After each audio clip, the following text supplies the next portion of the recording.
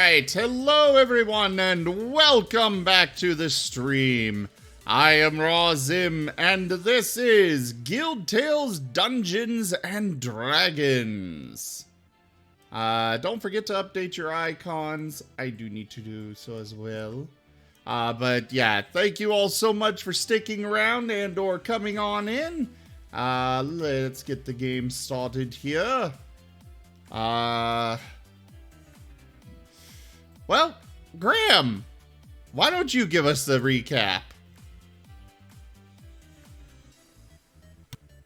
Let me try to remember what all happened. Well, we went to a testing facility, the enrichment center, I think it was called. Yes. Prepare to be enriched. Yes. With some very easy tests that Because we they basically were not cheated. programmed for flying. Yeah. Terracotta managed to Or shadow swords. yes. And we also saved 2 companion cubes. She's probably gonna want those back. Over my dead body. And the door locks. Isn't that the Speaking idea, of though? companion cube, I am adding it to my inventory. Because Nim did acquire one of them. Yes, they are in your packs because, surprise, surprise, you can put those in your packs. Somehow. Well, Something also that the testing may not have taken into account.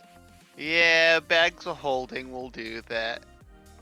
Also, Tunnel Jackson was like the greatest thing ever. Maria, I hope he gets here. Moriarty did such a great job with that, honestly. Yes, I may have inspired a whole new thing for the channel. Yes, it was the perfect combination of portal quotes and D&D. Yes. Magnificent. Magnificent.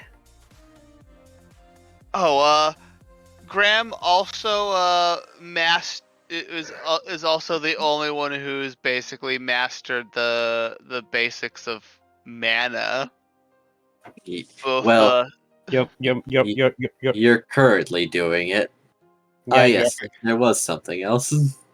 you're trying to learn how to master your mana. no, Graham, I'm pretty sure finished that.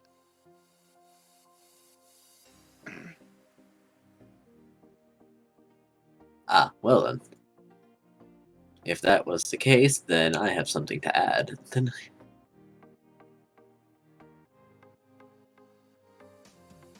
That or he only had like a day left.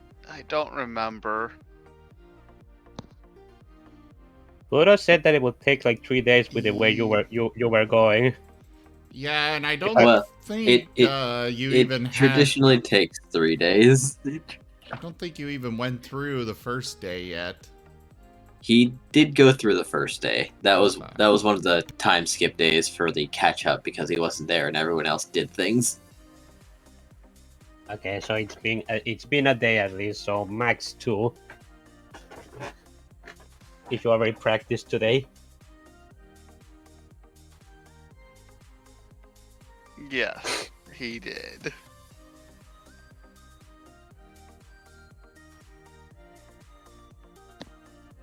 Then you're very close to completion of mana suppression.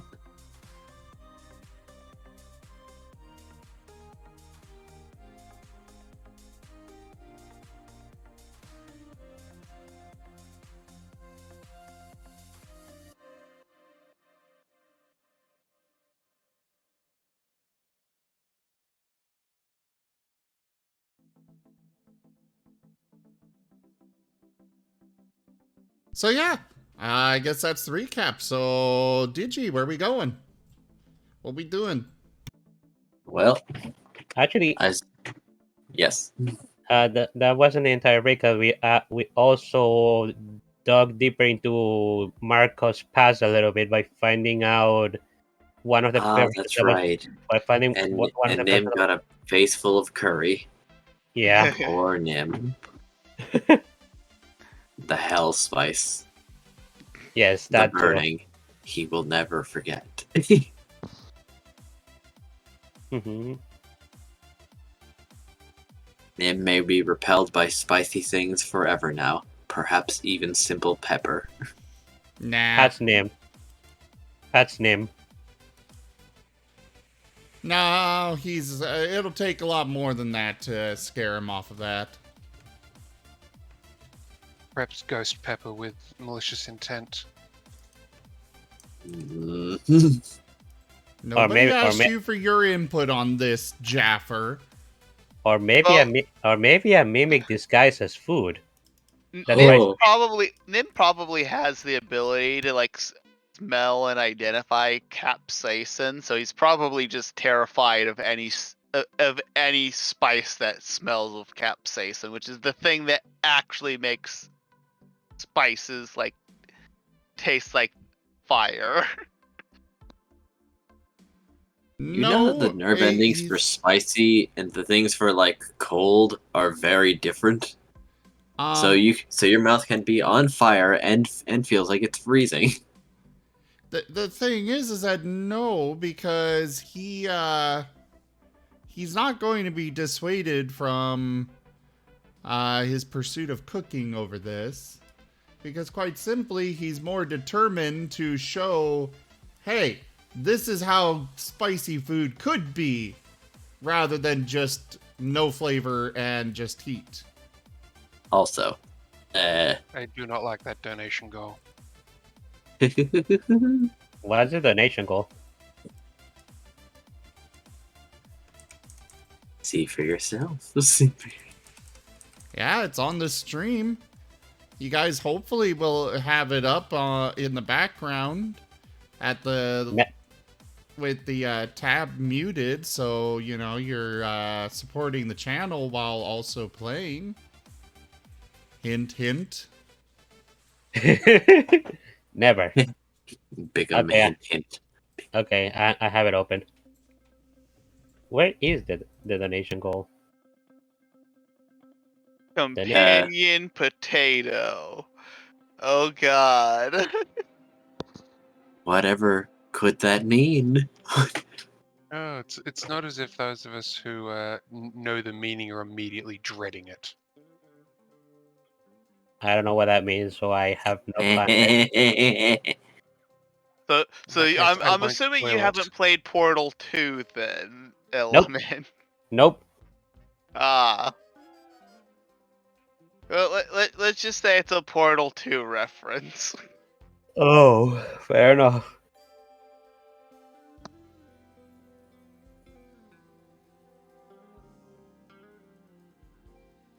Anyway, you make for the door, but it doesn't open. I will it'll open. be needing back what is mine.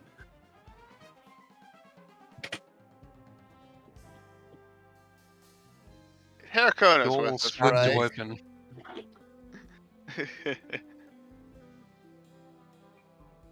You certainly leave a mark on the metal. And you can hear some of the mechanisms crackling behind the door. Interesting. So this is your response. One moment. Oh my. Your weapon sinks in deeper. Yes, you are indeed tearing through the steel door with your powerful glaive. Graham will also Eldritch Blast it. By all means.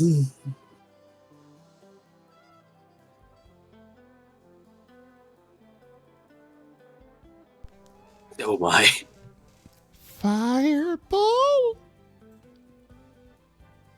I mean, if you Fireball. believe you... Okay. Nah, we'll just go Chunks with of the steel door Radiant are... Bolt. Okay. Boosh! Under the combined assault... Yes, the door is very much crumpling and falls to pieces before you, only to see a steel wall rising. No, you feel the entire room moving. It is not you. It is not the room that is moving. It is you. What? Alright. As going the to- floor lowers. I'm going to grab the party, and actually, I assume there's not enough room to try and dash through, so I'm going to try and grab hold of that rising door and just, nope, pull down. I'm going to try and fight the mechanism with brute strength.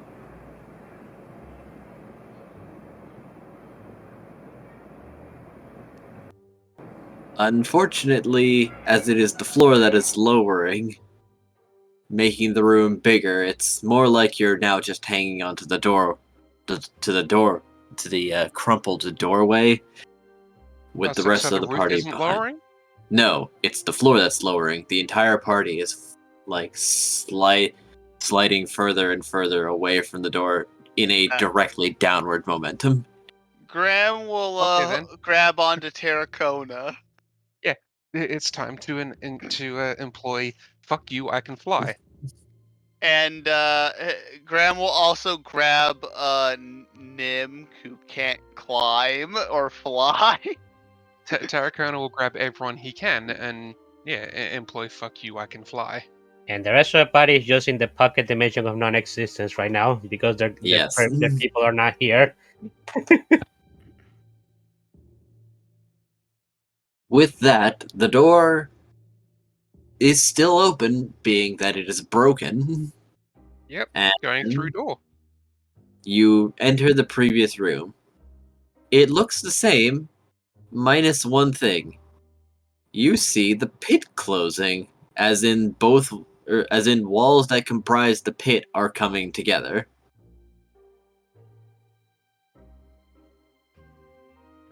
The exit door was a lie. The robot lady shall speak up. I believe I told you previously, every one of these rooms is a modular asset. I can change and reshape them as I see fit.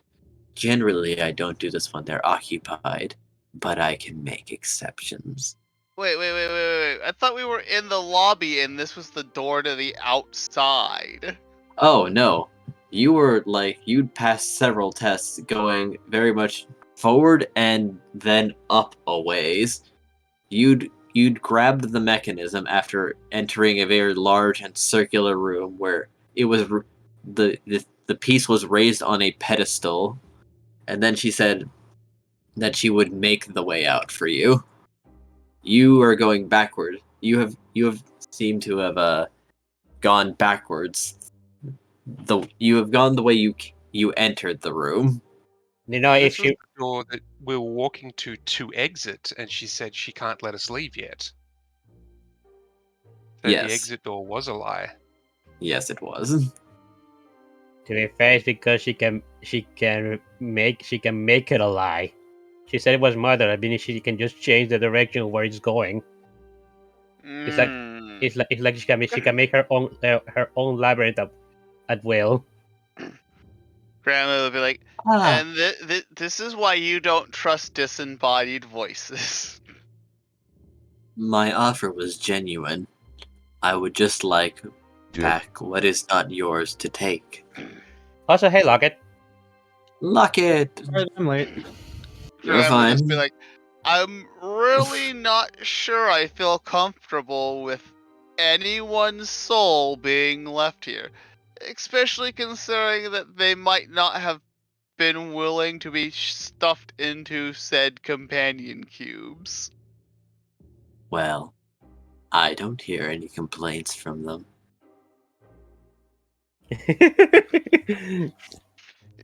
Yes, because you wipe their memories out as soon as and probably like have them basically asleep until you use them. A Also, a very interesting speculation. Would you care to prove that? well, you told us about the about the mind wiping thing. Perhaps I was being disingenuous. In that case, how can we believe anything you say? I already know that there's an actual person's soul inside the companion cubes. An excellent argument. No, I cannot outright lie, but I can omit facts. And leave things open-ended.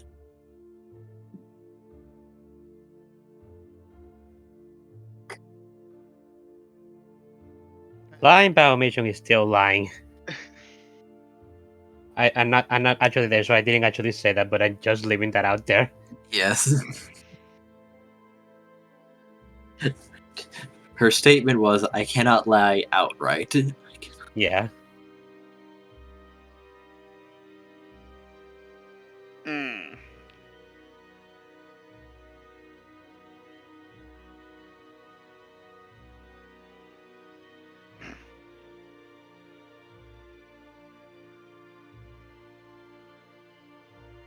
Graham So- is I would take a.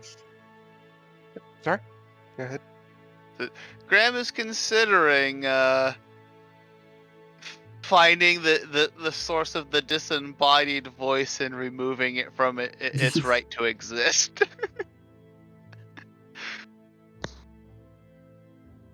So, what will your decision be? I can have you circling endlessly as you gouge out my facilities. However, I can also spin you around the entire room without your noticing.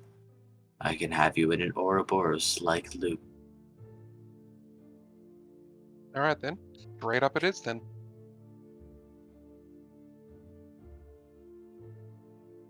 For two simple cubes with no knowledge beyond hello and being happy to see you, you would go this far.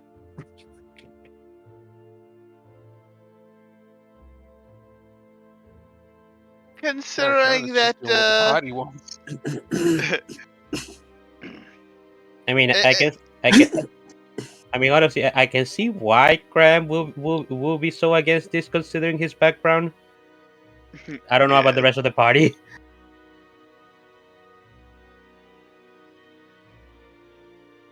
Nim See, Telegram is struggles a gonna take little the- bit with the concept of soul. Are we shoving a soul into a cube, or is this the construct of this cube? Well, No, no, apparently the cube already has it.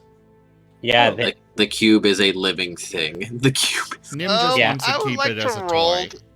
I'd like to roll to know why the cubes and the turrets all seem to basically like the souls seem to be basically the same thing. This will basically determine whether Graham is willing to just let this go or not.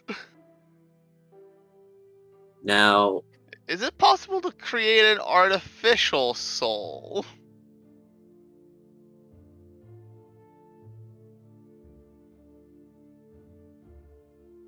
being Orzhov, you might actually have some knowledge about this. Making an artificial soul isn't easy. It's doable, but it's very costly and generally not worth it in the end. However, there are some methods in which a soul can be fractured and restored. Basically, breaking it and letting the pieces become a new soul. Am I getting red versus blue vibes? Just a touch. But I'm glad you got that.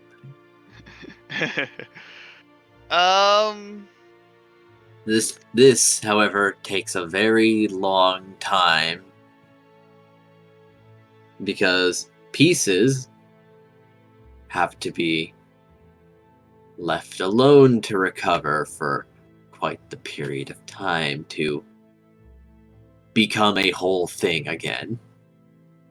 What is the period of time you're speaking about? Is it like years, months, Yeah, millennia? it would take about like 18 months.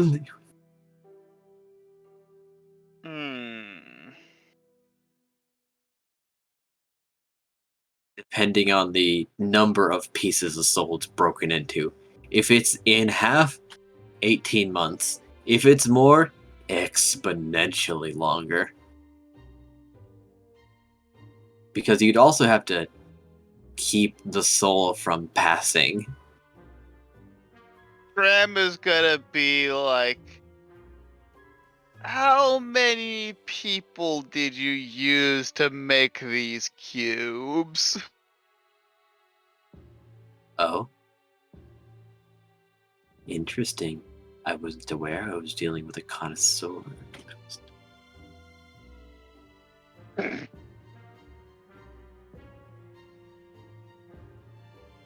I like the way she said connoisseur.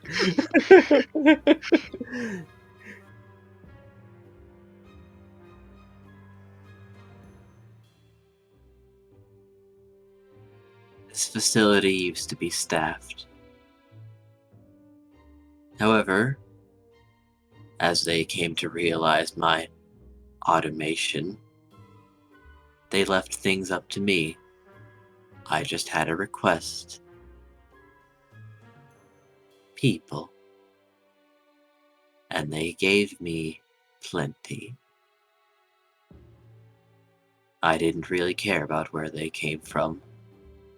They just came in and I put them to the test. How many people?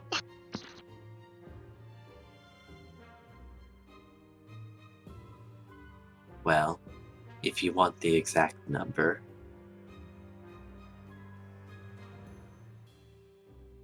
682. This thing killed 682 people and has kept their fucking souls. Fragmenting them to basically generate an infinite amount of these fucking pseudo souls? The fuck? Well, I have to pay rent, you see.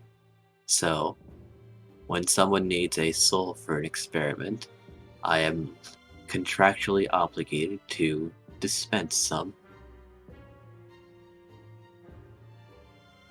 To be fair, this is probably not something that uncommon if you go to the. Graham is like super not okay with any of this. To be fair, I imagine this would be something that would be more okay if most of her clientele comes from the Simic.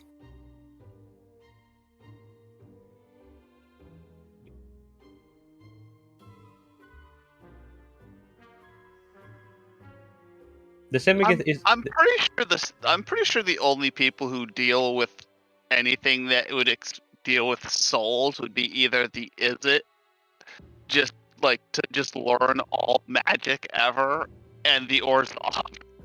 Oh, sorry. I meant. Yeah. I meant to say the Orzhov. Sorry.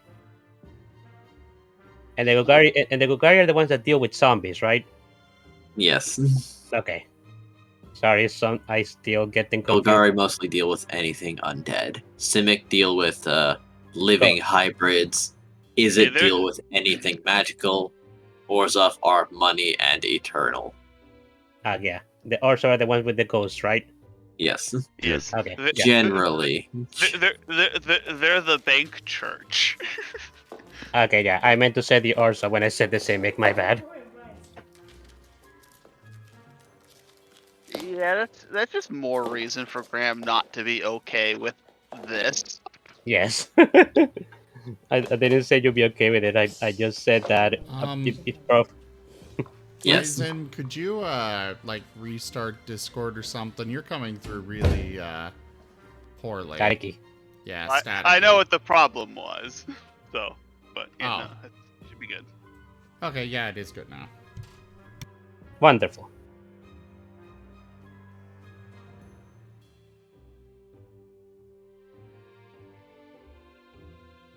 Um.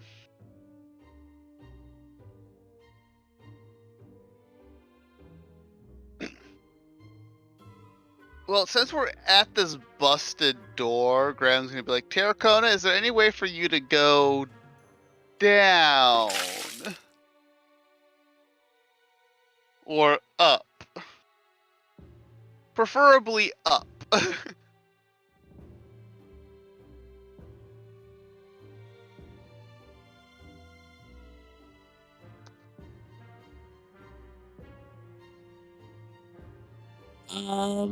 Terracona could in fact strike at ceilings.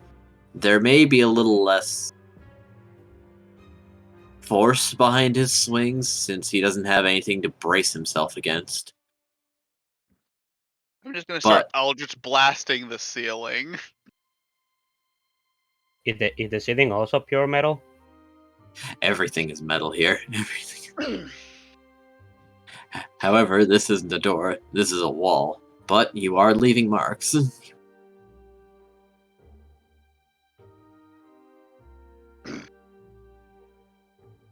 Worst case scenario, Graham will like make his shadow weapon into a fucking pickaxe and just literally work his way through the goddamn the ceiling if he has to.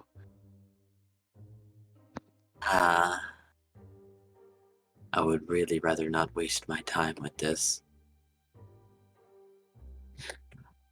Are you truly going to dig in your heels and remain in such a fashion?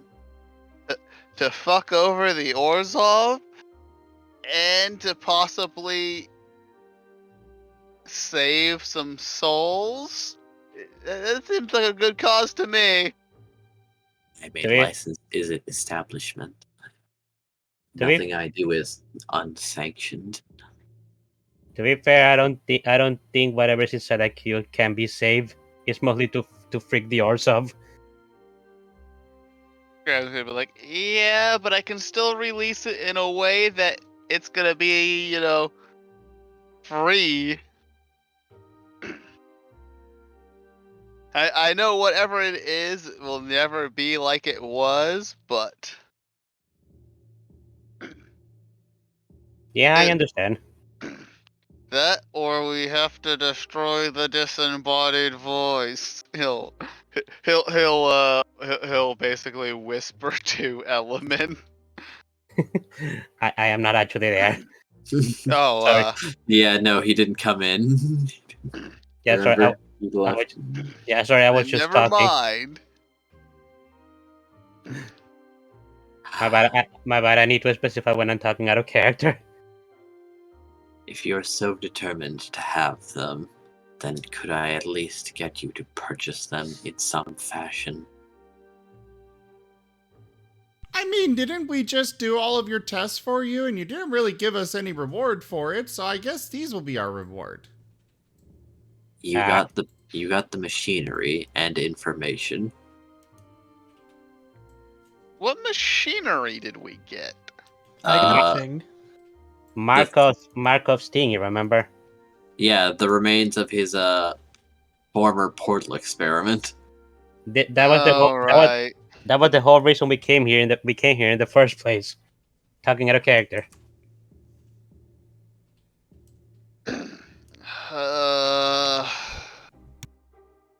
Terracona threw me at it. And then magic happened. Mm-hmm. Strange magic.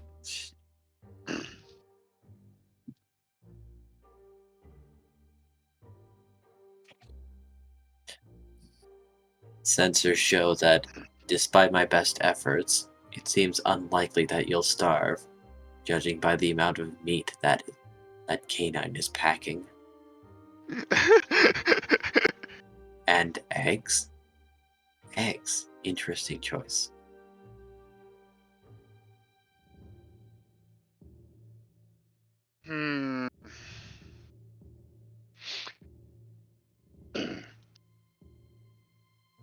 Graham really doesn't want to let these things go, but at the same point, I don't know. They're basically not people anymore with what the disembodied voice is using is doing to them.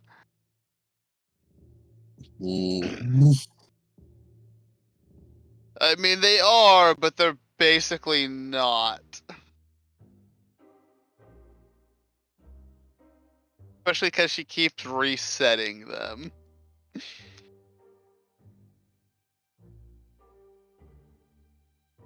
Somehow.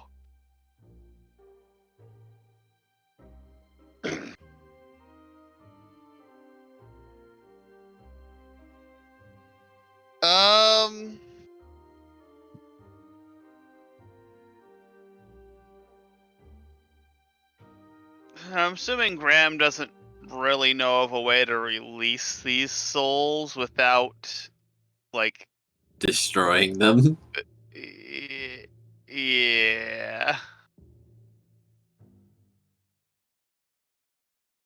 But she also clearly has a way to basically capture souls from these things as their golem bodies dying, so either that or she's literally just replacing them and not actually.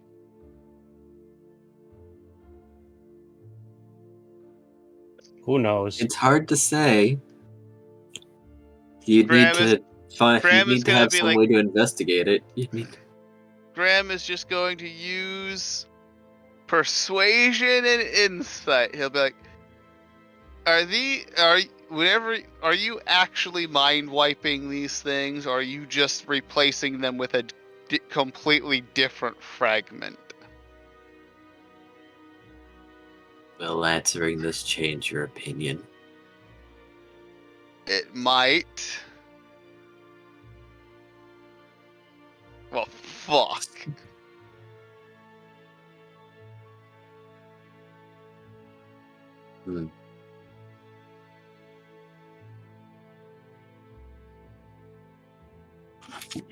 I'm very fond of recycling, you see.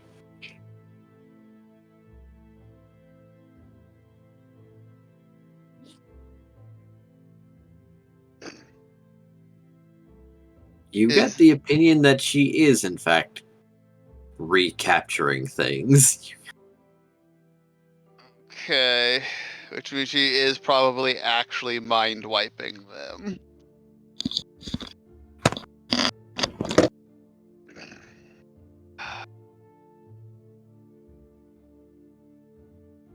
But I also know that if these things were freed, they'd basically become a soul of their own. And they wouldn't be used in Orzhov experiments. It does seem to be that these are whole souls.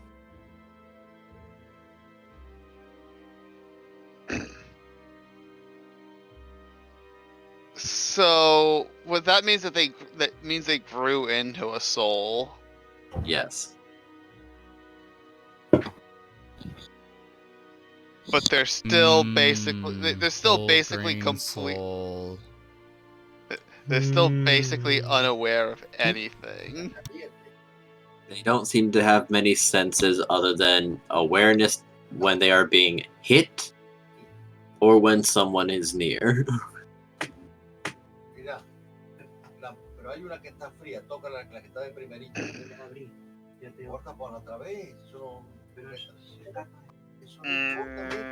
Curiously enough, they seem to have some feeling of you touch. are not muted.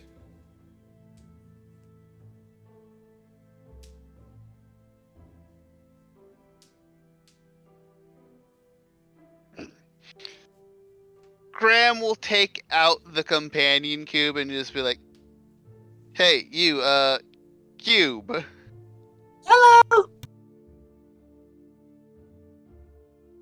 Do you want to be in this place?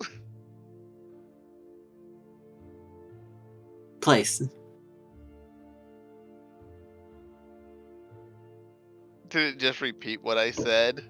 No, it just asked what place. What place?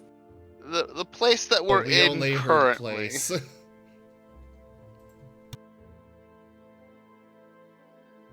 Another test? Another.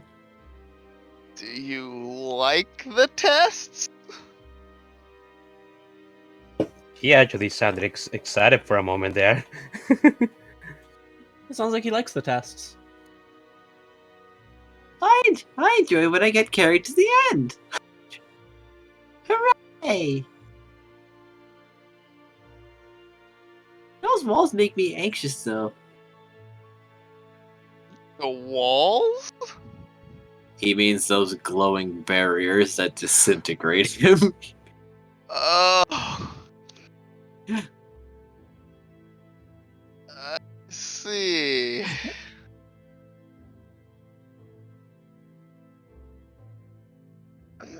Graham is a little torn because on one side, he doesn't necessarily want to endanger his friends for what is essentially a fragmented soul that is dumb as hell. This thing is a brick.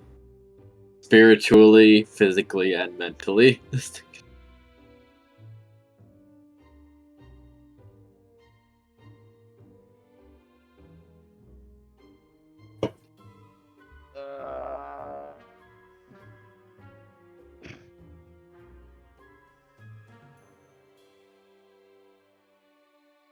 Are you perhaps being dissuaded?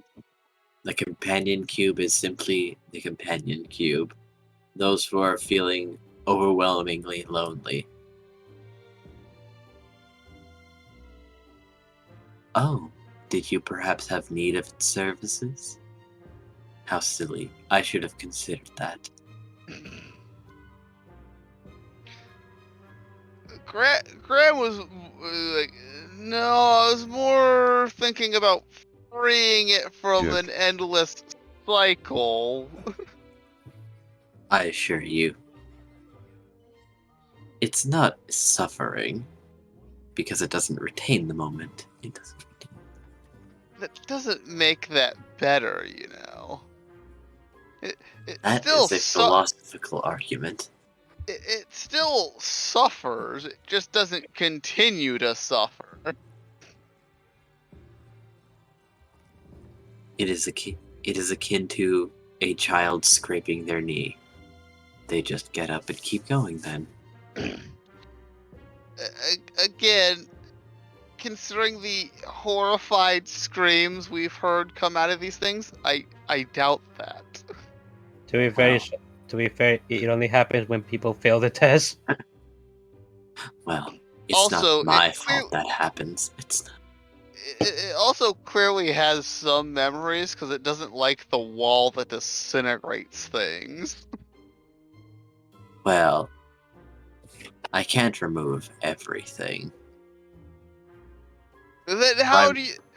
Primary cause of destruction, however, is etched deep.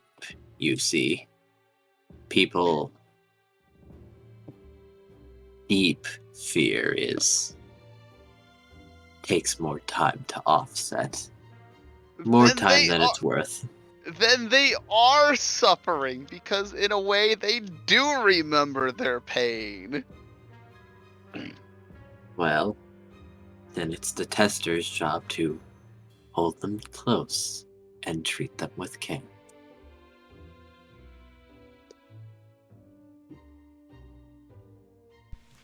Yeah, Graham's being persuaded back towards saving these things. It's just like, how much do you want for them? I would like information. Like what?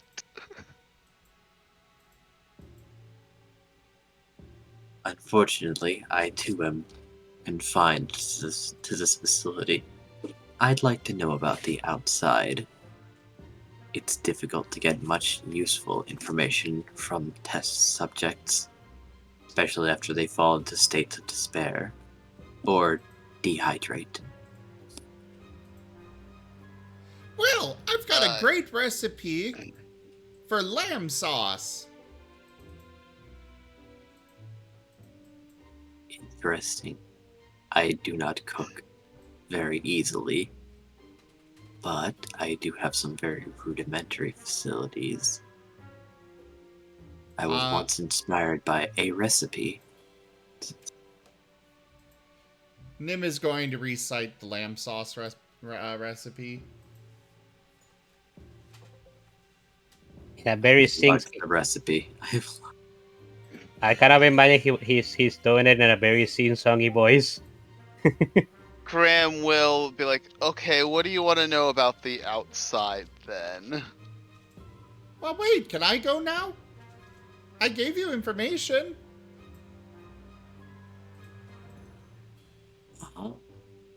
I see. I'll get something from each of them. But certainly, I can applaud quick thinking.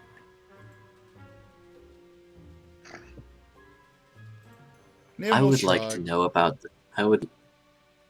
about who is taking the souls outside. I can't imagine they're all academics. I would argue that most of them are not academics at all. Let me tell you a little bit about the Orzhov. Engage angry ranting. They're listening until the end of your rant. They're making no effort to stop you. He's talking calmly, but internally this is an angry rant. But Graham will mention what little good sides there are to the Orzhov, which is not a lot per se, but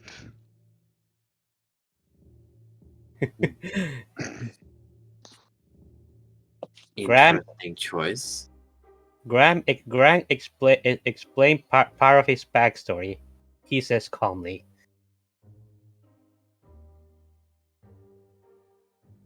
They seem to be considering things.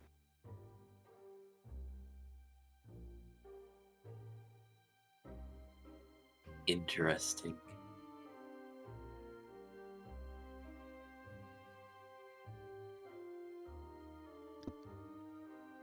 Graham will also just There be are like, certain also, aspects I do not fathom.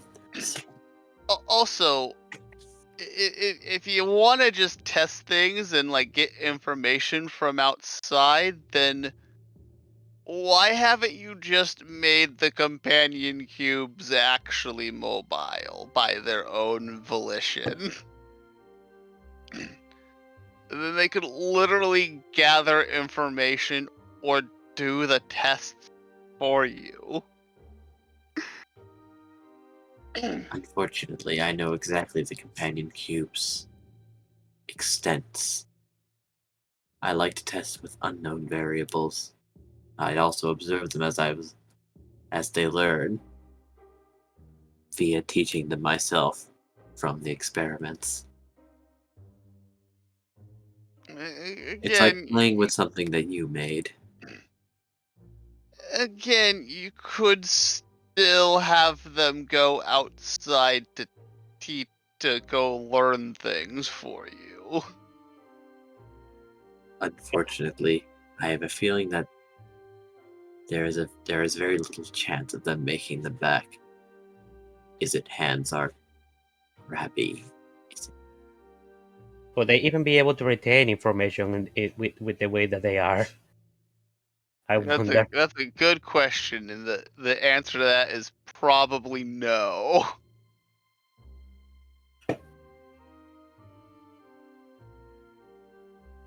Not in a way that matters. They'd certainly babble excitedly about things that are irrelevant. Might give the companion cube to Malt.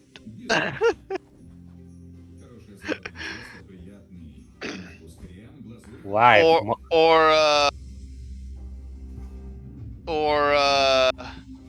Yin? Or Marilyn. Oh, Yes. His representative.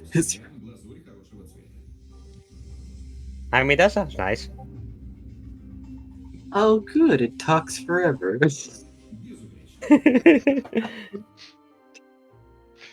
Again, I'm pretty sure dryads live for a fucking eternity. Yes, they do. So does Malt. So I would assume Malt or a dryad would appreciate something that, could also live for an eternity. Very probably. Maybe a little bit more Malt, who seems used to dealing with things like Nim. She's going to turn to Markov.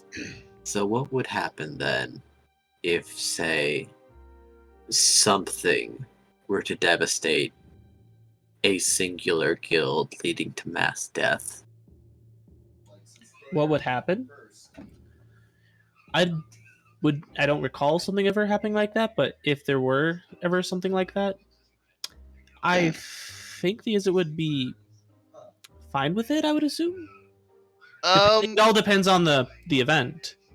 Also, there's kind of this thing called the guild pack, so unless you manage to destroy the entire guild in a single swift devastating blow, which is also extremely unlikely considering how spread out the guilds are and their territories and things like that, the other guilds would be obligated to come to their rescue. It's like the way that you guys describe it when we started this thing is like the thing was basically a physical law of the world. The other guilds are compelled to help the one guild that will be in peril of being destroyed. What are the extents of aid that are offered?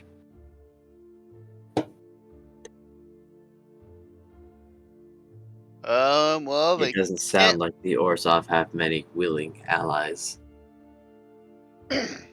Yeah, and yet they still kind of serve a vital function.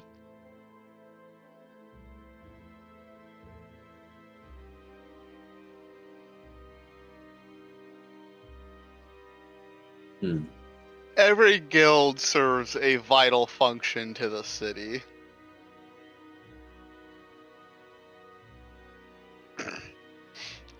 I would argue that the Gruul the Gruul is a little less so, but even they still kind of more or less follow their original function. For the record, we do have a community reroll. Ah, neat. Handy.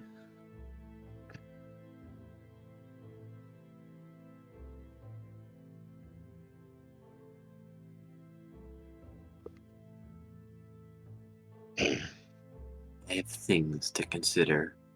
Come back sometime. I may have a gift for you. Okay. Aw, he likes you. And a door. And did it ever tell us its name? It did not. What are you called? And what? This is an Izzet facility, right? Yep. Yes. Okay. Graham will also be like, hey, hang on. This is an Izzet thing. Why are you making souls? That's like the most Orzhov thing someone can do. Well, different spells also have to be able to affect incorporeal things. Okay, that makes a little bit more sense. At least from what I've observed. There are other experiments also. I don't observe the results. I simply peddle them, and occasionally they answer a question offhandedly.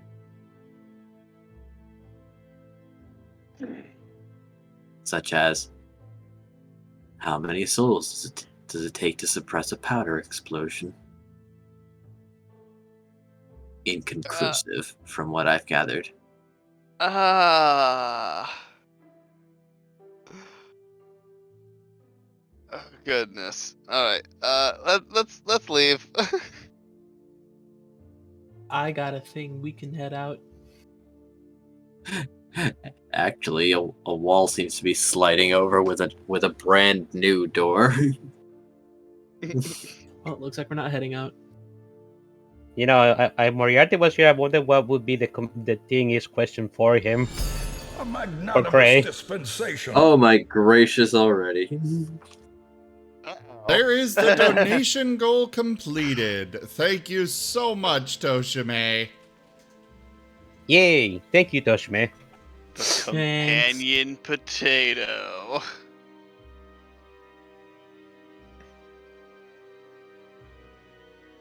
Before Graham leaves, he'll just be like, "What are you called again?"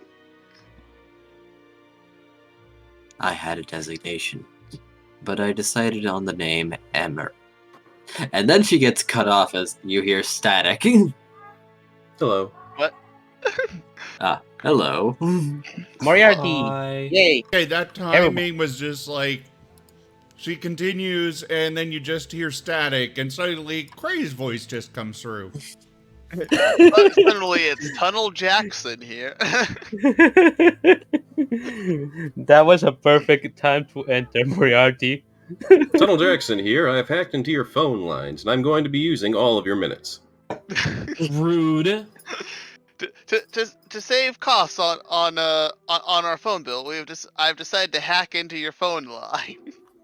I've replaced all your ringtones notifications to me rambling. Wonderful. So, Moriarty, I specifically posted the start time today. Yes, this isn't a I forgot the start time. This is a I took a nap and just woke up. Oh. I understand that. I almost did that. It happened to me before. We understand.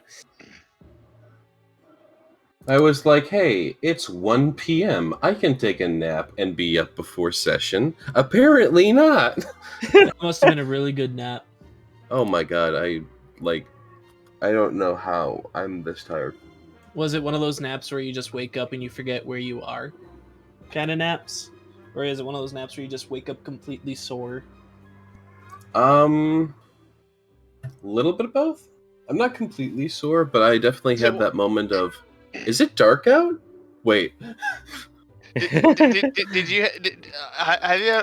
I've also had a nap where it's like, I felt like pretty okay whenever like, I wasn't like really all that tired. I take a nap and I wake up more tired than I was before the nap. Just like, what the fuck? My naps consist of me waking up thinking, I thought I took a nap on the couch. No, wait. I did take a nap on the bed. Okay. See, whenever I have a nap that I'm like, I don't know where I am when I wake up, it's generally I think I'm at an old house for some reason. Huh. So I'm like, okay, gotta get up out of bed and then get my clothes from my closet and get ready for school, and I'm 25. Yeah. I've had that moment where I wake up and like, shit, I'm gonna be late for the bus. Oh wait, no, I don't go to school. Wait, no, I drive to work.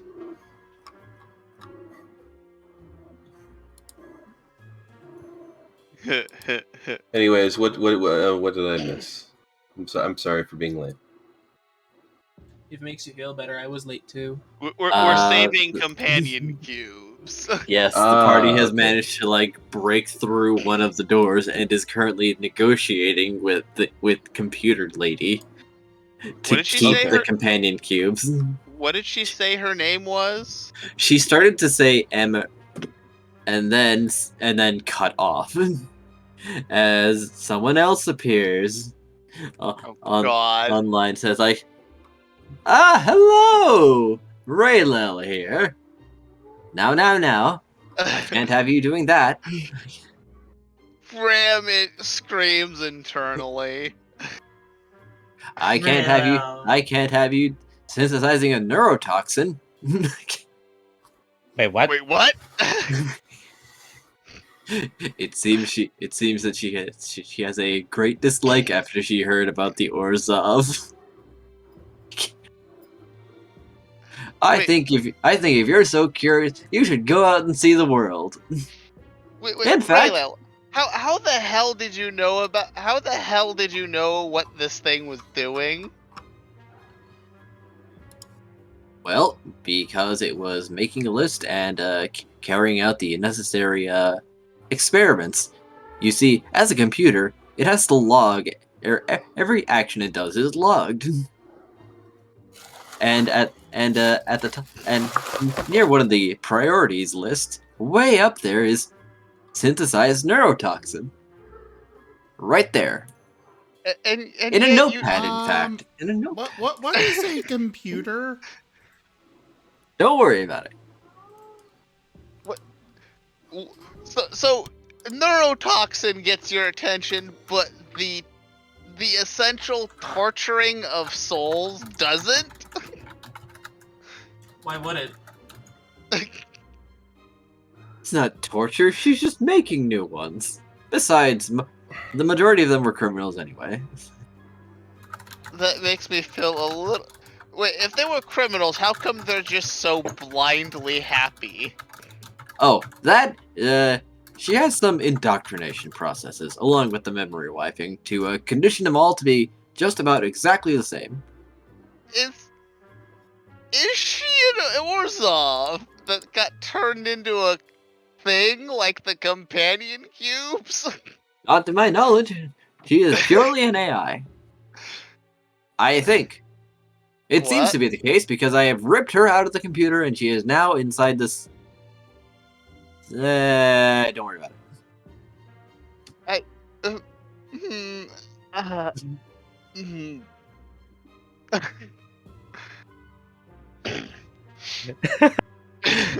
Graham is just at a loss for words. He really is. He's just like, I don't comprehend this. Anyway, I have a present for you. Ooh. As soon as I get rid of this, recipe for neurotoxin, best if she doesn't have the ability to synthesize that in the future. Yep, very bad stuff. Very bad. Kills you right dead. Oh god, I just realized what she was trying to do.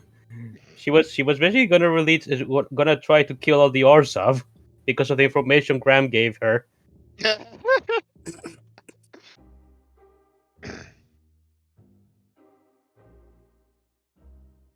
And something falls next to the party. It's a potato. What? It's a potato with some metal bits in it. Nim is snagging it. Particularly a circle one. And wires. Nim is snagging it. Nim, you can't... I don't think you want to eat that thing. Well, of course not. I gotta cook it first. Ooh, you should make it into mashed potatoes. I knew this was gonna... I'm not gonna lie. As a player, Yep. I knew this was gonna fucking happen. I know. Well, this is uncomfortable. Oh, is the potato speaking? Yes. Demon potato! I don't see how And this he's is my readying fault. a radiant bolt. Well, goodbye, potato companion. Goodbye, demon mashed potatoes. At least I did not suffer long. At least I did. And Rail says, wait, hold on. that's Emery right there. But It's who? given the fact, it's that lady you were talking to. She's a potato now. Enjoy that. Because I'm a potato. Granted, I do understand the feeling, so I will not actually make moves to stop you.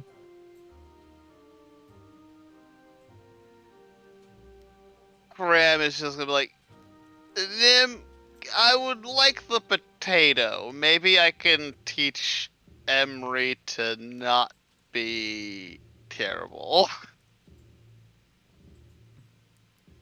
But it's food.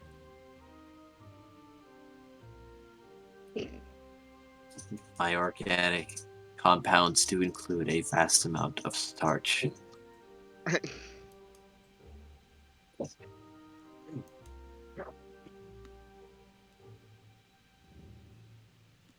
I would prefer us not eat this particular potato at this moment.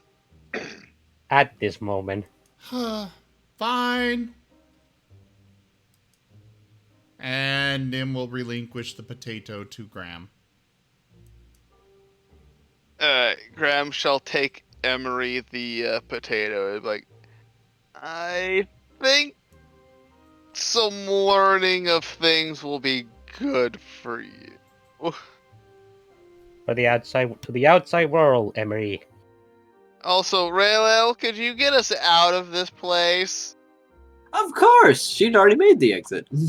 And the door opens, leading to a long corridor and stairs. Graham shall start making his way out. He's Donald Jackson here. I got more. By all means. Because there is one function that you may be quite pleased with, Moriarty. What's that? The potato can be Cave Johnson's phone. You mean Tunnel Jackson? Tunnel Jackson, yes. Tunnel Jackson here. If you're a Warforged, we're really looking forward to seeing the limits of your design. If you don't mind being disassembled and tossed back together with new science parts, we'll do that for free. All you need to do is let us see where and why you feel pain. None of what we're planning to do will probably kill you, and you'll learn if prosthetics hurt. Important science. Important science. Oh, goodness. Graham is terrified that Raylel seems to be, like, almost omnipotent. And Graham's like, Raylel, how do you keep track of everything that's going on?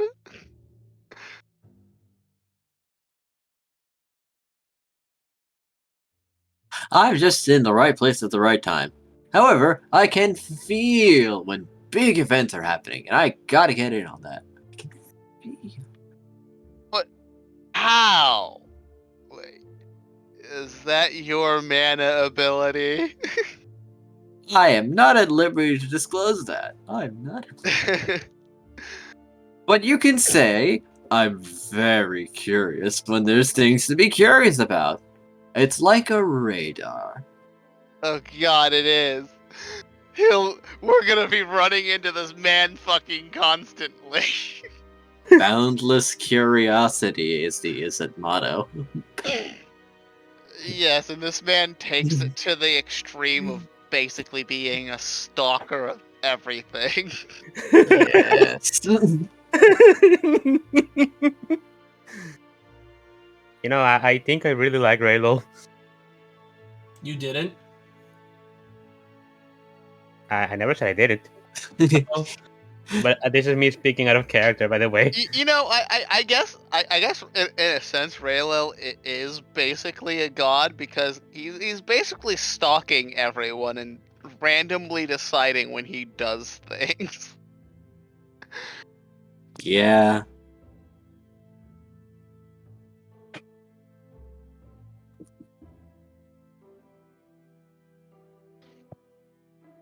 Well, Graham will continue on his way. His fear of Raylel ever growing. And now you have Emery. the potato companion. You should definitely along with 2 companion cubes that you've successfully excavated as you are free to leave the facility unhindered. What were you gonna say, After Tim? Raylel literally ripped her out of the computer. Yes. What were you gonna say? You should definitely fear Marcov. He is definitely a criminal mastermind. You all believe Markov's my real name? Secretly, when he goes to sleep, he's writing books under the name Mammon. as his evil personality comes to fruition. Just before bed, well, time to go on my persona, Mana. So, Markov has Mammon and Nim has Mint. Okay. Yeah. I'm going to laugh if that's if my semi-serious joke is actually a thing that is true. All right. I mean, at this point, who knows? I believe anything. I was gonna say, I don't even know at this point. So, roll away.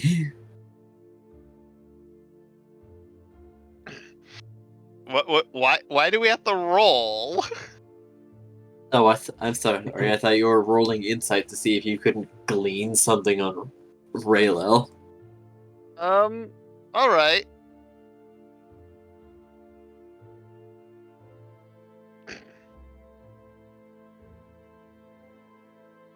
Curiously enough, he does seem to keep popping up all the time, but he doesn't seem to have much interest in the mana pieces, nor did he come to your room when the ensemble made their very explosive entrance, nor was he generally involved in any of the other guilds when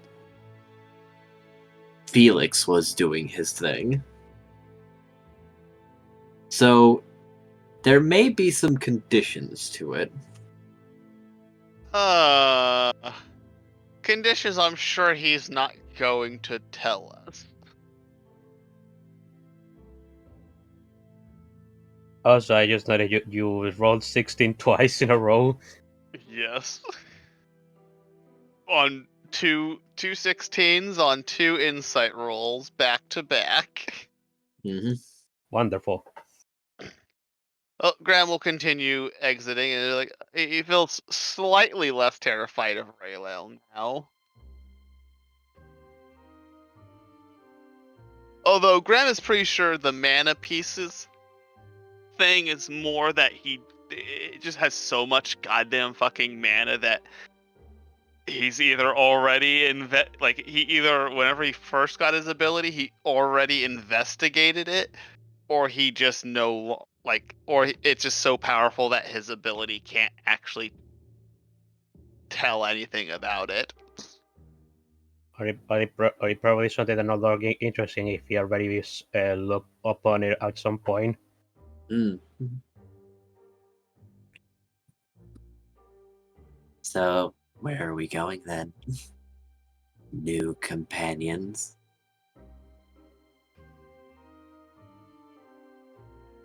I assume we're going back to my house at this point. Yeah.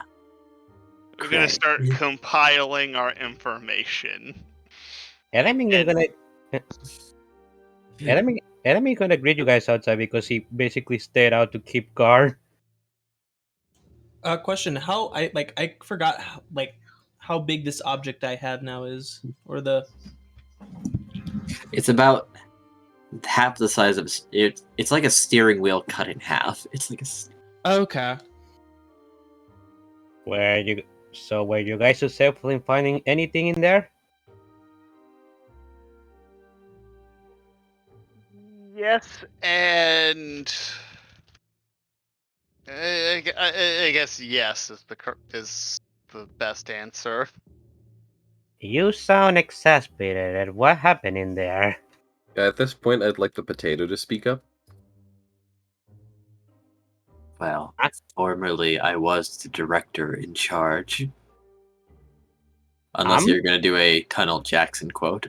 No, I'm doing a Tunnel Jackson quote. Go ahead. Go ahead. Tunnel Jackson here. If you happen to see a phylactery laying around, don't touch it. That's probably mine, and I didn't split my soul just so you could go around destroying my property and getting in the way of science. By the way, the science boys tell me that I should, quote, not imply that you're a lich. Whatever that means. Milo gonna be Tunnel Jackson. Element is gonna open his mouth and look like he's about to say something, but closes it and says nothing. Okay. Yeah, you're having the same reaction I've had several times today. Mm-hmm. Okay, so what are we gonna do now? It's still the middle of the night.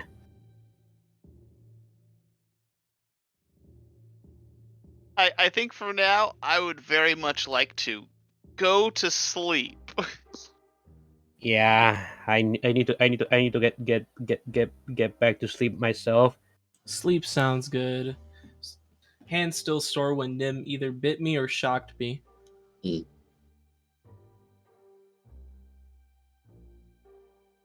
Also, I should drop this thing off at home. Marcov, would you like to come stay at my guest room? Yes. Yeah, I thought so. I could practically see the stars in his eyes. I have never seen such elation before. Is that a good idea, Markov? What do you mean? What could go wrong? I mean, is your house even in a state for us to gather around it right now, Gray? After all, wasn't it raided like yesterday? That's what I thought, but outside of some damage to the floor and the door to my bedroom, there doesn't seem to be any damage to the house. I see. So I guess it's mostly intact, besides whatever happened in your room. Well, Indeed. Well, that's fair enough. I guess it's operable then. And besides, Markov's living situation is horrible. Horrible in what way? Graham says, not knowing. In the way that he lives in a shack, and the only way to the second story of said shack where he sleeps is a ladder. It's not a shack, it's a house. His kitchen is... I thought you cleaned my kitchen. He has no furniture outside of the bed. And maybe a shelf. I have a dresser. And a bookshelf. And a wooden chair. I mentioned the shelf. When I called you, I heard that name was basically destroying your kitchen, wasn't he? Or whatever. What? I can't. There's so much wrong for the place that he's living for an individual of his stature. So I'm taking very much pity on him and inviting him over to my place. I can't even. Individual of his stature. What did you guys figure out about Markov? Oh, did we not tell you? Graham, you did not. Graham, we found this out already. We spoke with a person right before we went to the facility. I honestly feel like Graham hasn't been here for those major discoveries. No, he has not. But when didn't we spoke to him about it like last session? No. Oh. But you were here. You were one of the. He was here, but we didn't speak to him about it. But didn't you interrogate the guy? Which guy? Marcos' representative. That's not Raylo, the other guy. The reason why we came to this facility is because we interrogated him. And he told us. No, that's right. Graham did do something there, didn't he? No, you're right. Yeah, so you're mostly aware of this stuff that we discovered about Markov. Yeah, but Cray has made it sound like he's actually like a really important person, so... Okay, yeah, you may He's not. important enough he shouldn't be living in a shack.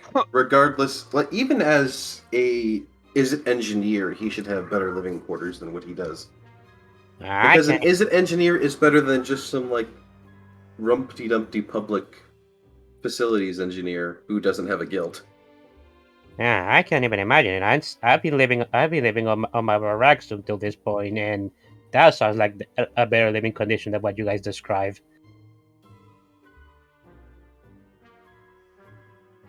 I'm almost positive that Boros barracks are better than the living quarters Markov has, save for the one thing that might be better about Markov's place is that he might have more space. Okay. Well, That's depressing. well, as long as Marco is fine with it, although I got, I'm a little bit afraid for him. Everyone looks at Markov. Markov just looks out, like, huh? Feel kind of hurt about my house, but Nim bites like Markov's tail.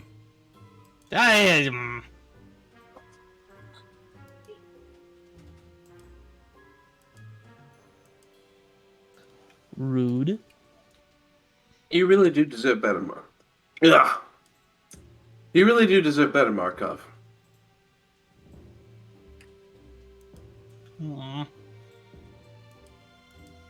I am inclined to agree.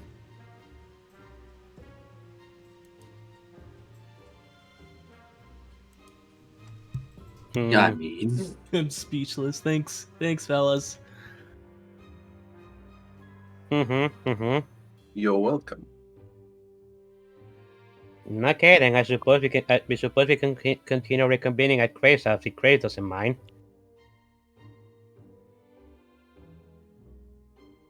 It does make things a bit convenient for that purpose. now who's holding on to Emery again? Graham. That's right.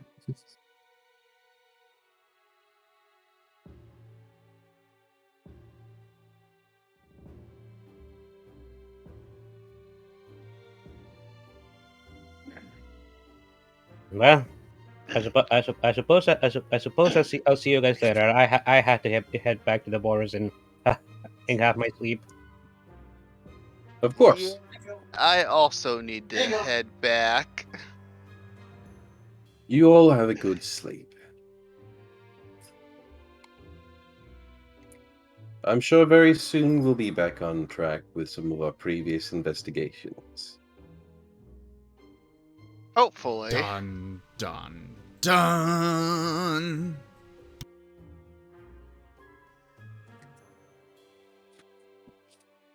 Pardon.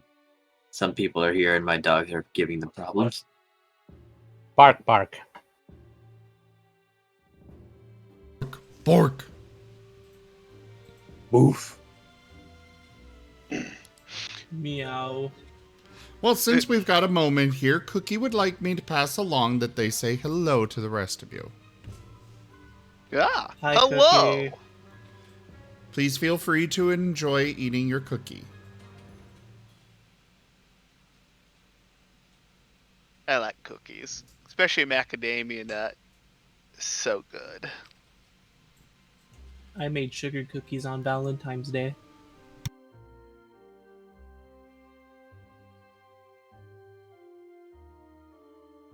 They weren't too shabby.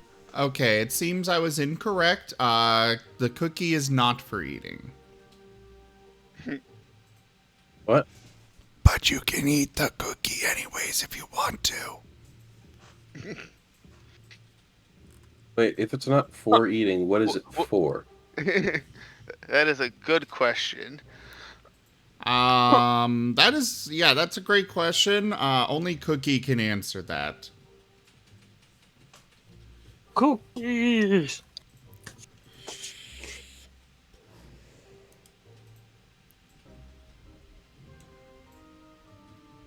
Is it like a wax cookie or something? I mean, It's their a name metal is cookie. just that is my cookie, so.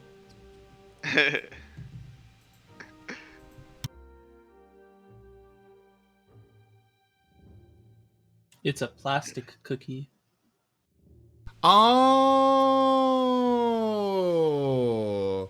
Apparently, best this kind. cookie is the cookie in the chat there.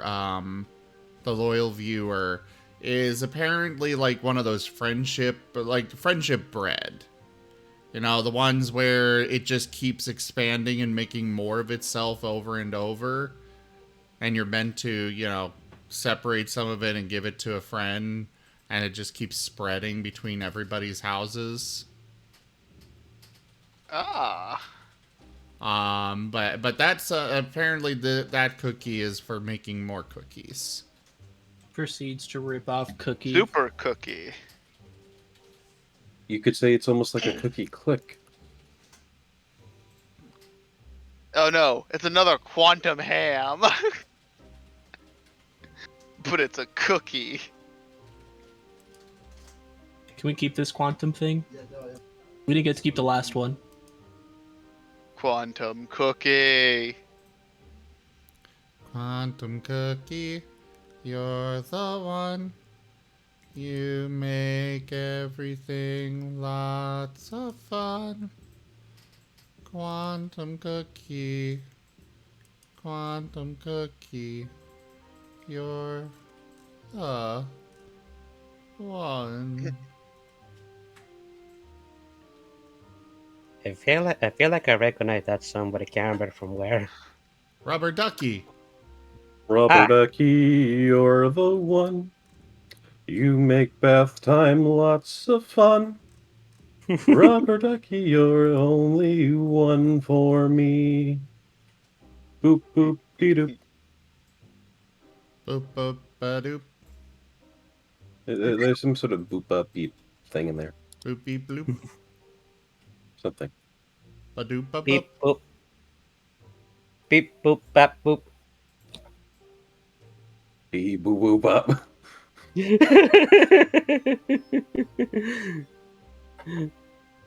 don't know if I came after that.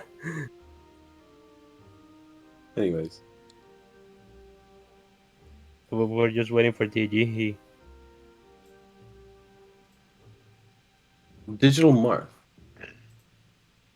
Yes. Matt Bat dead. All right, I'm gonna put us on an official break, intermission time, while we await the return of the illustrious DM Digi. If he does not return, then we get to officially level up. Officially. Level 10, here I come. Level what? 10. But thank you everybody for joining us so far today.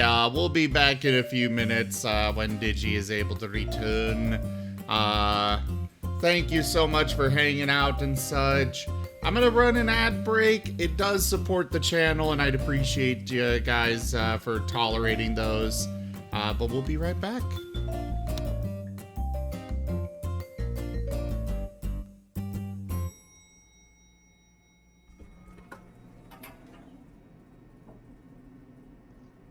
How have you guys been? Pretty good. I actually got home around 4 p.m. I was like, cool, I'm gonna be on time today.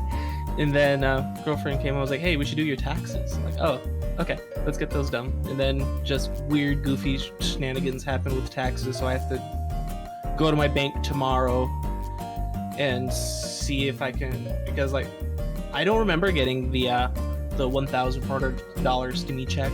And I want to see if it was a bank statement.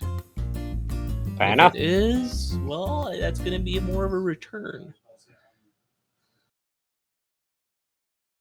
And so far, I owe money. That's a mood. I'm scared Aw. to do my taxes. Because I know I'm going to owe money. I have no idea how much, but I know I'm going to.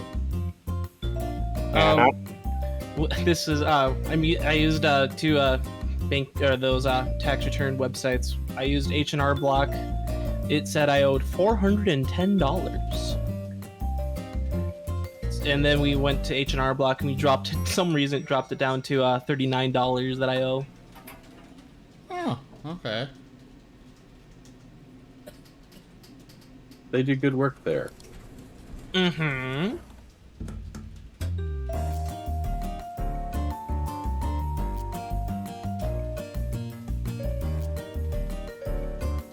Nim, if there's ever a chance, you should see if you can get a sponsorship from TurboTax.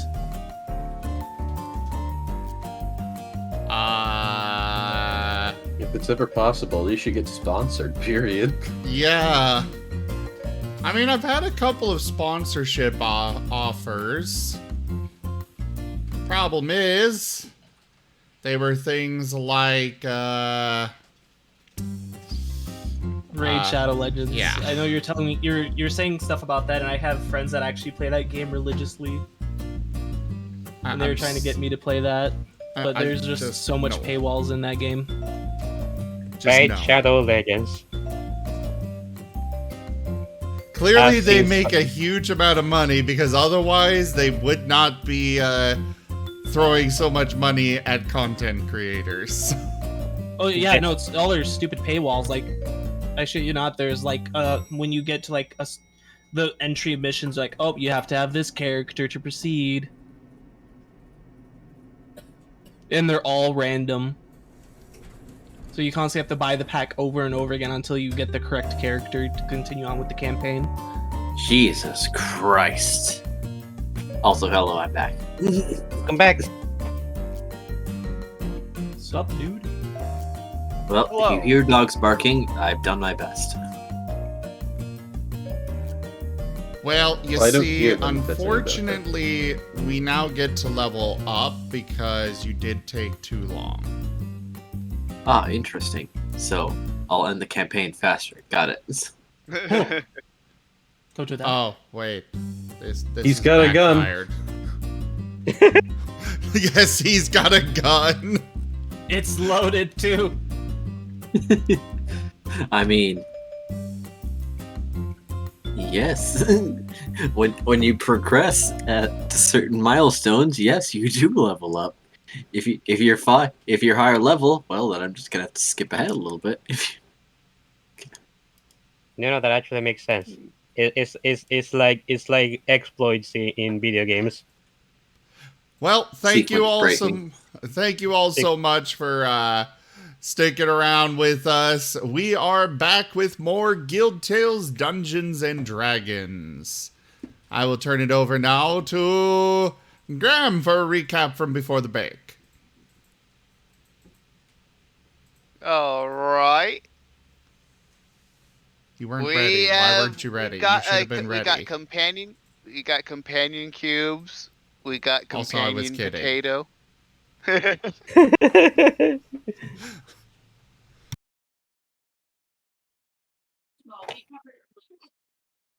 And the party's just about to break up to go to bed because it's actually the middle of the night. Mm-hmm. I get to stay the night at Cray's house. Yes. You're getting a guest room. EA Sports to the game. Yes. But what if I shot EA? Then EA would die. Maybe they'll come out with a better Star Wars Battlefront. Or fix Battlefield 2042. That's not happening, and you and I know it. Let me dream, damn it. EA, much like the Madden games, is at this point immortal. With how many gamers they've pissed off with some of their recent releases. Yeah, no, they're immortal. They can't die. But EA? Yeah. No, they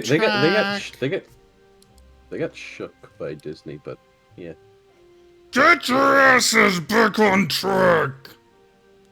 There's no train. Choo choo. Good point. That's because DG, I request Disney that there is a train. I mean, Oh wait, Like yes a there is. There's a train. tram. yes. Nim is gonna go There's get on the lots of tram. trams.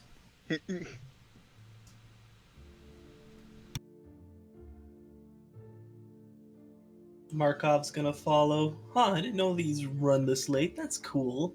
Good to know. Thomas was busy Hooray! paying. Sorry, what? Hooray! Yes. Go ahead. I was just Go gonna make a on. little joke, like Thomas was busy working overtime to pay off his drug addiction. Ah. Poor Thomas. But yes, once Graham is back at his guild, he will hand the companion cube over to Maul and be like, "Here, Maul, I got you a thing." Oh. Indeed.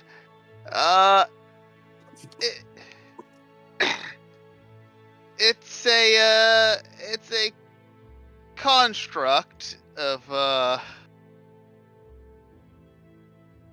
dubious origins, but I figured you would like the company, and it almost certainly would enjoy it as well. Box.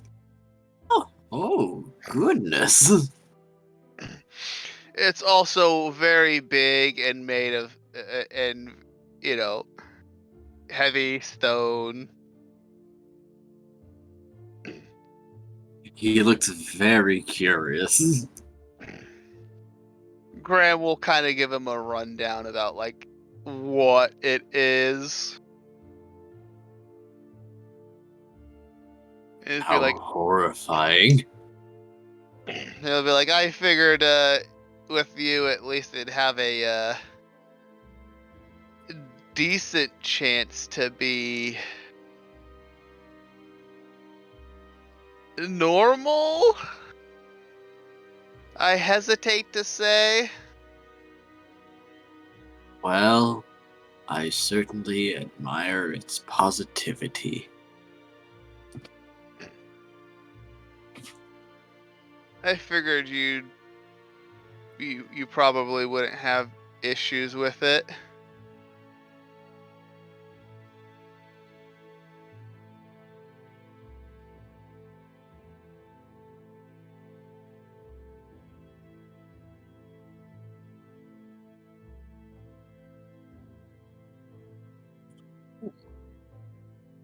So, what do you like? I like testing. Told me about testing. I get picked up and brought over to places, and then they win. Could I get more details? I'll sure try.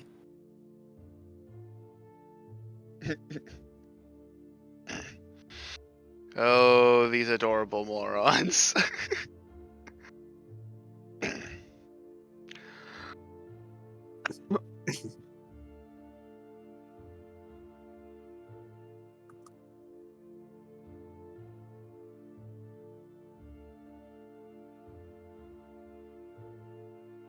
Yep. And Malt's certainly soaking in their ramblings, even if others are approaching to give it curious looks, because that is a talking box. That doesn't look like it has any place for the noise to come out of. I imagine if Malt gets too irritated with Also everyone feel like gathering that's around not it. the weirdest thing people normally see in Ravnica. No, but this is new. I imagine if Malt gets annoyed by too many people gathering around, he just picks up the thing between his chompers and starts waddling away. He can do that.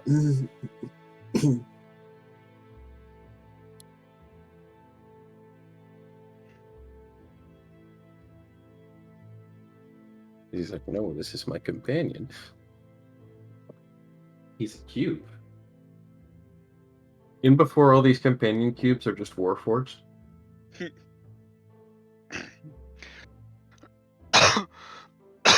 They very well could be.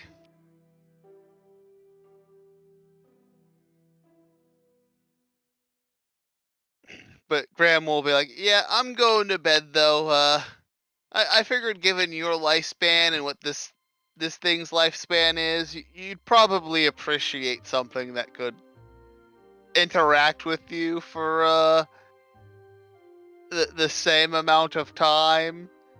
And it'll probably develop a personality now that it's not being constantly Erased. Reset. Yeah. Isn't that immoral? It is. I was almost positive that Emery, the person running it, was Orzov. But they weren't. Surprisingly enough. Curious.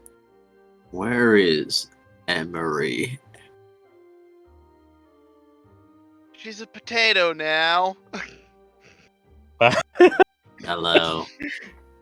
And I've decided that a little bit of experience in the world and might help Emery how to put it?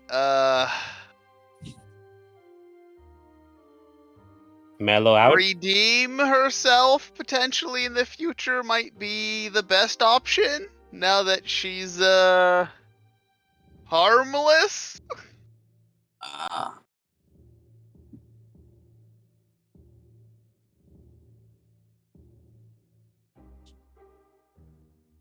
Or at least it's my hope. We can only hope.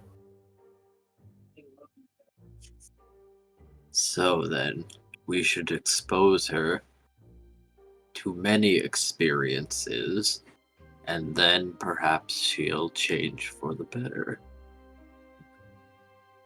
That is my hope with that, yes.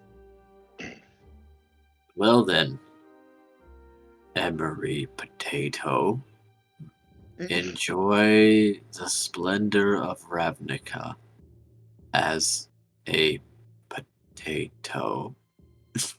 Why are you a potato? I like that was the last question. Do you really want me to explain do you really want me to try to explain anything that Raelal does? My body requires electricity. While faint, a potato is capable of generating enough electricity to keep me alive.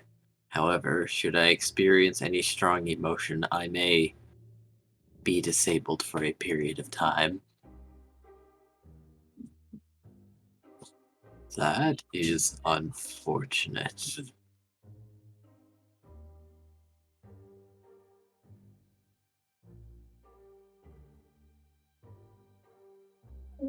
Well, I hope you do not spoil. Do you have any preservation methods? No.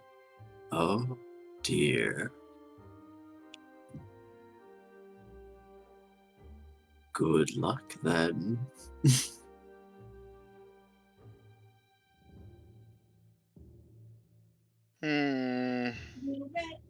I might have to talk to my guild representative about that.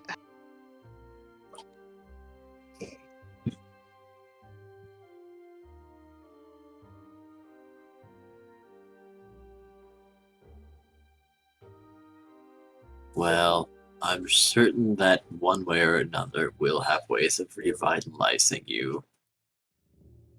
I look forward to seeing your project for how to say your progress, Emery. So, this is Malt. I wonder what tests he could do. I'd have to get a bit creative. I feel like Malt would just destroy your facility.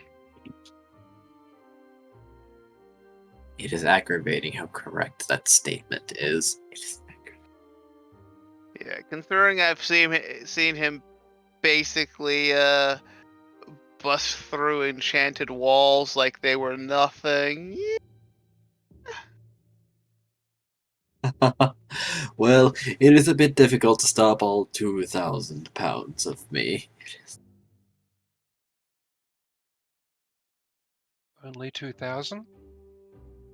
On a good day, I've been having a light diet, you see. I'd like to be just a little bit more mobile than I usually am. It's a weight loss program. So that's when you're reading shale and limestone and other light rocks. Chalk and quartz, if I'm up against a wall. Chalk and quartz.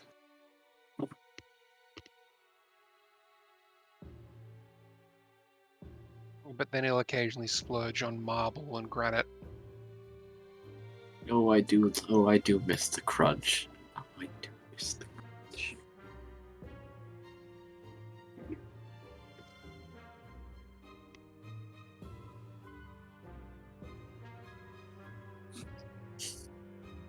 Well, what will Graham do?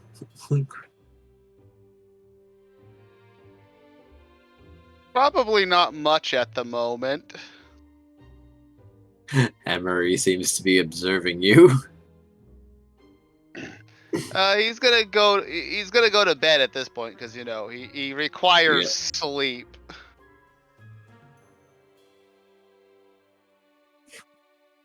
He will leave his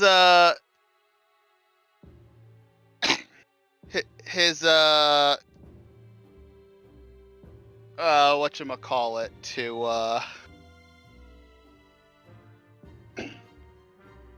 his familiar keep an eye on not really necessarily like blatantly, but just listen to whatever the hell her musings are, because I'm sure she might just basically think out loud while Graham is sleeping. Just keep an eye on her.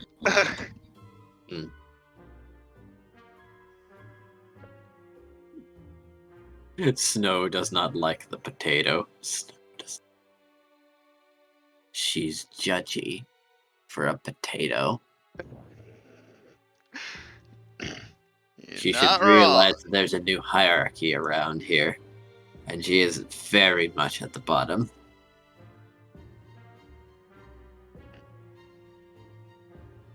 Hopefully one day she'll figure that out, but for now...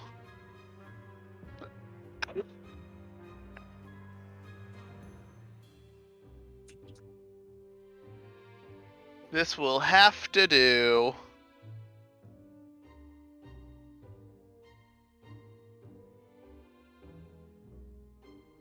So, don't roll her off the table then. No. What about a bruising? Again, I'm gonna have to go with no. Can I plant her? Considering the potato is more of a battery than her actual self, I'm still gonna go with no. Damn. Is there nothing to do? Look, I'm gonna try to teach her to be better.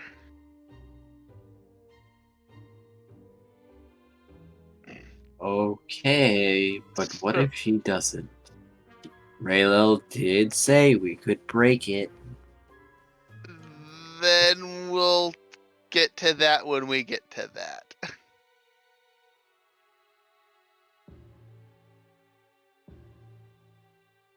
Now I'm going to sleep. And Graham goes to sleep.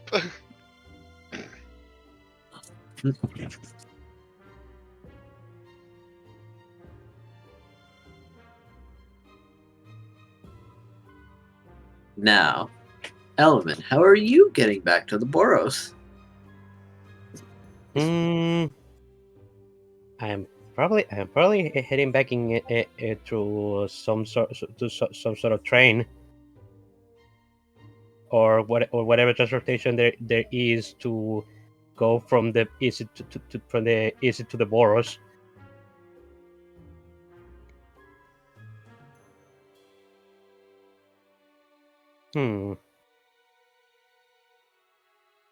Probably train.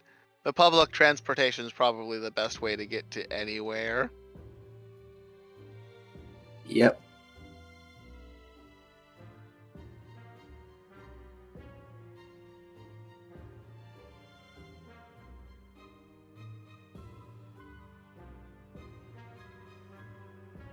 Yeah, I got the public train to head back to the Boros. I would like you to roll a perception check.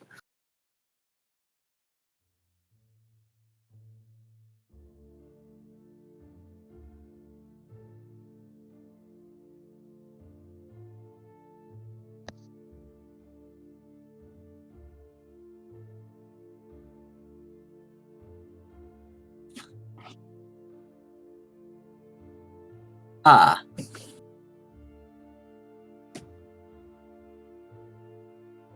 You don't seem to notice anything, but there are hands now on either side of you,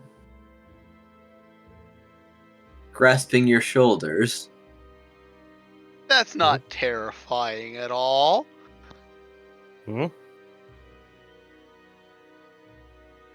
Could you spare us a moment of your time? Could you? Huh?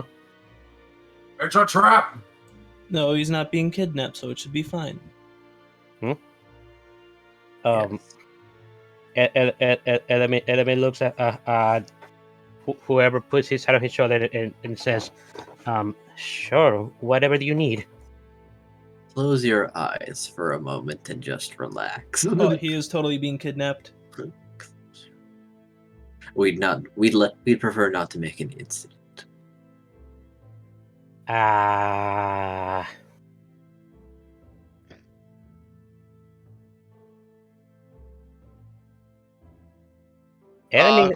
If only Element had set up the SOS, I've gone unconscious against my will thing, like Graham did.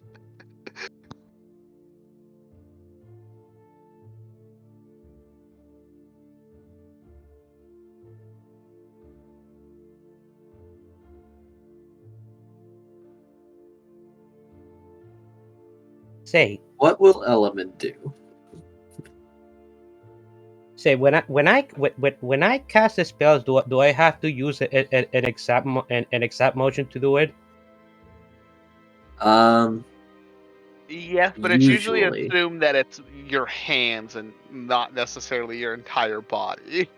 Yes. Yeah.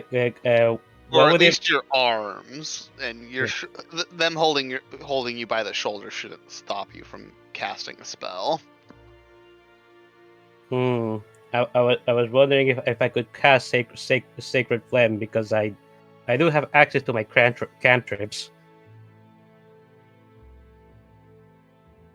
Yes, I am a paladin with cantrips. It's something that I pick early. All right. Is that something I can? Is that something I can do in this situation? Is what I'm asking. Yes.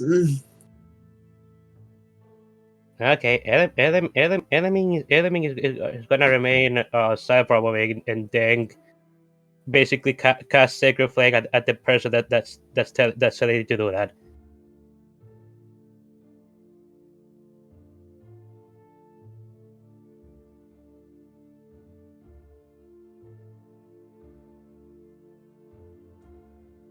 All right. All right then.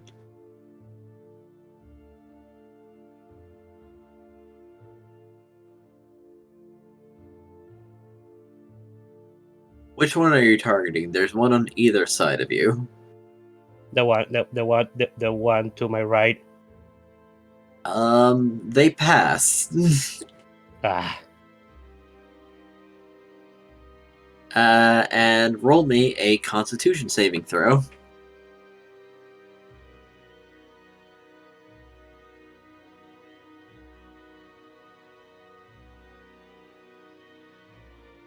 Ah. The other one strikes your neck, and you're you're feeling faint as things turn black, and there's suddenly a lot of yelling from inside the tram. Sheepy.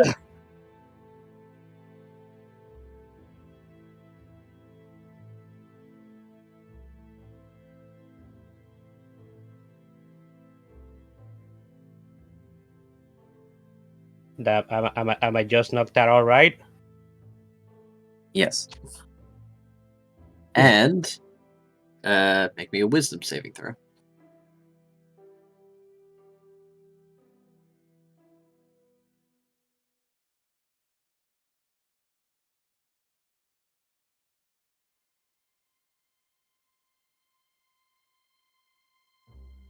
Ah.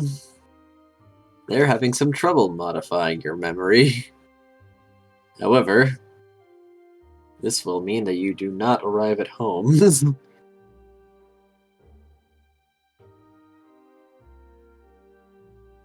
As now you are being kidnapped.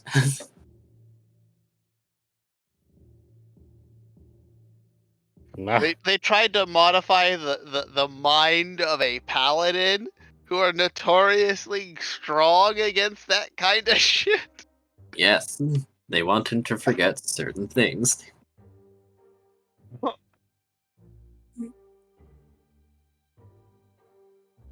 Oh my. As Kray's family is proving just as terrible and difficult as Graham's.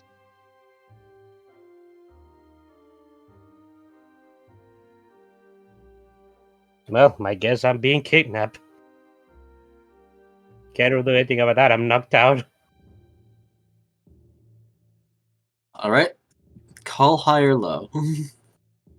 Hi. You. Well. Question. This won't do it all. Would being asleep affect his ability to resist the mind alteration? Not very much.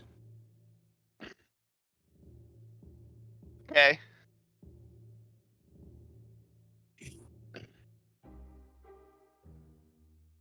I know there's other things, like if you're basically asleep, then you basically automatically get disadvantage on all saving rolls. I was just curious if that was like if that would apply in this situation.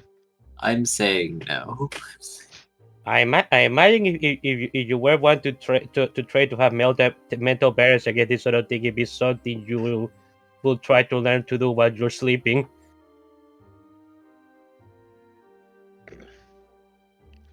Fair enough. Part of me is like, yes, more plot that because you've resisted, and the other part is like, oh no, you're by yourself and you've resisted. Element, you wake up an hour later, and you aren't sure where you are. Enemy is looking around to see what location is he right now. You seem to be in a cafe, but it's closing time and no one is there, but the door is open. Actually, hold on. There's one more person. They're sitting at the same table as you. You seem to have been propped up on a table. Am I on the table, or am I sitting next to the table? You were laid on the table. He is sitting in a chair.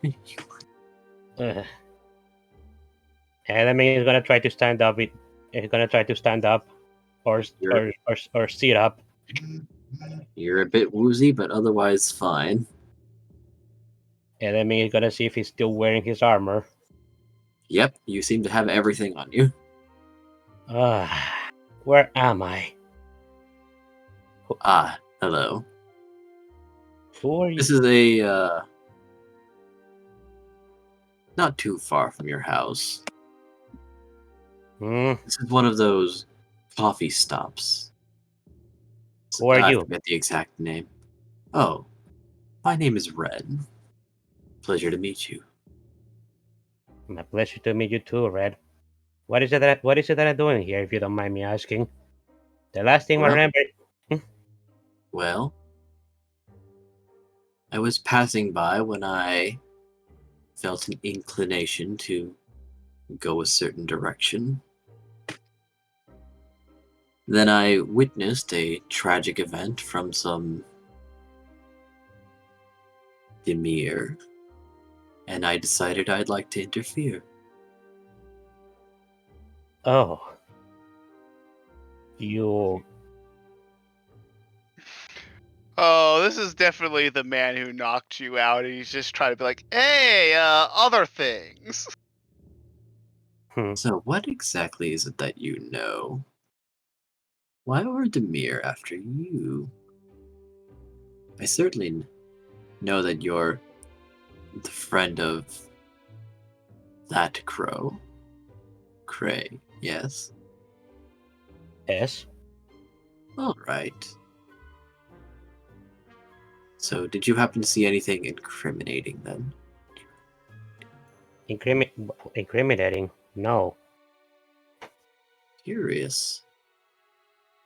Did you happen to see any Demir embarrass themselves, perhaps? Demir embarrassed themselves. Well, if I can still recall what happened on that day, then whatever Demir embarrassed themselves must be the ones that you just helped me help me when they were trying to kidnap me.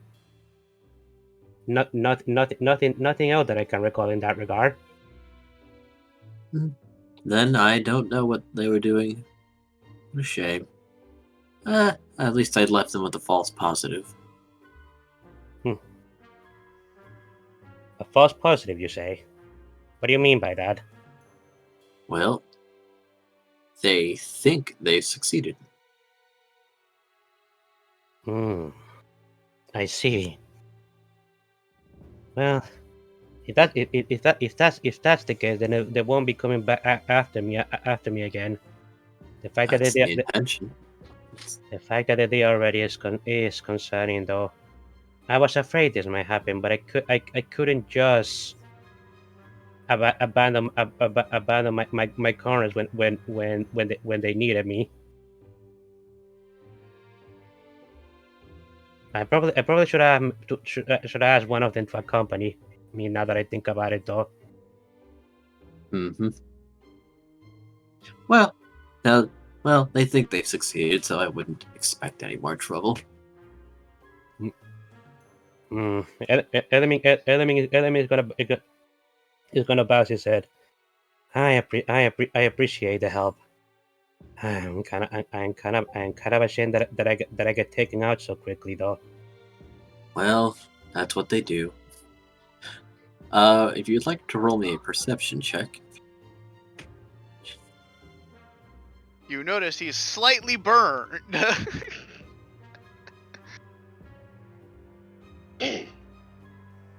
Joke. My perception checks are awful today. He seems weird. In fact, you can't really make him out in this poor lighting. Yeah. You know, I can't really see you. Are you concealing yourself at the moment by any chance? Ah, yes, I'm sorry. I suppose it's a bit of a habit of mine.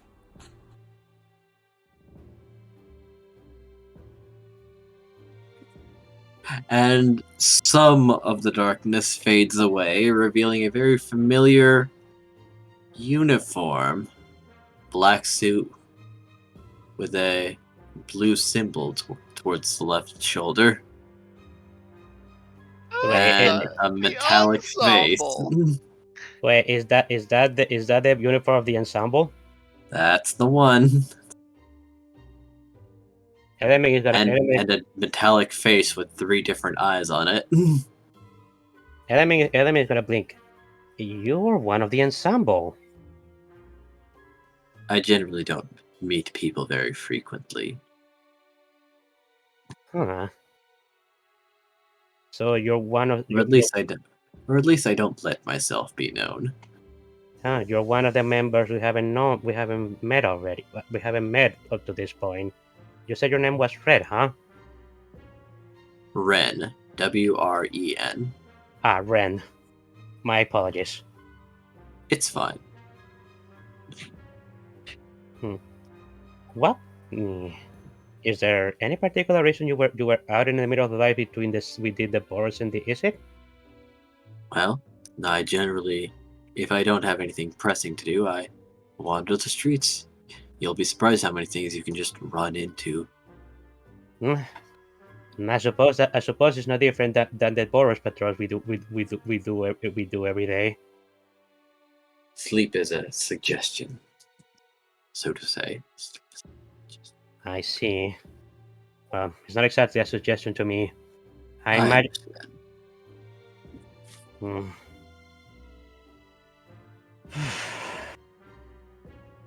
Well, it's. Huh. I suppose I should get going now, but after what happens, I do not want to go on it alone. Would you care to accompany me by any chance? Oh, Yes. well, sure. I'll walk you there. Though there should be less danger now. You know, part of me feels like if Graham had been there for that shenanigans, it would have been like an all-out brawl between the Orzhov and the Demir. Could be. Element is basically gonna war with Ren, but he's not heading to Golkaza's house. He's basically heading to his old barracks.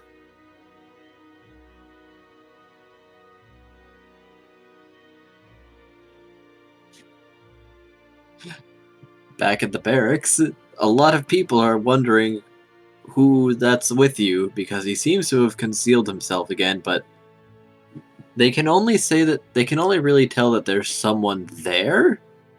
They can't really remember him. And he is standing next to you.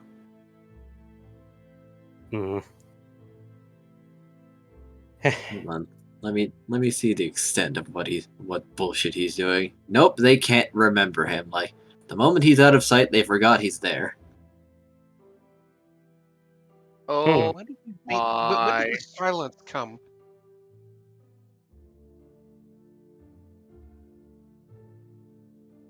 What did the what?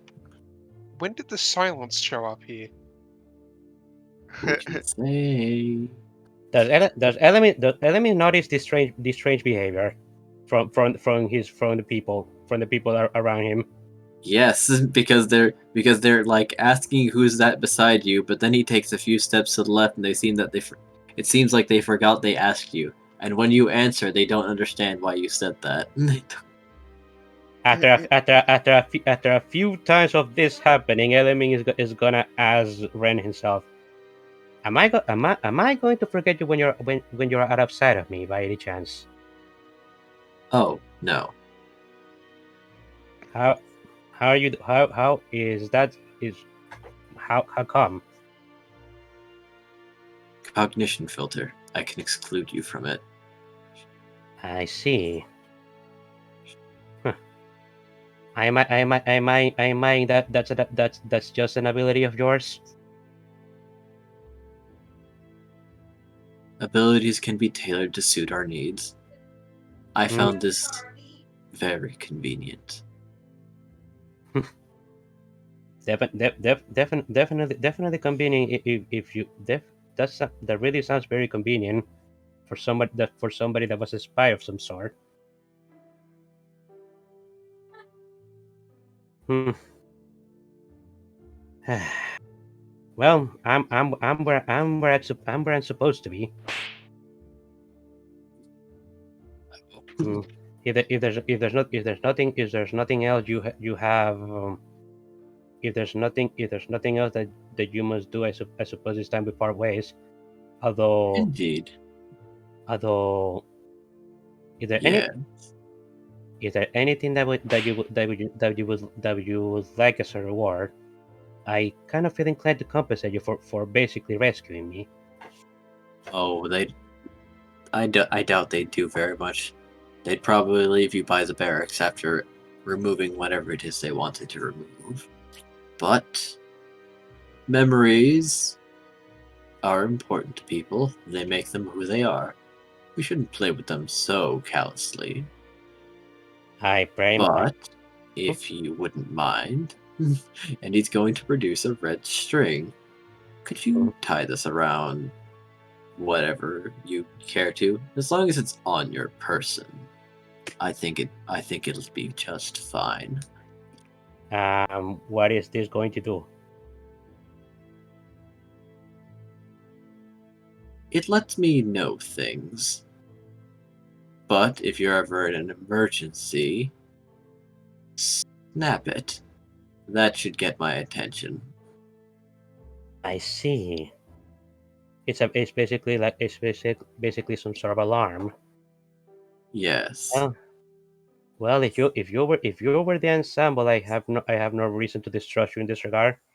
Of course, and as one of our prospective allies or potentially future members, I have no reason to leave you high and dry. Well,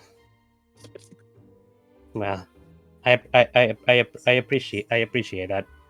Enemy is going to. I have to think about what to tie this to, but I will eventually. Either way, thanks a lot for the help today. No problem. Sleep well. And he will leave. Mm-hmm.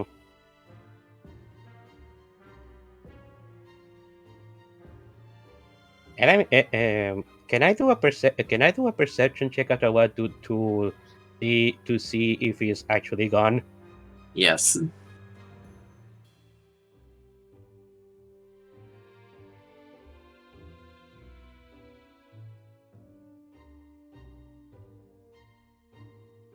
Whoops. Nice. Oh. He doesn't leave right away. He stops at a table and swaps two people's drinks. Of course he does. Wait, what is it that he swaps two people's drinks? What do you mean by that? Yes. As in, their drinks are on the table. He picked up each glass and replaced them with each other. Drinks. I should you said strings. Okay. No. Elemi is gonna laugh and just wait until he's gone for reals. Since Elemi is kind of keeping an eye on him. He only seems to have done one antic before he left. Mm-hmm. However, those people are suddenly very aware that one of them is drinking tea and the other is drinking coffee. Both react quite a bit. Nah. Elemi is gonna laugh subconsciously at the prank, even though half of he is telling him that that's wrong. But at the same time, he was just observing him until he was actually gone, and then Elemi is gonna leave towards Gulkasa's house.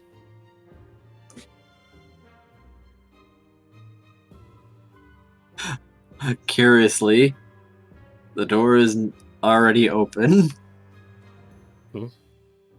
Does Bolkasa is Bolkasa still replacing doors, or is he just given up? This one seems to be capable of withstanding him, and there doesn't seem to be damage. The door is just open. Oh, that's not good. Commander Gukasa wouldn't just leave his door open like this. You hear quaking from inside the house. You hear quaking. Element is going inside. It seems to be coming down from the basement. Element is heading to the basement. Opening the basement, you see Gulkasa in full armor, swinging his maul against Tanya.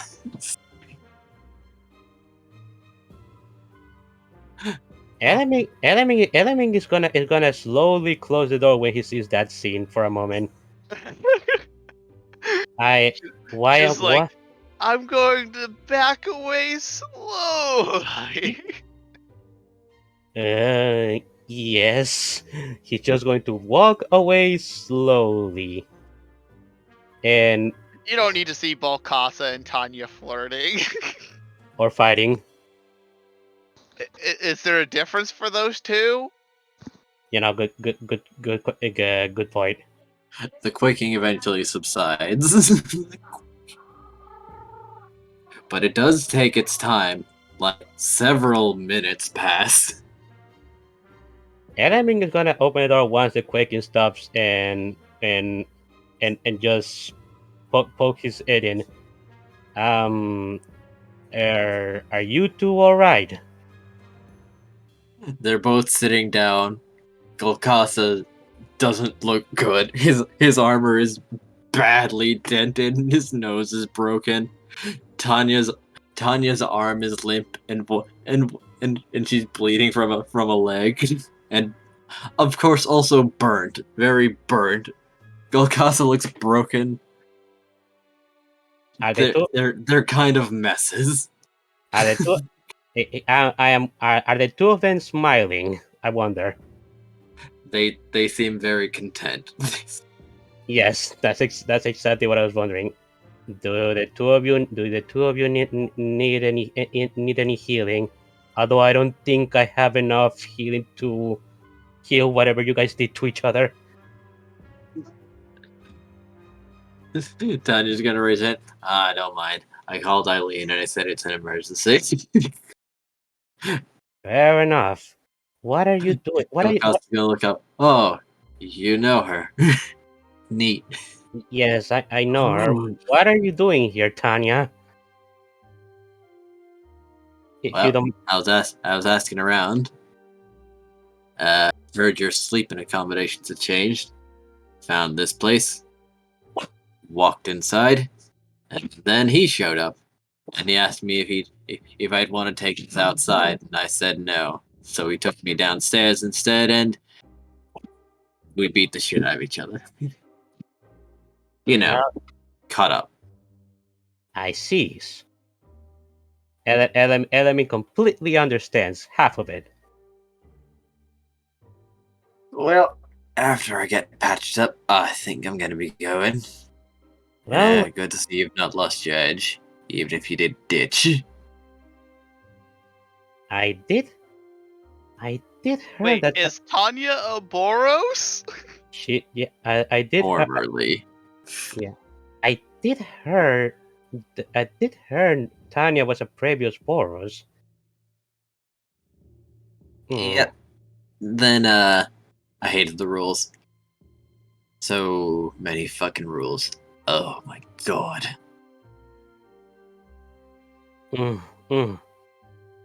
Elemi nods.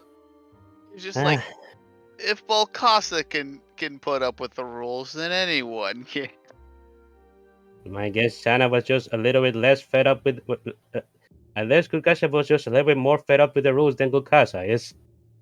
I think angels are stupid. Wait, what? Say that again? Tanya said she thought angels were pretty stupid. So it's not necessarily so much she didn't like the rules; she just didn't like being told what to do. Yep. Elemi is pretty hard when he hears that.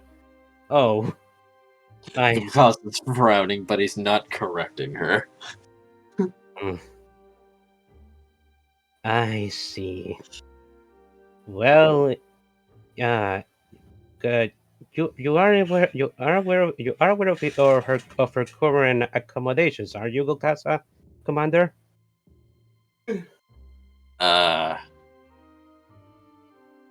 didn't get to telling her that. I didn't get Hmm. Well, fair.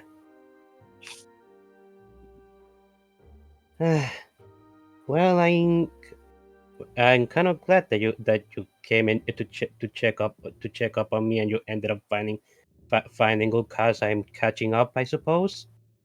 But funnily enough, I actually found another member of your crew on my way here. On my way here. One I hadn't met before. Oh, I imagine there's a couple you didn't meet. Mm-hmm. So, which one was it? He told me his name was Ram. No fucking kidding. Huh? Apparently he was just patrolling the area, and he came to my aid after I got into a bit of a pickle. Huh. He's not social at all. Hmm. Well, he didn't. He didn't. He seemed to compare with me just fine, but he does seem to have the knack of avoiding people with that ability of his. Yeah, he's super fucking annoying to get a hold of.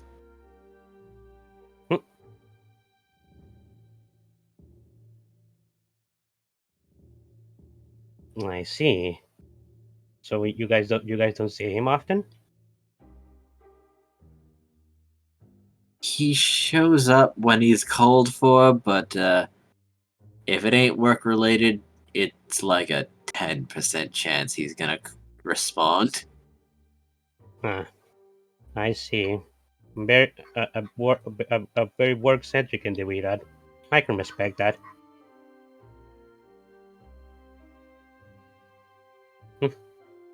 He told me that whenever there's nothing to do, he just wanders around. Yeah, finding him is the problem. I can imagine so. and I am very grateful that he came to my aid.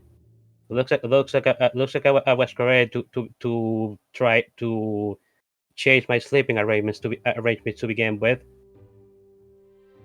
Oh yeah, I was following what people were saying about you and wound up here. Funny that it's this guy's house. You're getting big. What are And she elbows Galcasa. what are people saying? But she might have dug one of his ribs into his lung. Do you need some healing, Commander? Fine. He says that, but he's probably already used all of his lay on hand on himself. Yeah. Element is gonna approach Gulgas and just use his entire lay of hands on him, which I believe is 30 per level, so that should be 210. It's 5 per level. It's 5 per level. Sorry, never mind. Is wow. So if it was 30 per level, paladins would be the best healers. Yeah. 5 per level, so that would be 45. He does look better. Mm-hmm. And what are people saying about me? Oh, well, you're promoting fast. They're saying that you're gonna be a commander by the year's end. They're predicting. Elamine rubs the back on his head. I don't know about that, but I am working hard.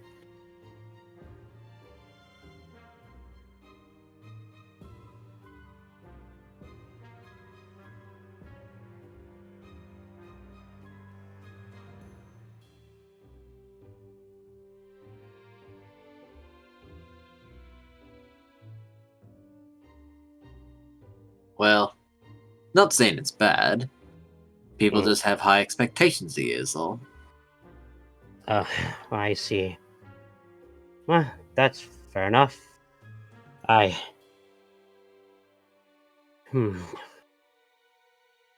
I'm sure I'll be able to meet them. Element is saying, kind of half-heartedly. He isn't sure of himself. Yeah. Hmm. And then 2 more people come down the stairs. It's Elena and Eileen. Oh,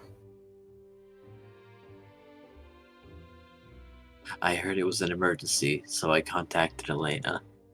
Tanya, why did you call me? I like your company. I see. these two almost beat each other to death, so that's the emergency.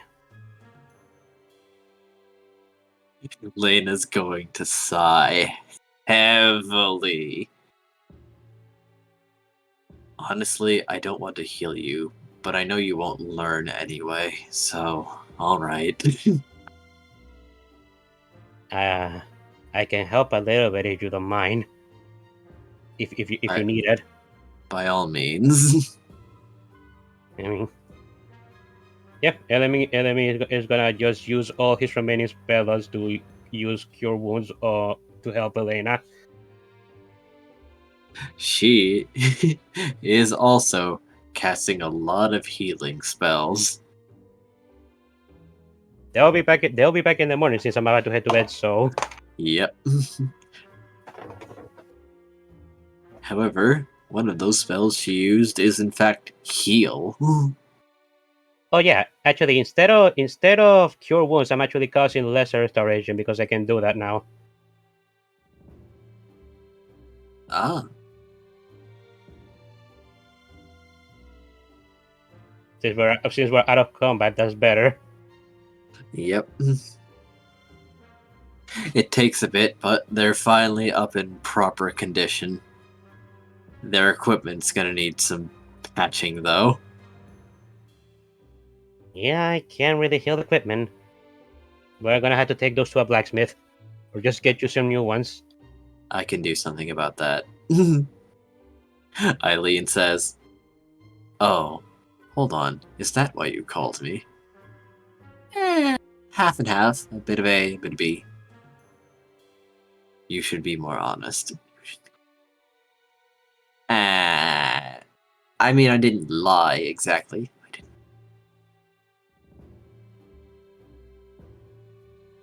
So is there another reason why you call her? Eileen is really great at fixing things.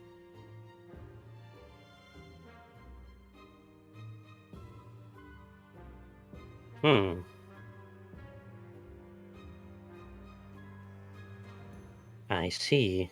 Element nuts. I'm going to need a few hours. Strip. And Gilkas is going to start taking off his armor before handing it over. Alright, I'll be back in. She's going to look it over and frown more. Or at least you can feel it's a frown, as she lacks a face. Her This displeasure. is going to take a while. Her displeasure is palpable. Yes. This is very expensive equipment. A timely modest fellowship expands. The dungeon awaits. That's a lot of notifications. I'm working on thing while I'm listening, and yeah, it's alright. Basically it plays the I've got 2 separate instances technically of the alerts, so it's double playing them. But thank you for the resub, Zoro.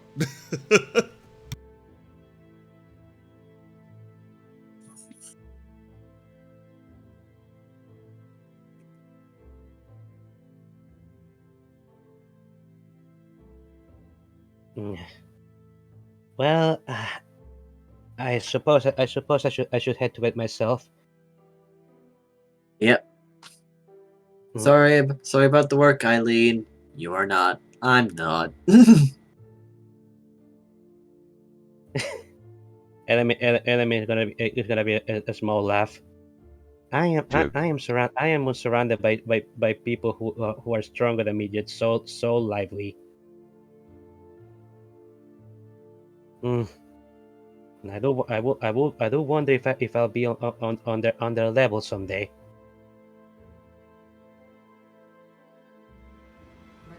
With that, Elena takes her bow and leaves, as well as Tanya.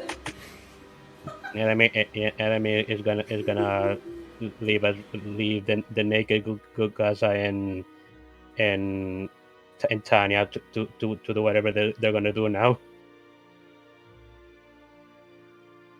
I'm gonna make sure that the door to the castle is closed before heading to bed. The door closes, and you can hear the tapping of hammers from upstairs.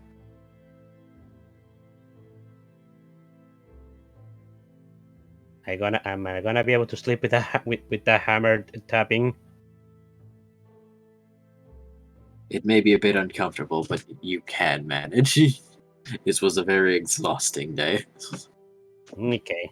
Adam is gonna go to his room and fall asleep before right after feeding his Marten a berry. Just for the heck of it.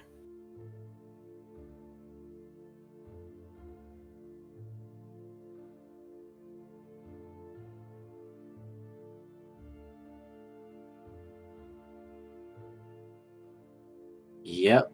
So, anyone else doing something before the day passes?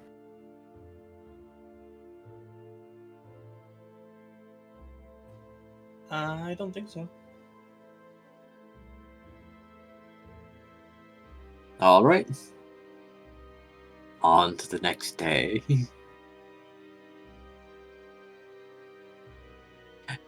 Anyone have something they'd like to do in particular, or shall I pick someone at random? For the next day, well, Graham will start off by finishing the rest of his mana suppression. Ah, yes. Pluto's coming over to observe and offer some advice. Roll me a wisdom check. Alright. Let's see, wisdom. Oh, a rather low one for me. Yes, but it passed the DC.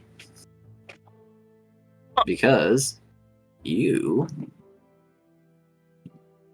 can feel something interesting. Oh? Yes. You feel quieter. And as you're walking, you hear yourself less. Wait, as if you were just naturally suppressed. Oh, this is making me stealthier? Yes. Does that come with like a proficiency in stealth? Yes, it does. Oh wait, I already have a proficiency in stealth. Wait, no, I just added that. Okay. Awesome. That'll help because my armor is terrible for stealthing. Pluto seems pleased with the results. Well, I believe you've got it. It'll be very difficult to detect you now. They'll have to be close and looking at you very intently to detect your mana. That is definitely very good. Now I just need to make better armor.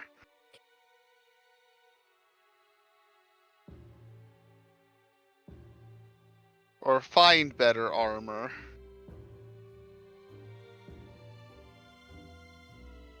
Well, there are certainly plenty of shops available. Or, if you have enough money, you would get something custom made. I have just tons of money I need to throw at something.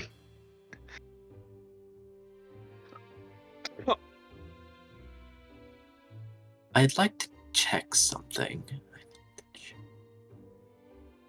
Do you have a warlock focus? Graham will summon the shadowy sword.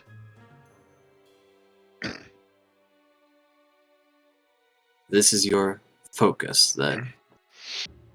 Yeah, it's what I use to cast spells. He's going to look it up and down. I used to have a crystal, but I don't need it anymore since I got this. I see. Indeed, the path of the Hexblade. It makes sense.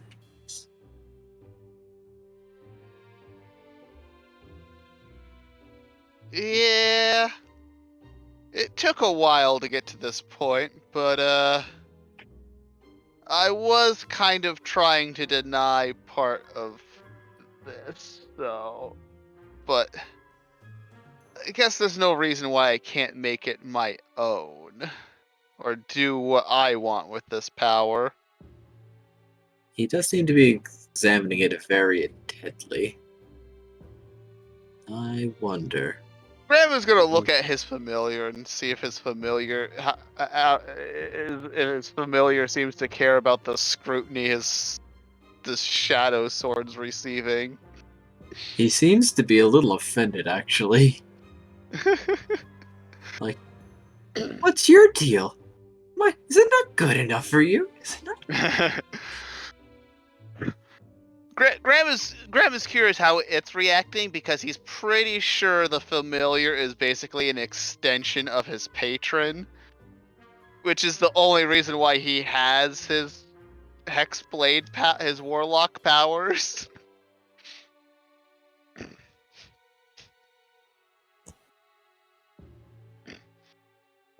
Because one thing Graham knows is that a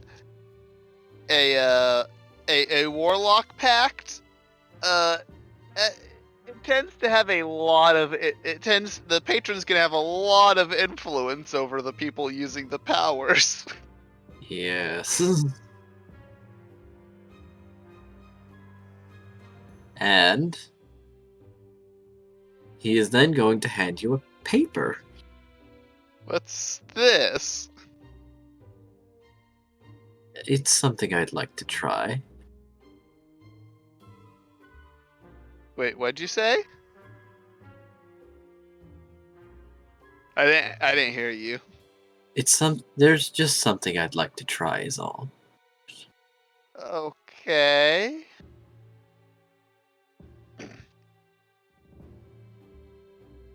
Graham will look at the paper. It's in your inventory. It's in your... Ah, alright.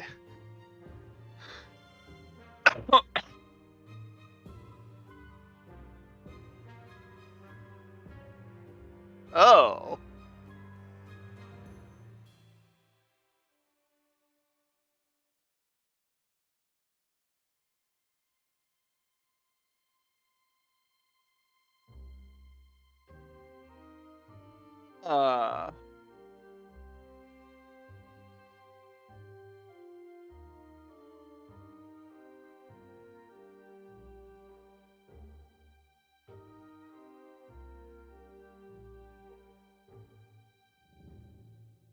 That's really interesting.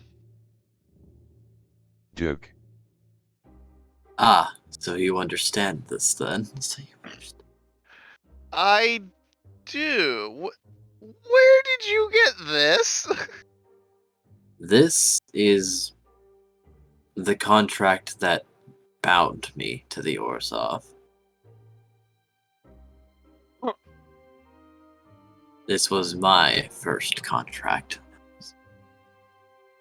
This is kind of powerful. It is. And I have learned that there are methods in which to strengthen one's focus.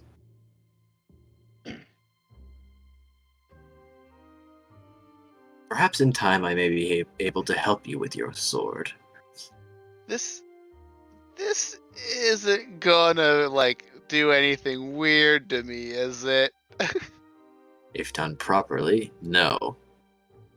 However, the proper method is also slow, but I'm not in any particular rush.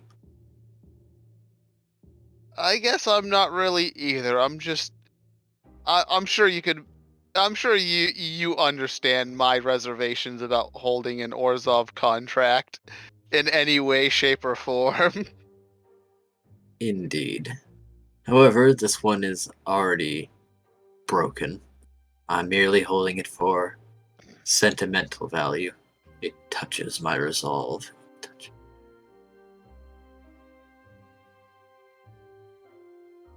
And then it became, well, what it is today. Huh. So you're also a warlock. I am indeed. I think there are some reasons we get along so well. What's your... does your patron talk to you? Less so. I am a pact of the genie, actually. Huh. I'm not sure I've actually heard of that. It's not terribly common. I guess genies in general aren't very common. That they are not. However, Is that how you got out of the Orzhov? it is. It took quite a bit of manipulation and some literal wish-making. But finally I had my chance.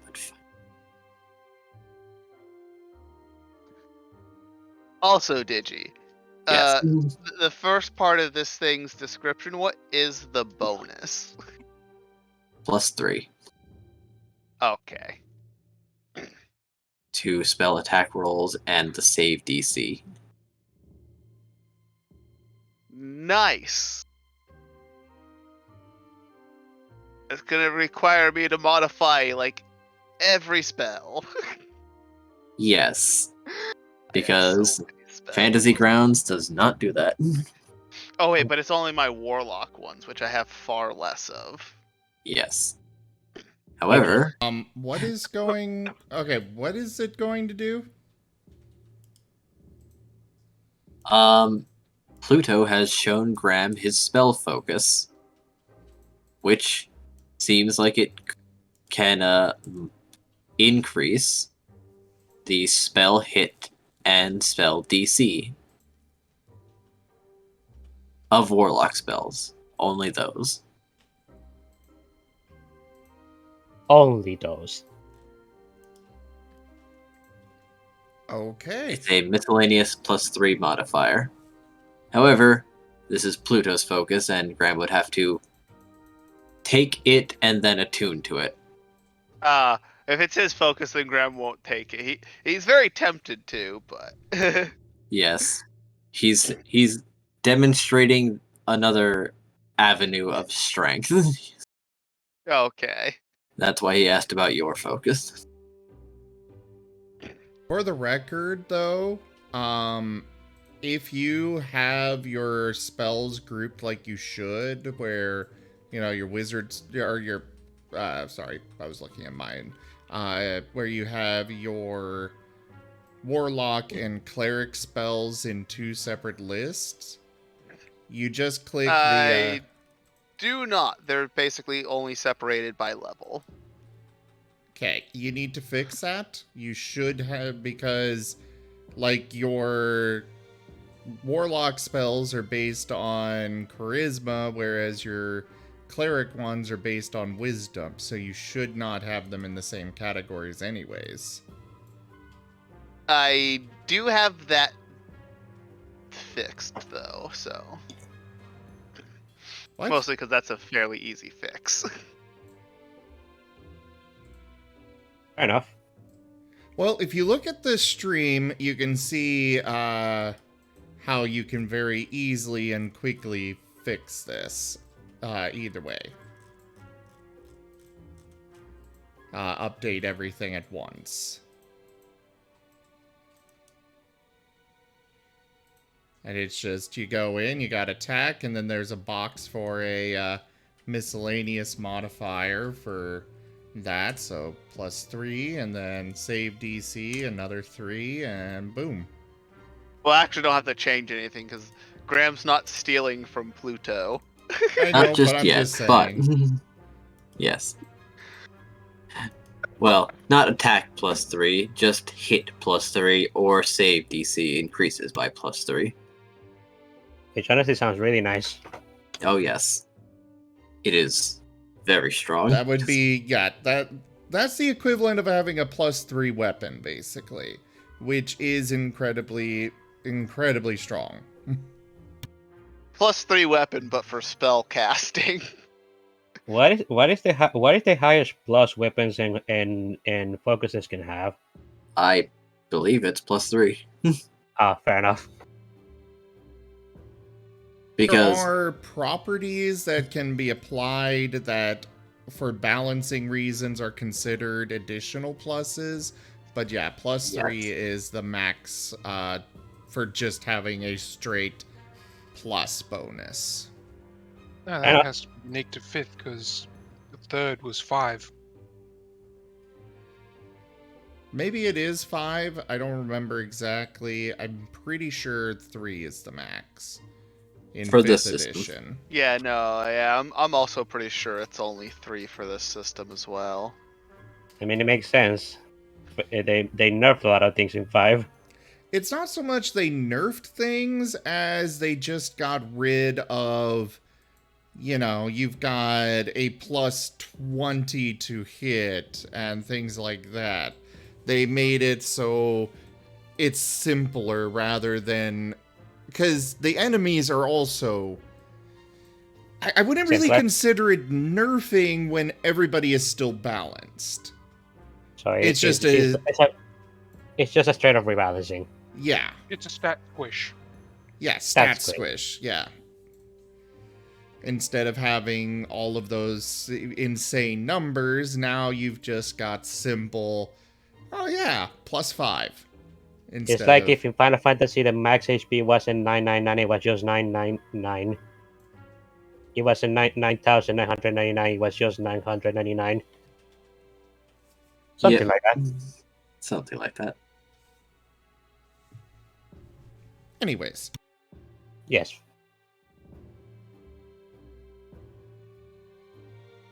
Is the same with... Yes. I was about to ask if the same with Pluto and Grandma still going. Yeah. For a bit longer. Okay. Well, I would recommend picking up some equipment. I'll see if I can't figure out how a blade could get strengthened, since the sword itself isn't quite something of sentimental or emotional importance to you. But perhaps there are other avenues. I mean, it is kind of still the manifestation of my power, so... Right. Not that I can't make this spell focus a different magical weapon, but this one can kind of just be whatever I want it to be. Oh. And then he's going to look over the snow. Right, you. It's going to be very huffy in his general direction. My. Now where's the rest of you? Huh? Well, this is certainly a piece of it. Where's the other half? I have no idea what you're talking about. Well, from my understanding, it looks like there should be another component to your blade. You seem to have two patrons, one being this rabbit and another somewhere else. I have no idea what you're talking about. Well, I guess we'll find it'll appear as you grow. Good luck to you then, Graham. Good luck. Thank you? Don't worry, I do not believe it's anything detrimental. Well then, I guess until next time. The rabbit's kicking his shin. Ow, ow. Ow.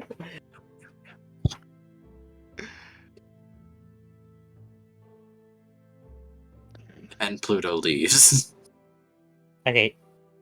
Sometime after Bro leave, Graham is gonna receive a call Alright. from the Marten phone. Graham shall answer. Hold on, Oh, you hold on. can't yet. Yep. It takes me a Tradition moment to get dictates. it up. Okay, now you may answer. Graham answers.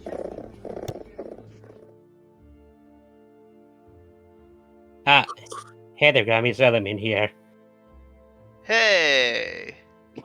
Are you busy right now? Not particularly. I just finished with what I was doing. What were you doing? Just doing some mana training. Yes. That's something I should be getting to do myself right now. Do you think you could give me some pointers by any chance? Meditation seems to be meditation with whoever's helping you with your mana training seems to be a very effective method. Well, there isn't anybody that specifically helping me with them at the moment. Eileen helped me awaken to whatever was inside of me, but you know how that went down. I awakened to something strange, and even she doesn't understand it. I'm not entirely sure who can help me in this regard, if I be honest.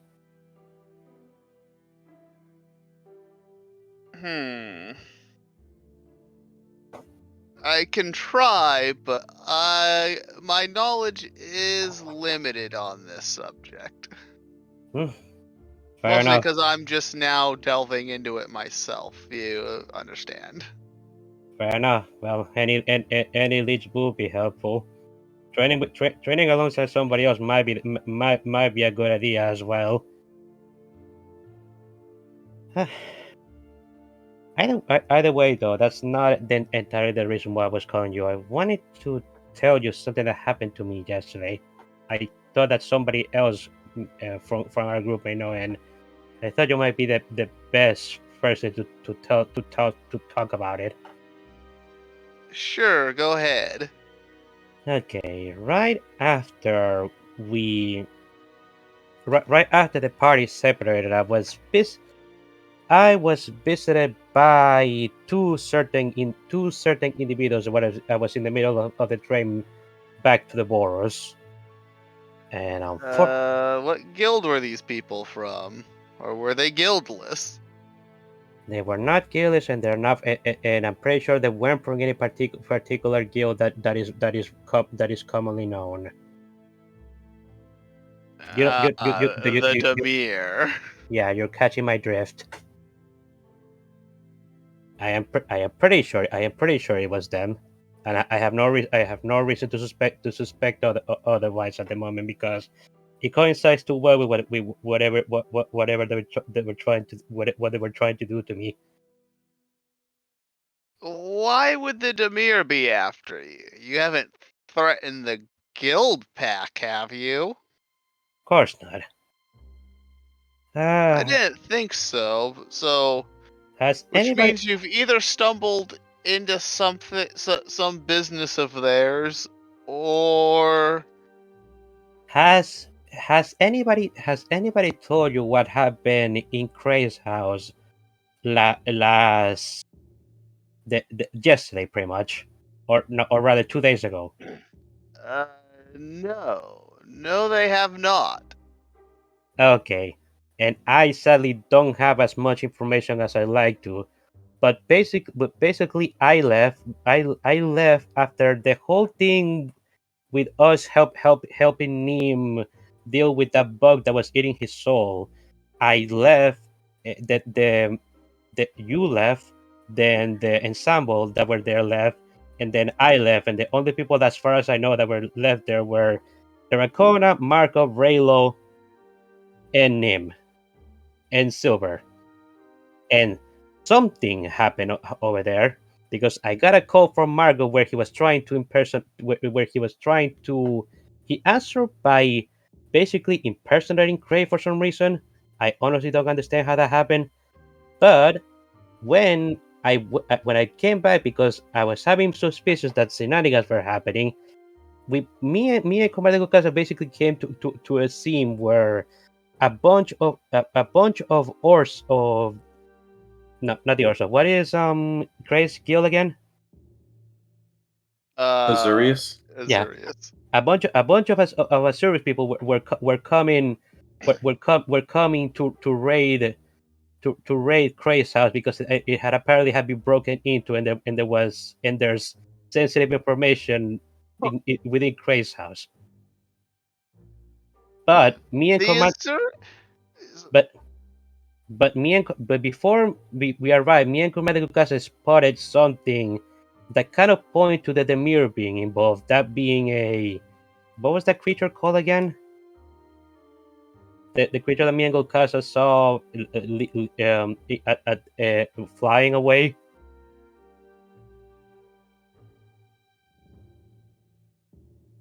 Digi? Yes, he was. He was asking what the creature was. Oh. Yeah. You couldn't identify it, but it looked like a manta ray. Yeah, it looked like a large manta ray flying with some smaller figure on its back. Yeah, it was some sort of. What would I roll to see if I could identify what that is? Would that be? All right. Roll history. History. Not my best stat, but.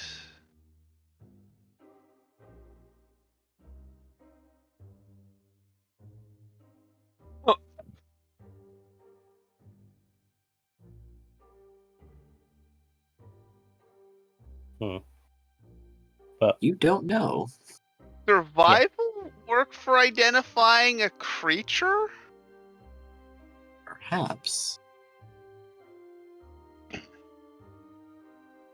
I'll roll survival because I have much better points in that. I feel like it could be. I was like, there's no dungeoneering. And oh hell whoa. yes. Ah, yes.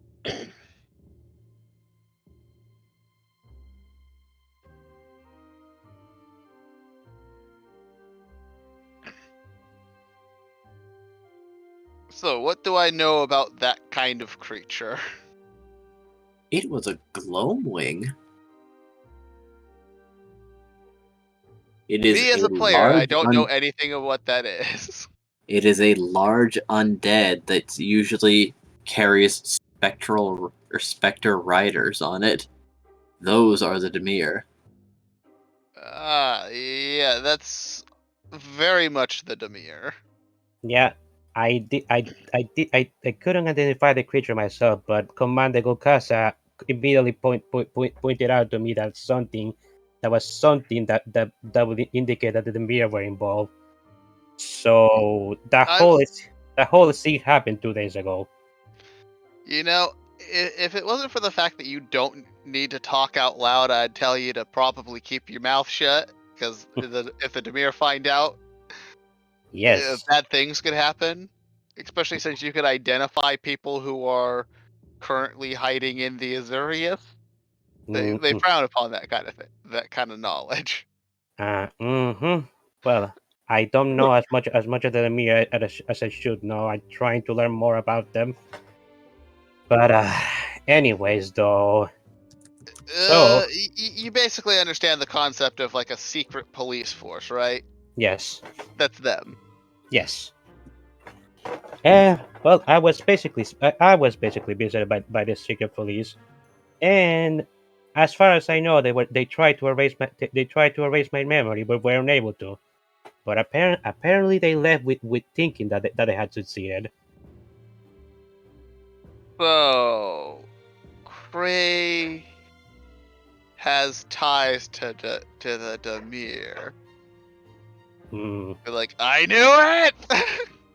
that's the only logical conclusion I can come to, unless it's I Marcov. always thought he seemed sus as fuck. Well, unless it's name, unless it's Terracona, Markov, name, or Raylo, that Ray is the only logical conclusion.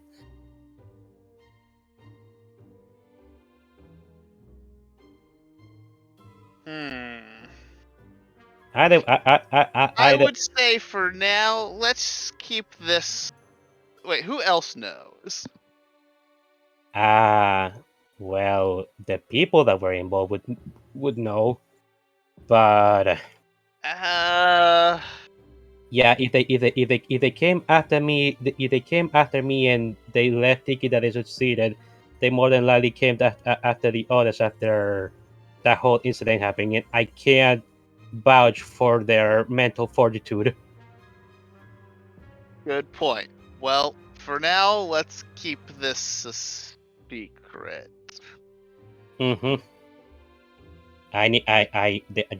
You're basically the only person I could talk to besides my commander.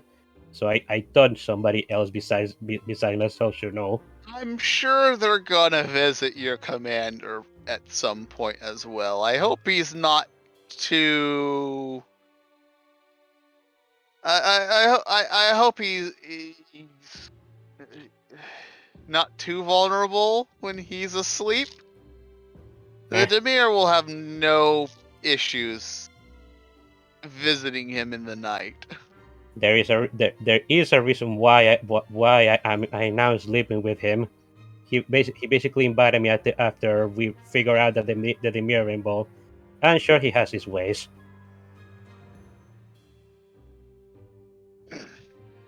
If they haven't come after him at this point, they must not have the resources available to deal with something of my commander's caliber. Well, it might be that again. Don't forget how high rank he is. There's still kind of a unspoken order to things. So it might take longer to deal with him, or they might try to peacefully negotiate him, willingly letting them wipe his mind. Well, Although, considering that he's almost certainly keeping secrets about things, I'm not entirely sure if they would feel that it's necessary or worth the risk. I don't know their methods, and I doubt Commander Kukasa would accept such terms, considering it's him. True, but I'm also pretty sure Paul Costa didn't get to where he's at by being stupid. Of course not. So he probably knows better than to talk about anything the Demir do in a public manner. Of course, but Commander Kukasa is stupid. He's just hot-headed. How did you escape? I basically had a stroke of luck. It was my own mental fortitude that allowed me to resist the mind wipe, but I had some assistance from nearby. It was somebody from the ensemble that we hadn't met before. Yes, I remember being told there was one that was with the Demir. I'm not sure if he was from the Demir, but considering his powers, I wouldn't doubt that. His abilities certainly tailor him to be with such a group. if I be honest. Oh, I assumed he only knew what was happening to you because he was with whoever was doing whatever they did to you. Probably. Either that or I was just lucky. Either way, I am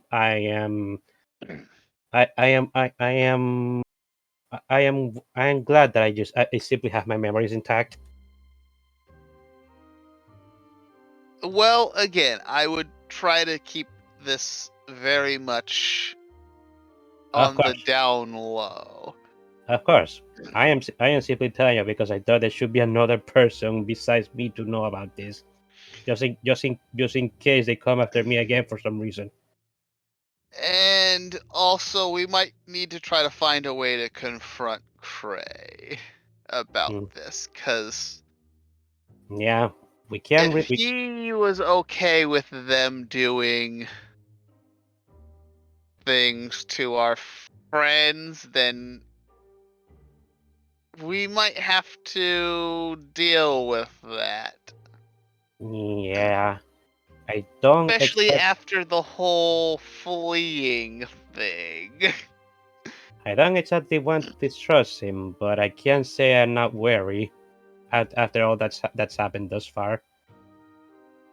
Same. I guess we don't really know a lot about him or what he actually seems to be wanting out of whatever the fuck our group is doing.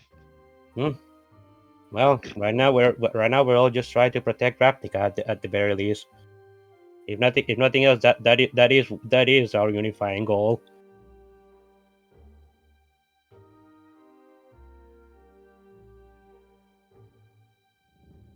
Well, I guess let's head over to Cray's house and see if we can't catch him. Mm-hmm. Well, let's try not to be suspicious, of course.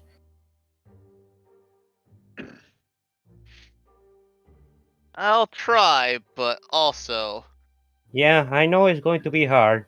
I kind of considered not telling you because of that, but I thought the pros outweighed the cons.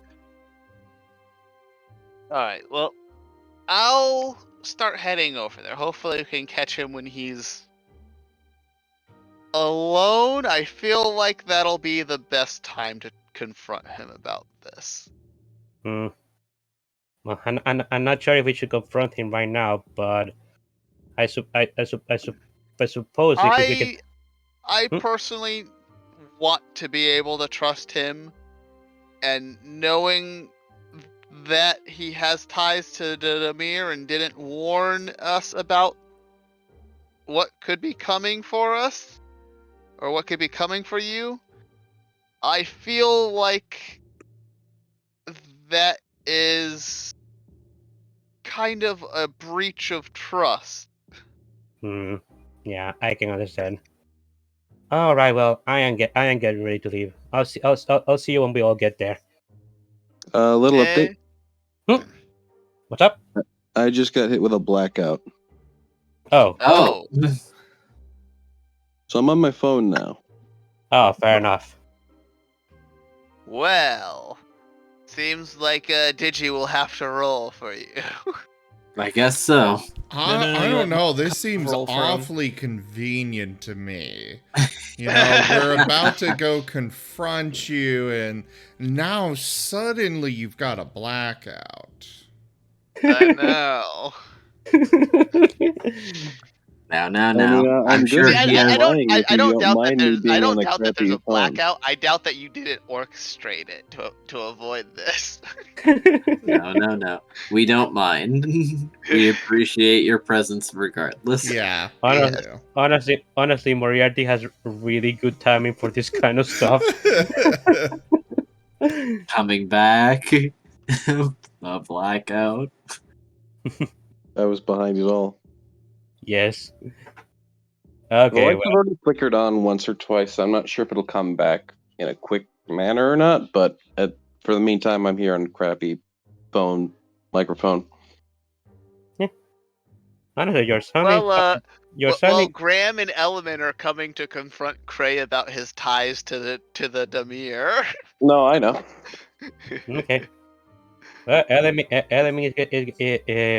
it has something called and gives his Marten a strawberry. He also gives Colsero a strawberry. Okay. Well, it's time to go. Graham will give his Marten some honeydew. The Marten tucks into it.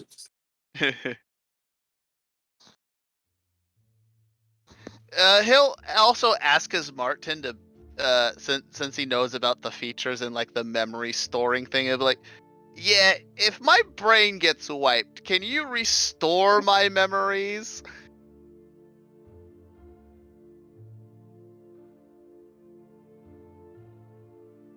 Zim? Sorry. What's up?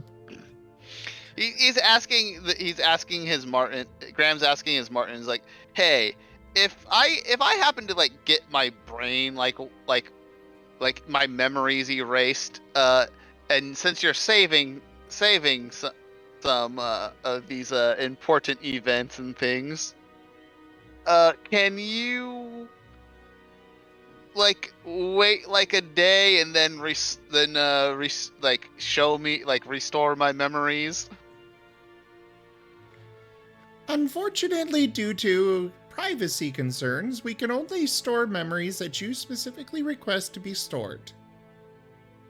Yes, I understand that, but if I happen to have my brain removed, like memories removed from my brain and basically forced to forget, can I have you automatically like just show me those memories so I can remember them? No, we cannot unfortunately automatically restore memories, but they are available for retrieval at any time. Okay. Good to know. And Graham shall make his way to Cray's house. Dun, dun, dun! Actually, wait. I have.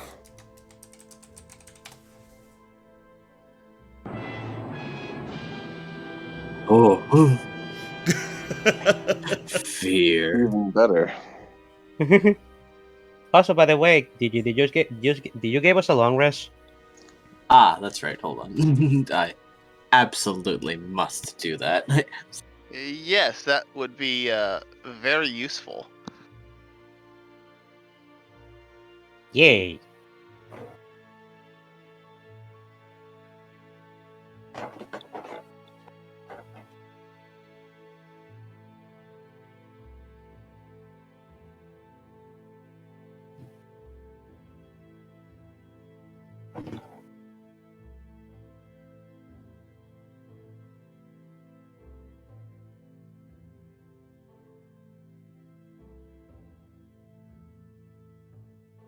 All right, Cray, they're coming to see you. I know. Before they do that, though, because I assume they don't just instantly get there, Right. something I wanted to do with Cray beforehand is I wanted him to do his own sort of mana training. Ah, by all means. Basically, just within his own sanctum, he's going to try to connect to his flow of mana and see what he can do to train.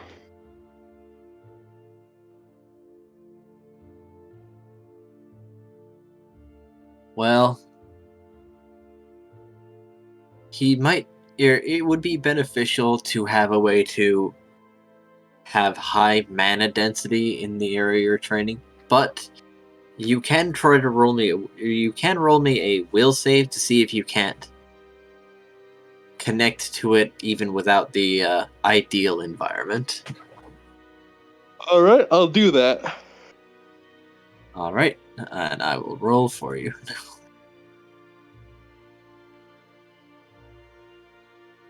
Roll your nat 20 or suffer the consequences.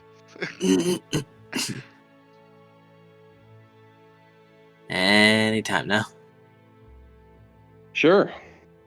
No, roll 20 is being a bit of a...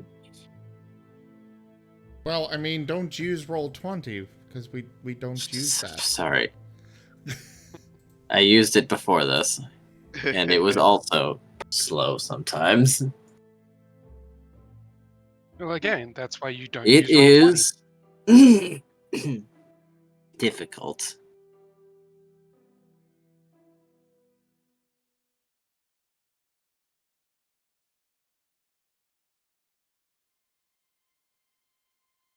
It's really difficult to try to recapture that sensation, and you're certainly emptying your mind, but you don't feel yourself drifting into that unknown place.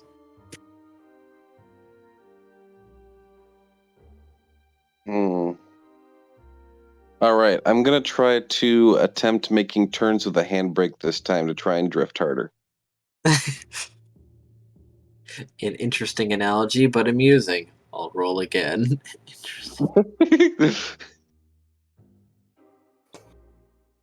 That moment when a joke gets you gives you advantage. I mean, I appreciate the attempt. Closing your eyes, you see a piece of paper. Piece of candy. I go and float to it, walk to it. I don't really know how this space works. You seem to have a floor under you, but you feel like you've got a little bit of time, but not terribly much. He walks over to the piece of paper and takes it. It asks, "What seeketh thee?" What seeketh? Training, he simply responds. Another piece of paper. I assume you grabbed this one. Yep. Brain, body, and mind, and spirit will follow. Today will be a day of growth. He gives a hum. And then nods to that. And another one follows. He takes it.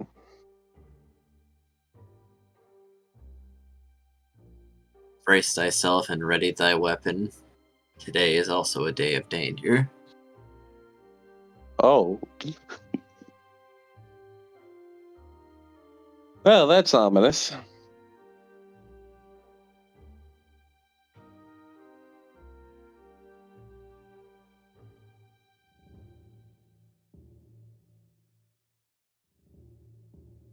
And with that, Cray is going to sever the connection, go downstairs, and wake up Terracona. Aracona will probably look around a little bit bleary-eyed and... Yeah? I'm going to need you alert today. Oh, what's happening? I don't know, but I've received a premonition of sorts. Okay. Keep your eyes peeled and your weapon ready. Cray was checking his horoscope for the day. Yes. And the horoscope said, your knives are coming in your coffee. Oh. Like, check coffee for knives. Check coffee. Hey, you want help training? It'll be dangerous. I will be back in a bit, guys. Okay.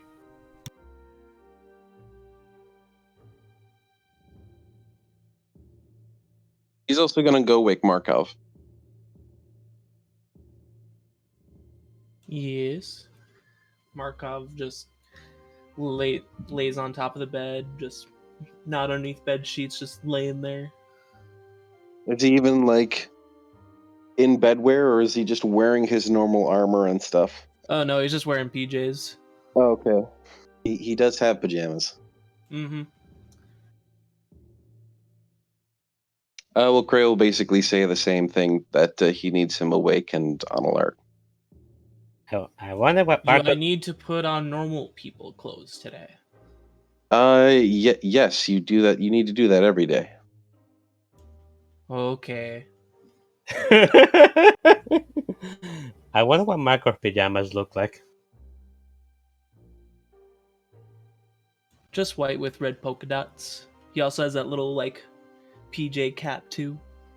Excellent. Delightful. Cute.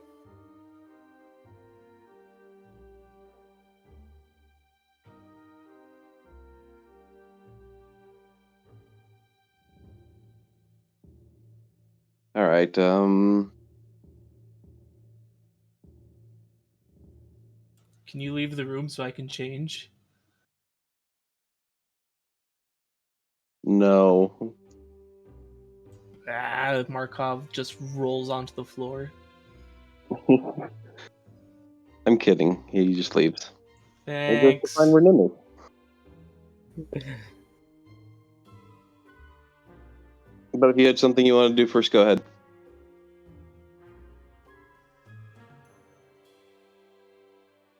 Especially since Nim isn't right here right now.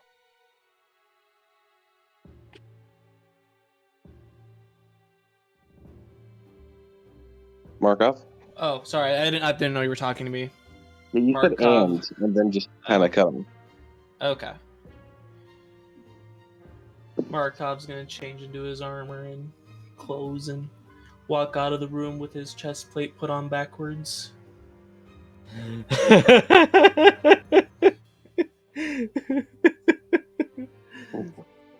How long until he notices?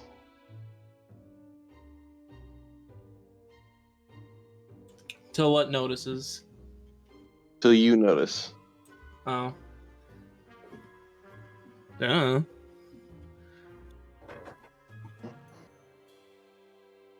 Markov's just gonna walk down the stairs and hope that there's coffee. Depending on how the cuirass is made, it might be like legitimately uncomfortable to wear that backwards. Yeah.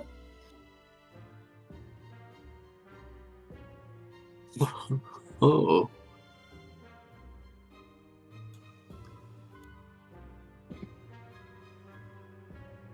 But I think it'll be fine.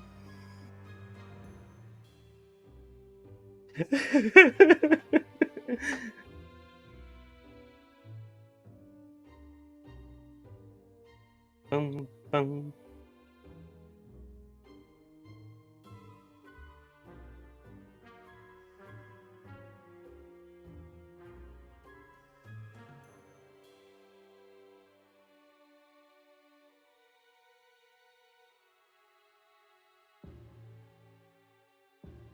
Curry, you wouldn't happen to have coffee, would you?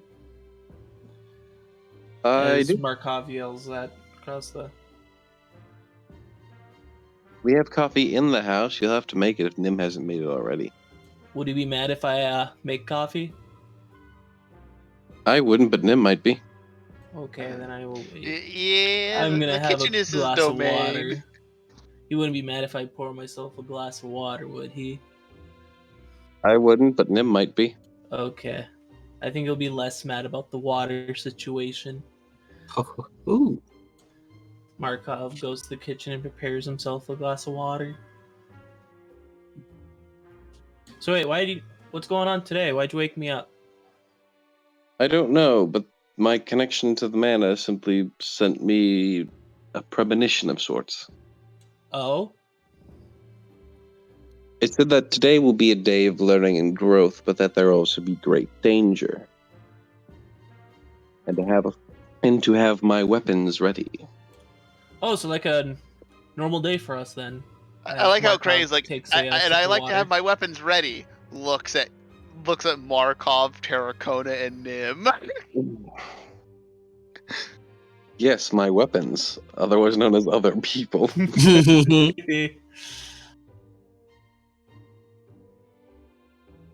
I'm considered a weapon of mass destruction.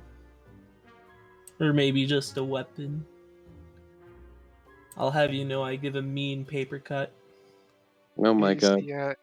Nim isn't a weapon of mass destruction, he's a weapon of mass disruption.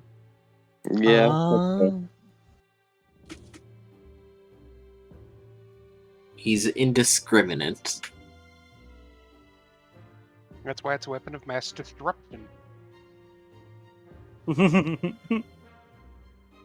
mean, that works.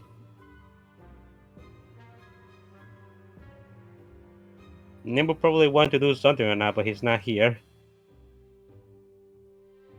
Markov's stomach growls. Great, what are we having for breakfast? Or is that going to be another Nim project? Yeah, that sounds like another Nim project. He tends to cook for me, and I tend to enjoy the things he cooks. So yes, it usually is.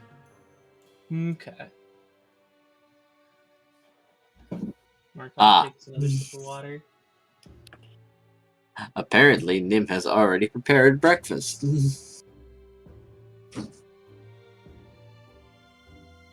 Has he?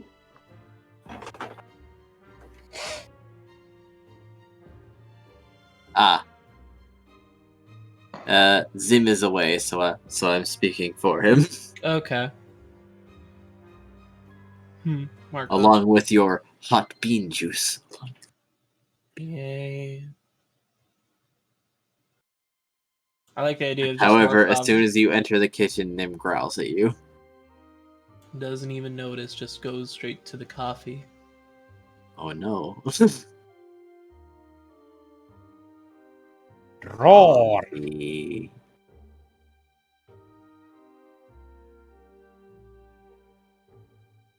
Energy.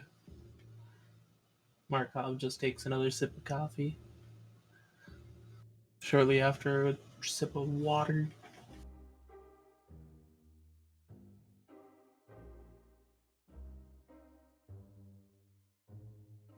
Markov, a mug of coffee in one hand, and a glass of water in the other, and he just pours both into his mouth at the same time. No, he's not a maniac. He sits down and has them sit right next to each other, or the cups sit right next to each other.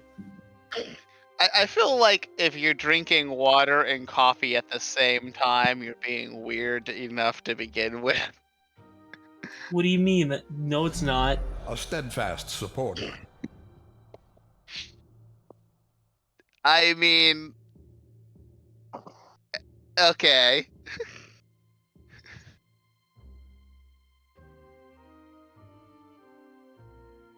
Oh. Alright, Nim's going to bite at Markov. What did I do this time? You went into his kitchen and then you ignored him. Oh. Sorry. Would you like some coffee? Hey. Does Nim drink the bean juice?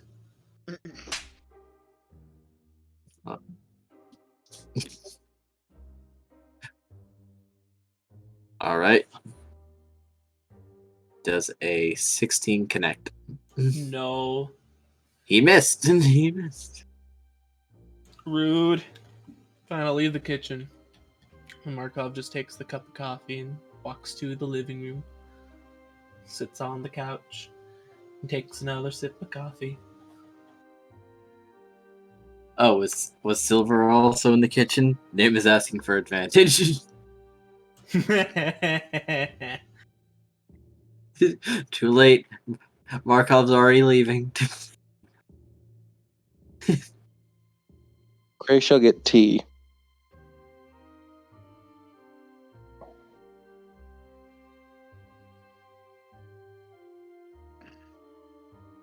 I don't know if Nim will have a problem with Cray getting his tea. Because he's probably already made it, because Cray likely asks for tea with all his breakfasts. I would assume the only reason why he doesn't want Markov in the kitchen was because Markov destroyed his kitchen. I mean, yeah. Not unreasonable. Also, Nim's on his way back. Yeah. Or Zim's on his way back. Neat. So all we need to do is wait a while. Wonderful. Markov's gonna yell out, Terracona, do you like coffee? Do you drink coffee? Yes. last question is, do you know what coffee is? No. I don't know what it is, but I know that I like it for some reason.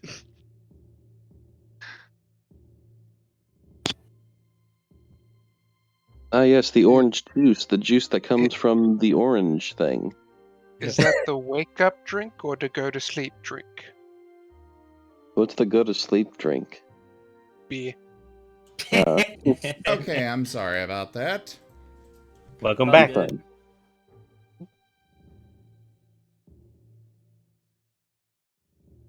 Thanks for the coffee, Nim. Okay, so yes, Nim was growling and would refuse to let Markov into the kitchen because of, what Markov did to his own kitchen. Now. It was just from... He will fight to the death to keep Markov out of his kitchen. Oh. I got my beam water, so No, it's you fine. didn't. Marco with the kitchen defiler. You say you literally have to go through Nim to get coffee. Or even a glass of water. Please, can I have some coffee? You must sneak into the kitchen when Nim is not present. I feel like Nim would bring him coffee, but he's just like, you don't cross this threshold without dying. You shall not pass! Nim, it is 8 a.m. I want my coffee.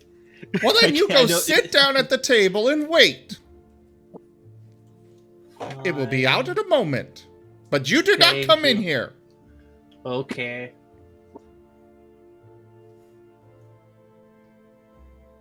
And a few minutes later, a little mug of coffee.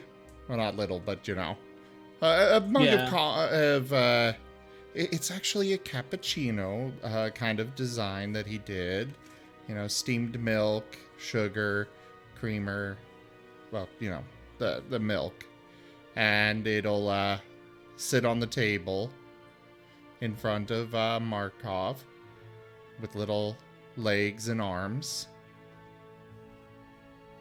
Oh, that's creative. Markov's gonna pick up the coffee and just look at it. Nim's typical morning regime is, he cooks a breakfast. He tries to experiment with new meals each day.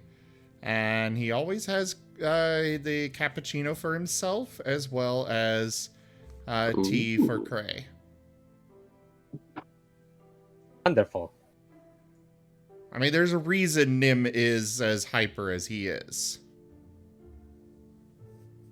I see.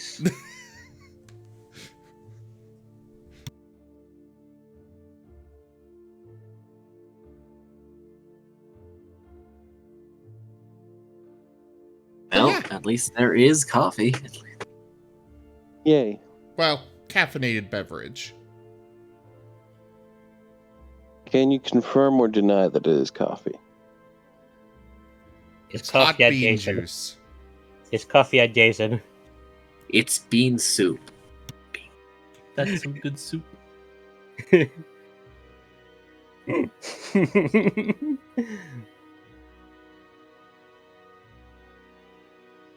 Jaffer, Yes? I need more Tim Tams. What? I gave you a lot. Well, yeah, but you only gave me one package of the salted caramel one and the white chocolate one, and I have really, really, really enjoyed those. I see. Oh no, he's built up an addiction. I also request Tim Tams. Markov's gonna make a loud sipping noise out of his coffee. Or cappuccino. But anyways, today's tea, I think we're going to go with an orange hibiscus flavor.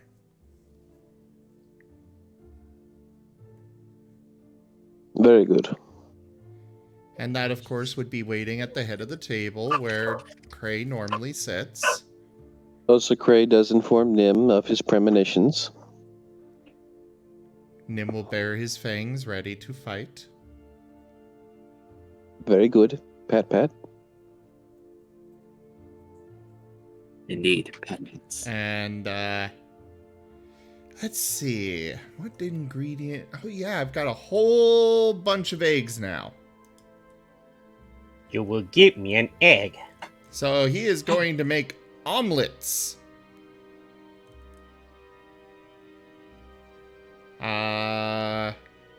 He's gonna season the... Oh wait, he's already got sausage. Alright, it's gonna be simple sausage omelets for breakfast. And by simple, I mean elaborate as normal for Nim, but simple by his standards.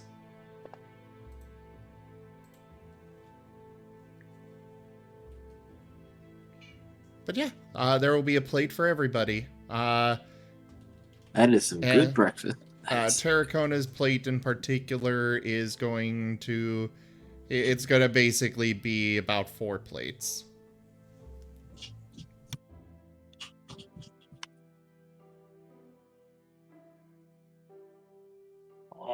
Nom, nom, nom, nom.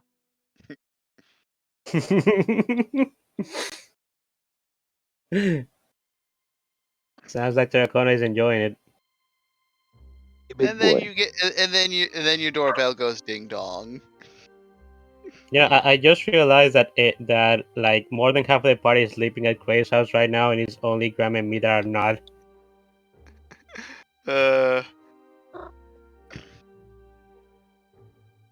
Yeah, I feel like Graham is going to be even more hesitant to spend nights over at Cray's house now. I'm sorry.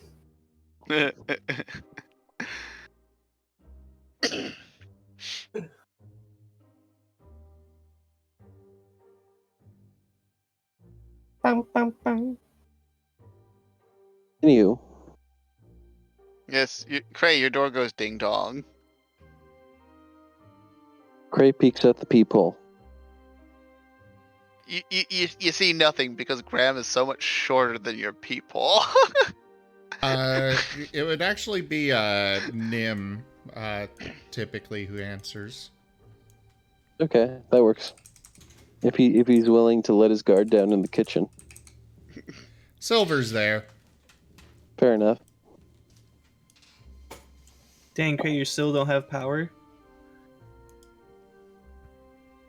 That's rough. But yeah. Still do not have power. Nim will answer the door. Hello? They're like, hey, Nim. Hey there. Oh, what do you two want? Nim, who's at the door? The grumpy ones! We came to, say hi, talk to Cray. I think we know a lot of those. Please be more specific. I mean, I've kind of imagined that the front door is visible from the dining room table. At least that's kind of the vision I had of Cray's house layout. It definitely. I feel like Cray's house layout would be very, very open.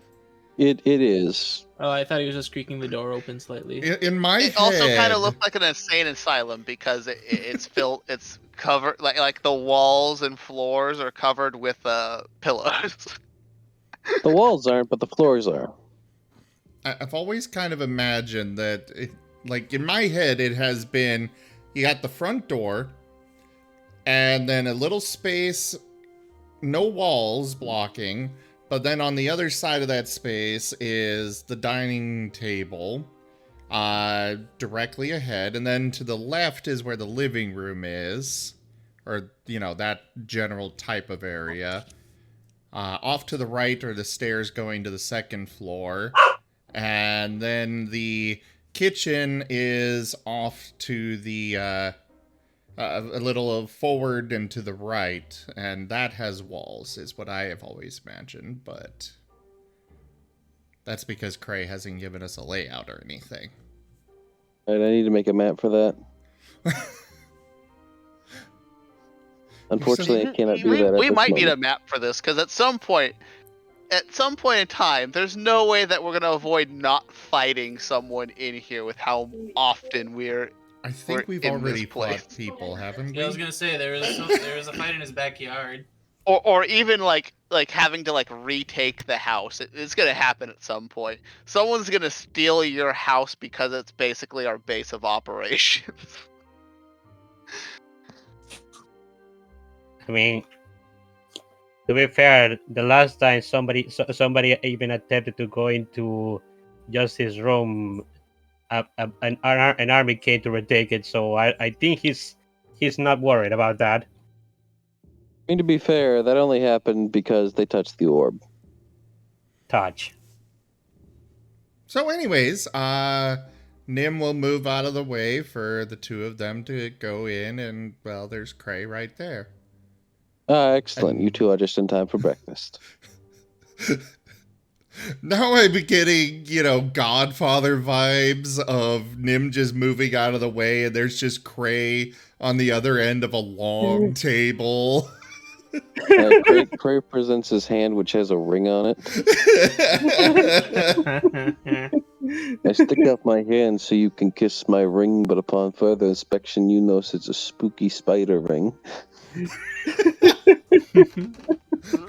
Made of plastic. The ring is just is just like one of those ring pops, but it's poison. I mean, that's sneaky enough. I mean, that works.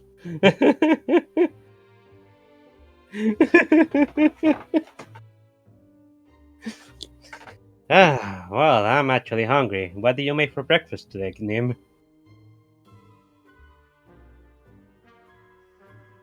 I made omelets. Sounds yummy. And I mean, it's gonna go and sit down in whatever place is available and start eating. Graham will be like, to be fair, most of the food he makes is pretty delicious. Yeah, everything I've ever eaten from it that he's made is delicious. Well, I'm gonna have to make you your own because, you're weird and don't eat meat. Yes. My body cannot process meats, Nim. I'm sorry to disappoint you.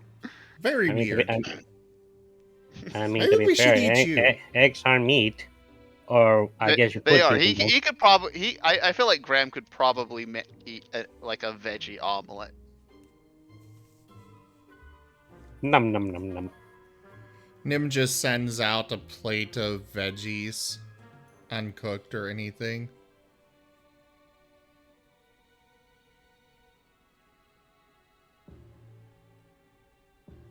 I see. No, he'll prepare a veggie omelet.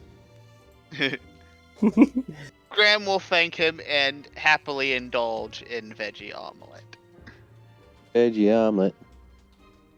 Yum. Everybody eats graciously. So anyways, you guys were going to talk to Cray. Yes. So after breakfast, Graham will look at Cray and be like, "Hey, Cray, I'd like to talk to you a bit about a strange thing. You have somewhere private where we can talk." Certainly. Though I must warn you that the mana has given me a premonition. Huh? Premonition of what? It is going to be a great danger today, so I'm going to need you to be on your guard. I see. It would probably be best if we all just stay here. Potentially. Probably. But I still need to talk to you. What is it regarding? Again, I'd feel more comfortable talking about this in private. Potentially just the two of us. Preferably just the two of us. You can't even tell me the topic of this discussion. Not here. All Just right, then. that I've noticed something weird. Weird as in how? Weird as in when we're somewhere private, I can tell you. Well, you're not going without me. Gray is my friend, and I will not let him come to harm. I'm not planning on harming him. Yeah, why would why would you think that Graham would harm me? No, I'm meaning they might come wherever you are. If anything, we'll just go up into my room, and if something happens, I'll just either run or call for you. Okay. It's not that big a house.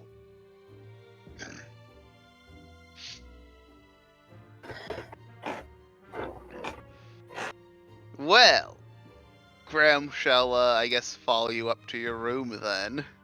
Yeah, he takes him into his room, where I think the holes have been repaired now.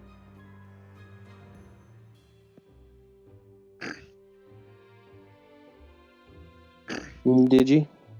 Yep. There are places like that in your house. Inclusion rooms. What? Oh, sorry. I thought you were I'm asking really me. confused too. I think I heard something else. No, I'm going up to my bedroom, and I'm asking if the holes in my bedroom are repaired. Yes, they are. Okay. I heard something completely different. What did you hear? I thought he asked if there were private rooms to take Graham. Oh, I know there's private rooms. Yes. I'm taking him into my bedroom, though, with the orb. The menacing orb. Yes, that one. The communication orb. The expensive communication orb. Graham will immediately recognize that and probably as an expensive one since he knows what that looks like. He'll just be like, oh, Pluto gave me one of those. Ah, very nice. What's, Do you need who does yours contact? Mine contacts a vast number of individuals, mostly Azorius officials. I see.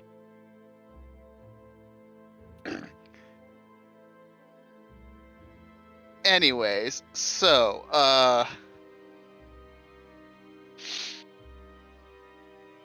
got a call from Elemen. Something about weird things happening at your house. And then whenever I, confronted him this morning about it, he seemed to have completely forgotten everything. You wouldn't happen to know anything about that, would you? Unfortunately, I wouldn't. I wasn't at my house at that time. There's a knock on the, a little clinky knock on the door. Trey opens the door. Trey walks in with, also, I'm biscuits rolling and tea. insight on you. Okay, he's not lying. A little tray. No, of, you are. Oh, fucking hell! You were lying because you said you have no idea about like why Elemen would not remember weirdness happening at your house. Hey, he said I'm not certain I wasn't there at the time, which technically isn't a lie.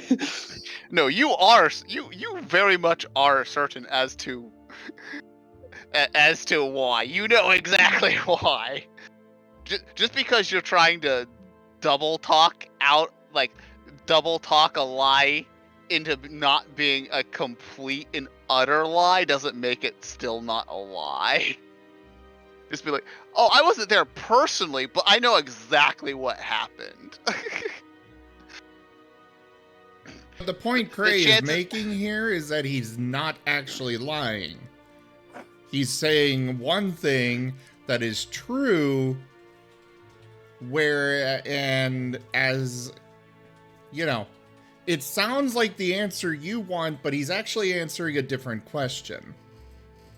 Yeah. It's the art of deflection. Yes, but I'm just saying, if Graham had rolled better insight, he would have known that and been just like, strangle. So,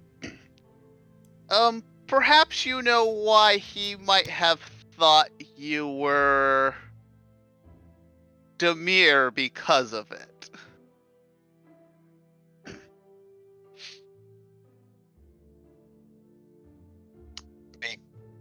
Because of, well, I suppose, could you explain more in depth the circumstances?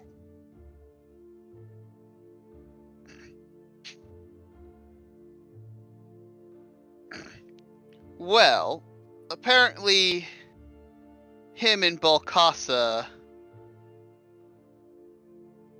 saw. So wait, how much was Element aware of?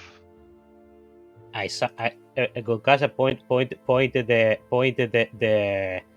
creature to me. So Balcasa knew the Demir were involved and he told Element. So as far as the Demir involvement, he just knows that the Demir involved, but not to what extent.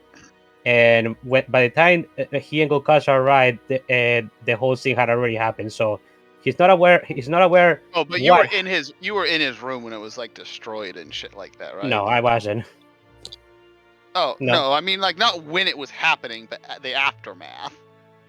Well, Element knows about it more or less. Okay. He knows Marco went into Cray's room and something happened, and then and everything else that happens afterwards happened, but he doesn't know the exact details. Apparently, Marcov went into your room and the Demir came. Seems like a strange thing for Demir to do. For someone, especially for someone who isn't one of them. What? No, that makes perfect sense, Graham. You know the Demir spy on people all the time. Yes, but when do they deploy to a random house? I find it a little bit too coincidental that you just that they just happen to be around your house the same time Markov breaks into your room. I don't. I wouldn't be surprised if the Demir have been constantly tracking me. I am a member of the Azuria Senate and one of their librarians. I often deal with information that to them may be sensitive for one reason or another, but to me is perfectly mundane.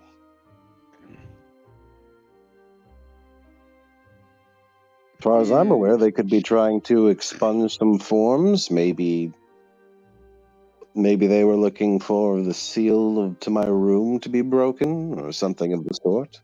Once they knew that my room had been broken into, they simply saw that as a golden opportunity.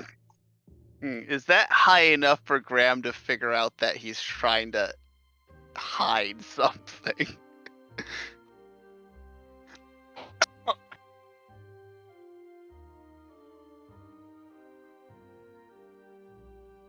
Roll deception, Cray. I can platform. As Cray is still on his phone, yes? That's correct.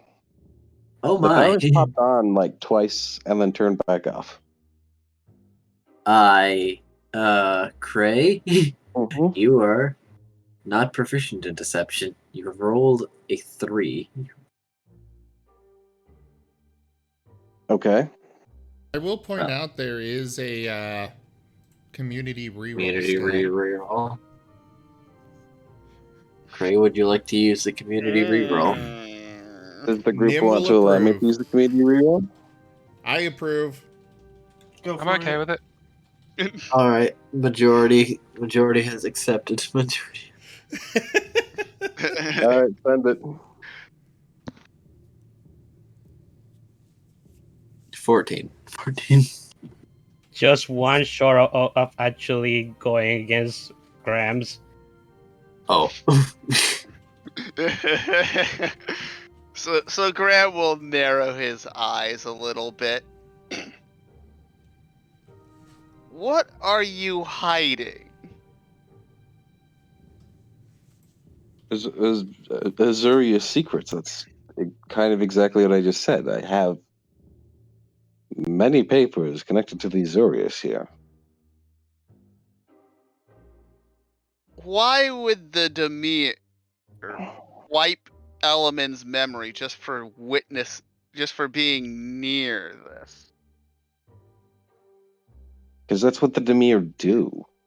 The Demir don't like to be known or seen.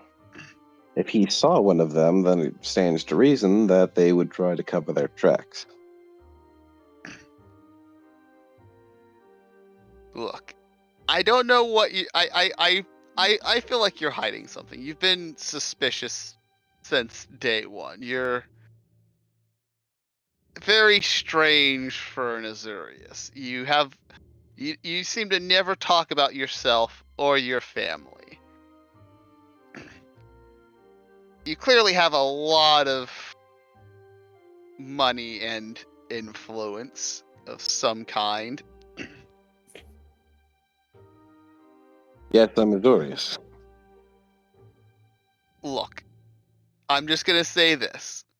Whatever you're hiding, don't let it affect. Well, I guess I don't even know if you even consider anyone here friends, but if you let this affect our friends, whatever it is, we're gonna have problems. I'd prefer us not to have problems because I like to think that we could be friends. Or are. I very much prefer the same sort of mentality. But in order to do that, we have to trust each other. If there's danger, you have to let us know. Why do you think I informed you before we even came up here that I got a premonition?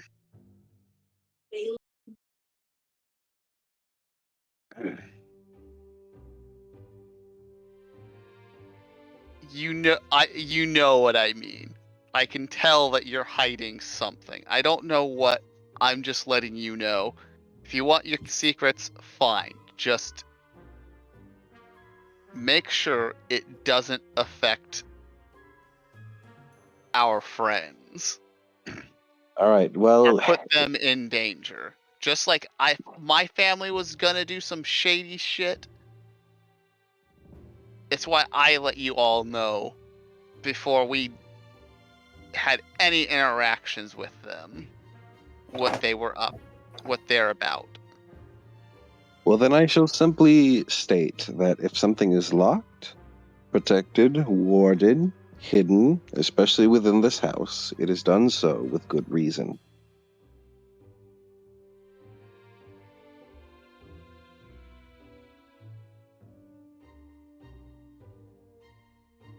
Graham will nod and stand back up.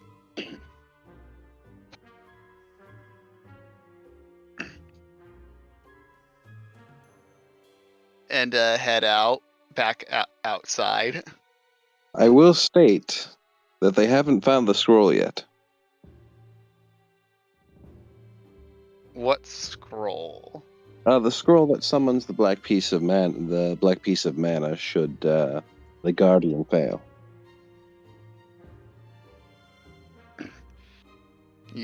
Is that what you think the Demir were after? Oh, it's definitely up there among the candidates of things. But that is still safe and secure.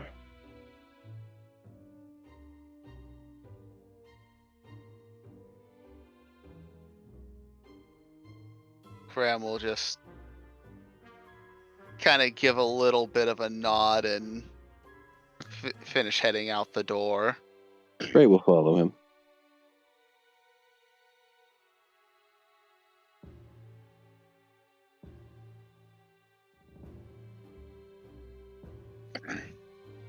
I'm going to see if the Demir got to anyone else who was involved with that situation. Graham will tell Cray. Probably a good idea. And once back at the table, Graham will look around at Marcov and like Nim and them and be like, so, I know Element has been affected by some Demir fuckery. Markov, Nim, what do you remember about? And he'll basically give like a date and time happening at Cray's house. I don't know. I wasn't there. But you were. I was at home drinking coffee. And then I ended up at not market, but Nim's restaurant. And there's a massive gap between what you remember happening then and happening. You basically lost a bunch of time. Seems like Markov was visited by the Demir. He sips his tea. Nim? What?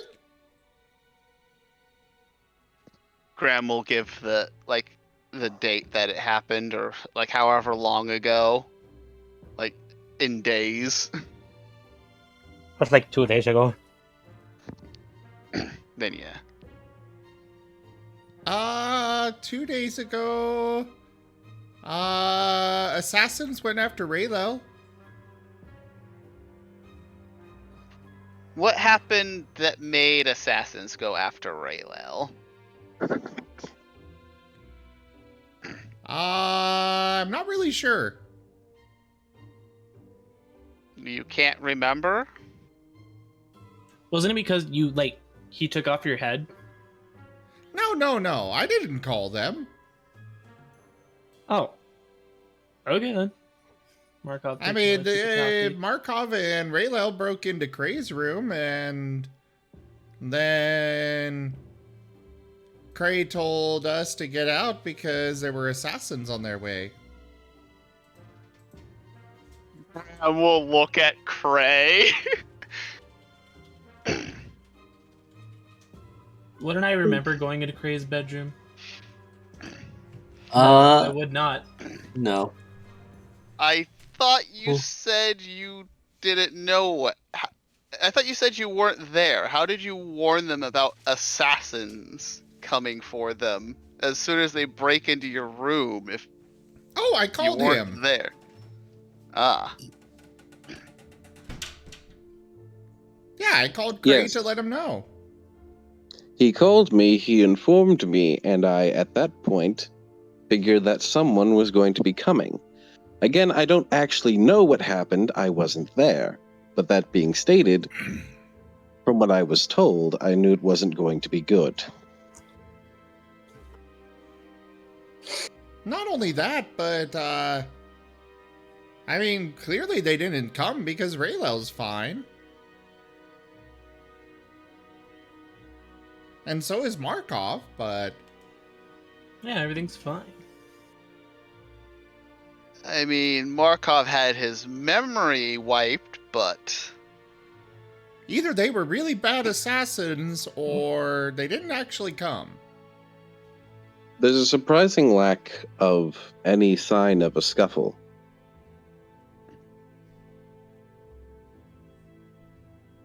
Not even the front door was broken down.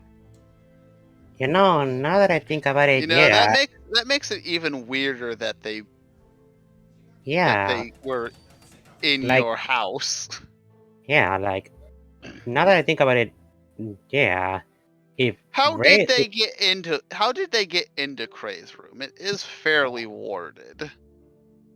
And if assassins did came for Raylo here, there should have been some sort of scuffle, and I don't imagine a fighter like Raylo would leave the living room unscathed. That just sounds bizarre. It does.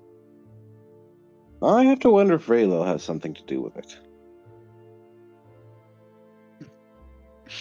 I'm rolling insight on.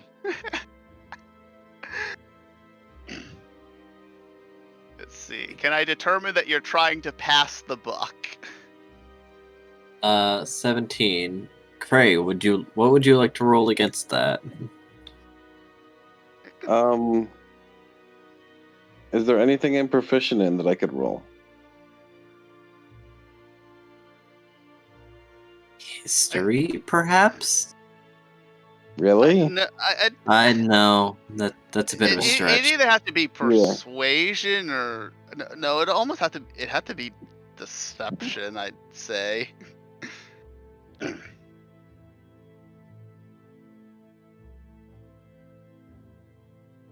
Roll it, I guess. All right. You still have a blackout, Moriarty? Yep. Yes. It is Sorry, not coming what back. did I miss here? Cray's trying to be like, oh no, Raylel caused all this weirdness to happen to the party. No, he's saying that it's suspicious that Raylo supposedly fought these assassins and there's literally no sign of a scuffle. Which is... Oh. Raylo is kind of the center of a lot of weirdness. Very He much traveled to believable the there. sun. Anyway, Graham, you win. Graham has suspicions about that, but he can't really tell why it's suspicious. Really, I would assume it's just like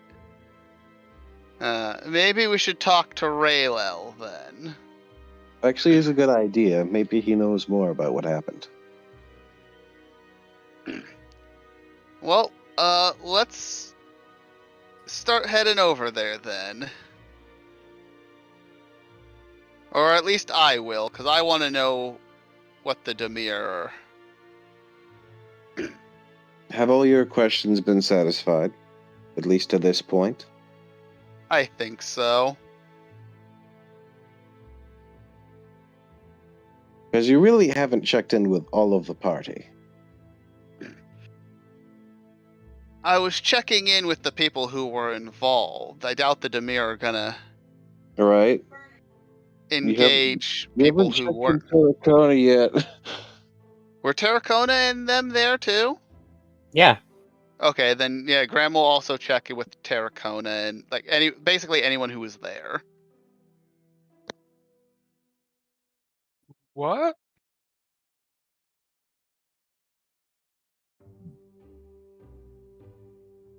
I mean, yeah, I was at Craze. We bought the big dragon. I then went and slept in beer bath. I then woke up and we went and fought big giant thing, and I took his hammer. And then I went back for another beer bath, and now you're bothering me. What's up?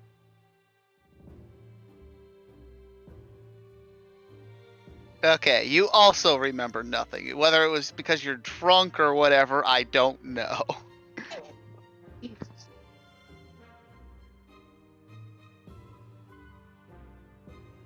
We should probably also bathe them because beer does not exactly smell nice. Graham's of the opinion that it's not his problem.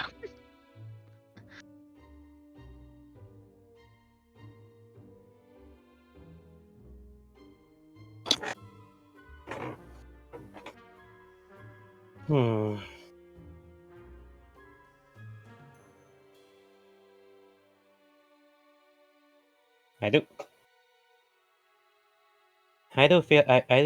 do feel a bit ashamed of myself not being able to remember any anything that happened at the moment. Well, there's a gap in my memory at least.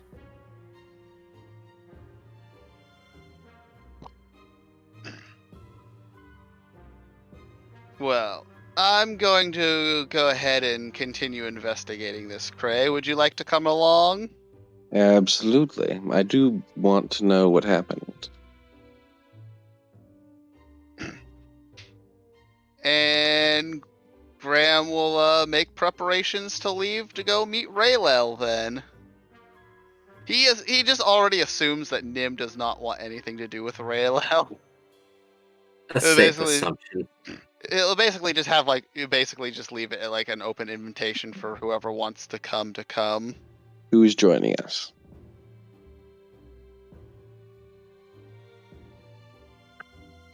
Oh, I'm gonna stay and drink coffee.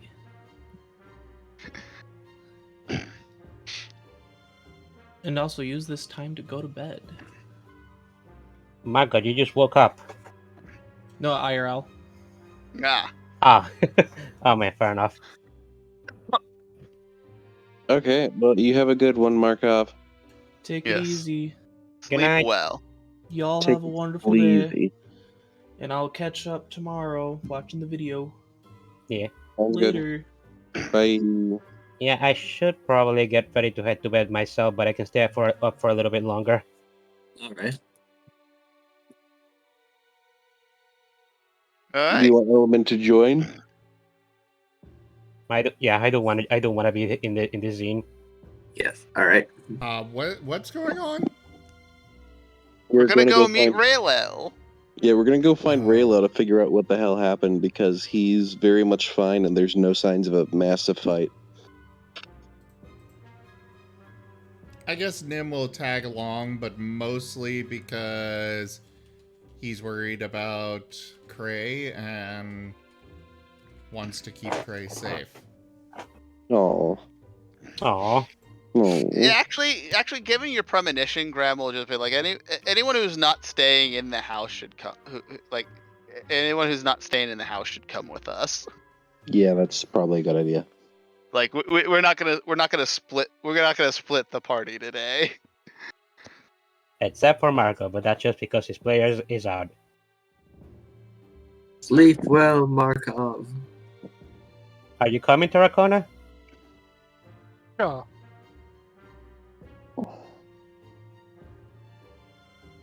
I'm going to give Tarkona a nice pat on the flank.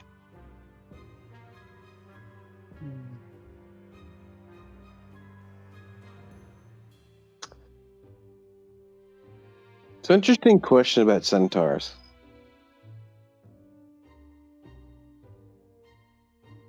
What about centaurs?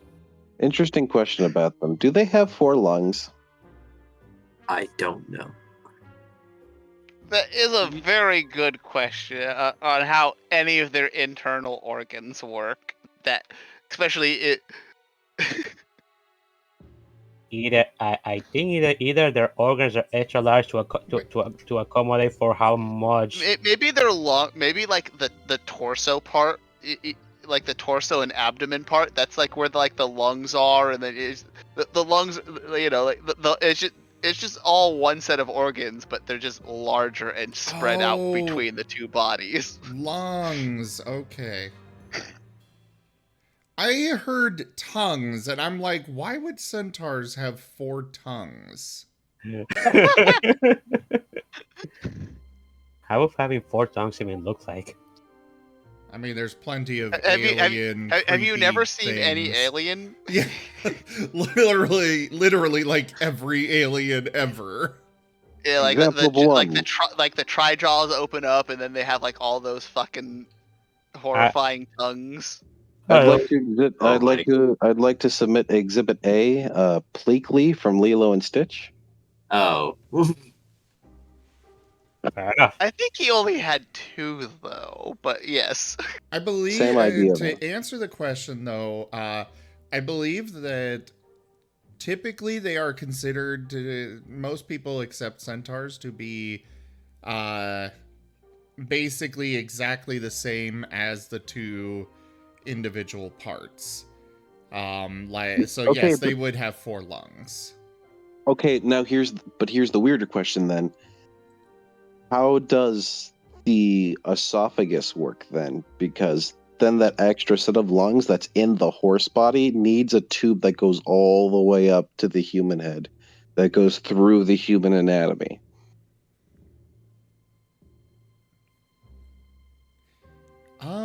Same thing goes for like stomachs and livers and the kidney, and the digestive tract is just all one big mess. You're also talking about something that doesn't actually exist. This is just I what know, most but, people like- accept as being factual, but you know, I nobody want actually. I want a cross section of a centaur. I know it's fantasy. I know it is, but there's got to be a biological way it works, and I know there's a way that makes sense. I'd like too. some logic with my fantasy, please. Exactly. I mean, there's nothing wrong with that. I appreciate and understand your desire, Cray. It is not that far-fetched for there to just be a tube going all the way down. It's not. You're correct. I'm just curious if that's like what people are saying it is. I personally, I'm just gonna stick with like the headcanon that like the human like torso half that's just like the lungs and like the heart and like the like basically everything that would be in like the upper chest area of a human, and then the horse half is just all the stuff that's in like the abdomen and stuff like that. You know what? Even better headcanon. It's got all the human organs in the human upper half, and then the entire horse part is just completely empty. Wow, this isn't helpful. It's just all blood. Apparently, there is a centaur rocket part. What? So, What? trying to look up this information is not possible because all of the results are showing Apparently, the Centaur is a family of rocket-propelled upper stages currently produced by U.S. Look up D&D centaur biology. Good idea.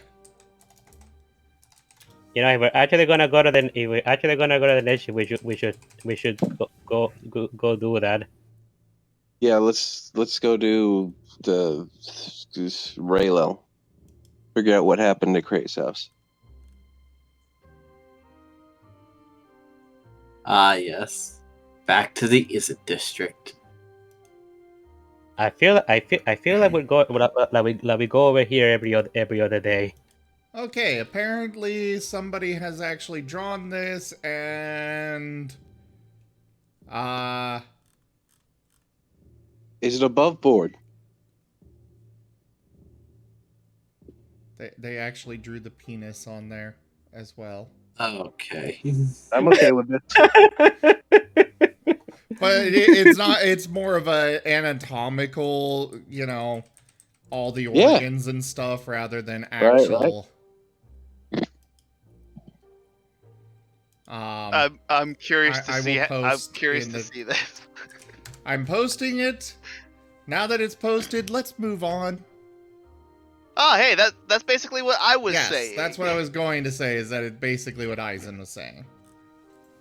Yes. But I still say Eisen is wrong. Wait, how? Oh, just because I can. Oh, okay. You see, we can't, you know, rabbits are a curious critter that we really need to manage their self-image very carefully. We can't let them think that they are too good, basically, so we have to put them back down every now and then. Oh, because they're cuter than Martens. Not even close. I understand. But yes, we go to Raylel's office. Using the compass, you find your way there. This time behind a proper door, though it is next to a coffee machine. What does it being next to a coffee machine have to do with anything? It's it's very much in the middle of many other offices this time around. Oh, okay.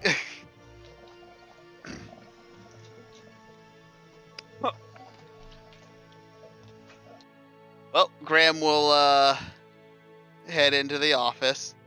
Raylel, are you here? This time, his office seems very empty, actually, save for what seems to be a Tesla coil in the very middle, and his desk that you saw in one of his other offices. Hello there. So, I have a question. Yes. The Don't thing happened. get too close to that. Stay 15 feet away from that. It will zap you.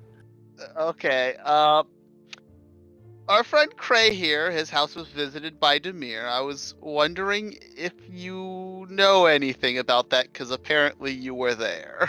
Oh yes, definitely. Oh yes. Why were the Demir trying to kill you for breaking into his room?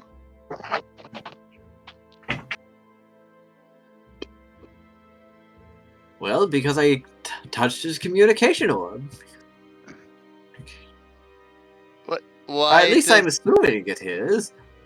Curiously, I got in contact with someone very far away. Who?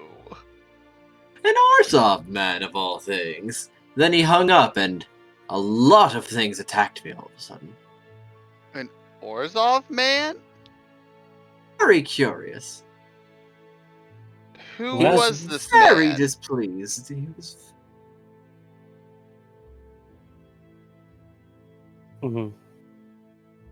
Well, you seem to remember what happened just fine, so they weren't able to do well, much. I mean, I got very much attacked.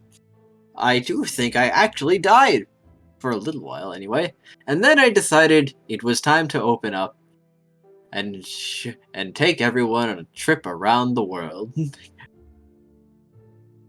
Huh? I'm not certain we should Not what's question. beyond the stars. What did you say, Moriarty? I'm not sure if we should question it. Probably not. Yeah, But This guy I'm is more just curious. crazy. Why are we even bothering with him? I'm more curious about the name of the Orzhov person who you apparently got into contact with, or at least a Lyazera. description. Lyzaren. Would Graham know Lyzaren? He seems to be, or he is an Orzhov official, but fairly reputable as Orzhov go. For Orzhov standards, he's above board. I see. And the Demir attacked you because you got into contact with this person. I think it's because I was on a very secure line, or what was supposed to be a secure line, anyway. Graham will. It was very amusing watching my boy Marcov try to imitate Cray, though. However, the moment I piped up, he just hung up. And then I got attacked, and stabbed, and bashed a lot. So, I put everyone very high in the sky, and then touched up.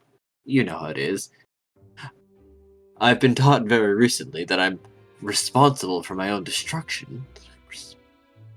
It sounds to me like whoever you talked to just did not like you. Nope.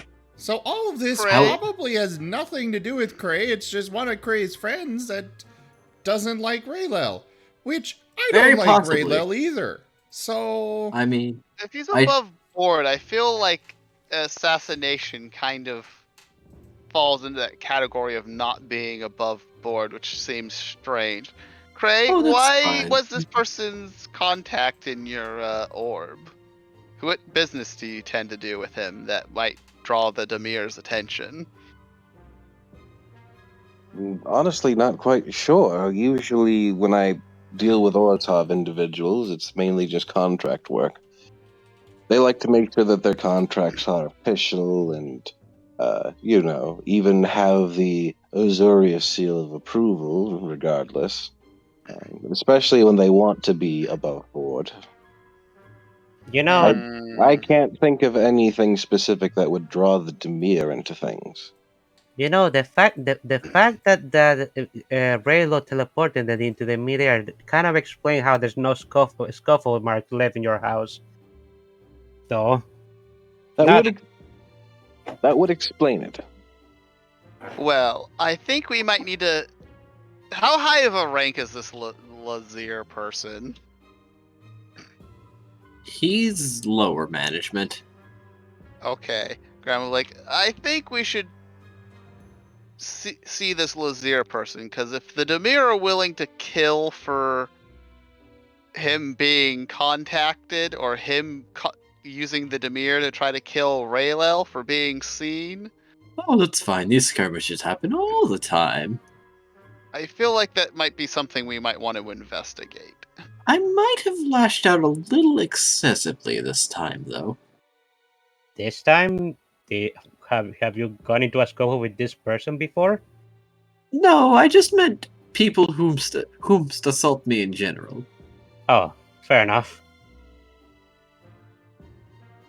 Because when I finished my trip, I noticed they weren't there anymore. I see. I wonder where I left them. Oh no. Graham will look at Cray. Do you happen to keep any copies of any of these contracts or anything on archive in your house or at the Azurius so we can check these contracts? Most of them are documented, though that being stated, those contracts are highly confidential. I had a feeling you'd say that. I don't think we can. I don't think we can use those unless you were willing to give them to us, and I don't think you are. Well, it's not that I'm not willing to give them to you. It's more legal obligation. If anything, you would need confirmation from the individual who signed this to make those documents public. So we would still need to see that Orsov. Yeah, sorry, that's what I meant to say. Sorry, I don't speak too much in legalese, but I should have been more careful with my words. I feel like it we does should... sound like you're suggesting Cray breaks the law. No, I don't want him to know that. I would like to know what we're getting into. So, I mean, right now it seems like an isolated incident that was probably the result of yet another insane nonsense thing brought on by Raylel. The Demir don't tend to act... The Demir, I mean, I don't know much of the Demir, but as far as I know, they don't tend to act randomly. They spawn a lot of people, but their actions are precise. Okay, so, and Raylel is very annoying and has pissed off a lot of people.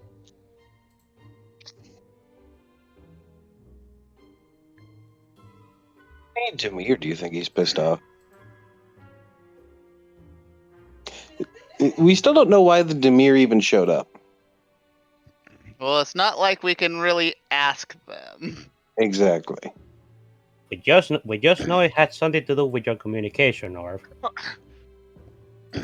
Well, I guess if you want to ask, you could try calling the person again through Cray's orb and see what happens. That's actually a good idea, Nim. Well, you're probably going to die if you do so. Well, then again, I mean, maybe the guy doesn't... it was only pissed off over Raylel, so maybe you'd be okay. To be completely fair, that line of communication is supposed to be confidential. It would probably be more, I suppose, what's the word? Transparent of us and courteous of us if we went and go visit him in person. Mm-hmm. All right, and well, I guess we can use it as a excuse to see if this is Seekers trying to because the Seekers, I am assuming, have they seem to have spies in Every guild. every guild, so maybe these Demir were just Seekers. Imagine there being spy inside of the mirror that are not the mirror themselves. Ironic, Well, would that be? I hear that happens all the time. Oh, really? Fair enough then. Honestly, Heck, I'm almost certain that there's even a lot of infighting in the Demir. Spies spying on spies, wanting information from each other. I guess when your entire modus operandi is secrets, that's kind of to be expected.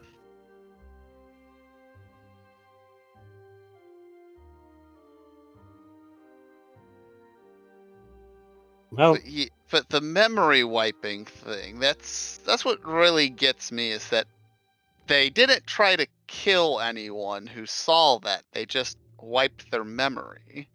Well, of course, if they killed someone, that raised more eyebrows than it would shut.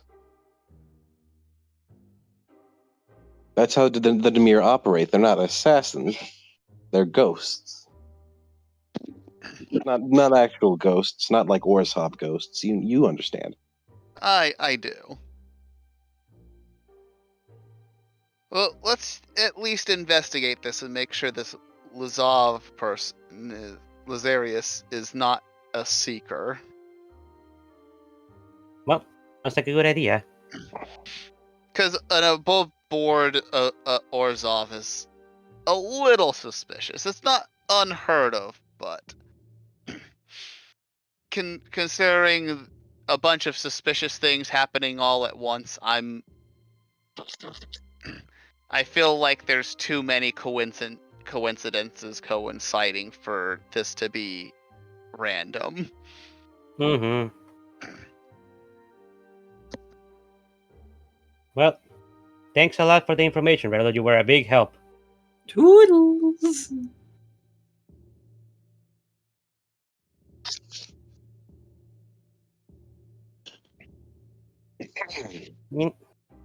Now excuse me as I turn this electricity into ice. We should probably get out of here before something explodes. That's a good I idea. agree. Graham will be like, "Oh, since you seem to know this person, would you like to lead the way?" Cray nods and he leads them to the Orzhov district. Okay. This thing is probably about to start. If you guys want to keep going, you keep going. But I do have to get ready to head to bed now. This is approaching our supposed stop time. Yeah, we have been. I guess if no one else has.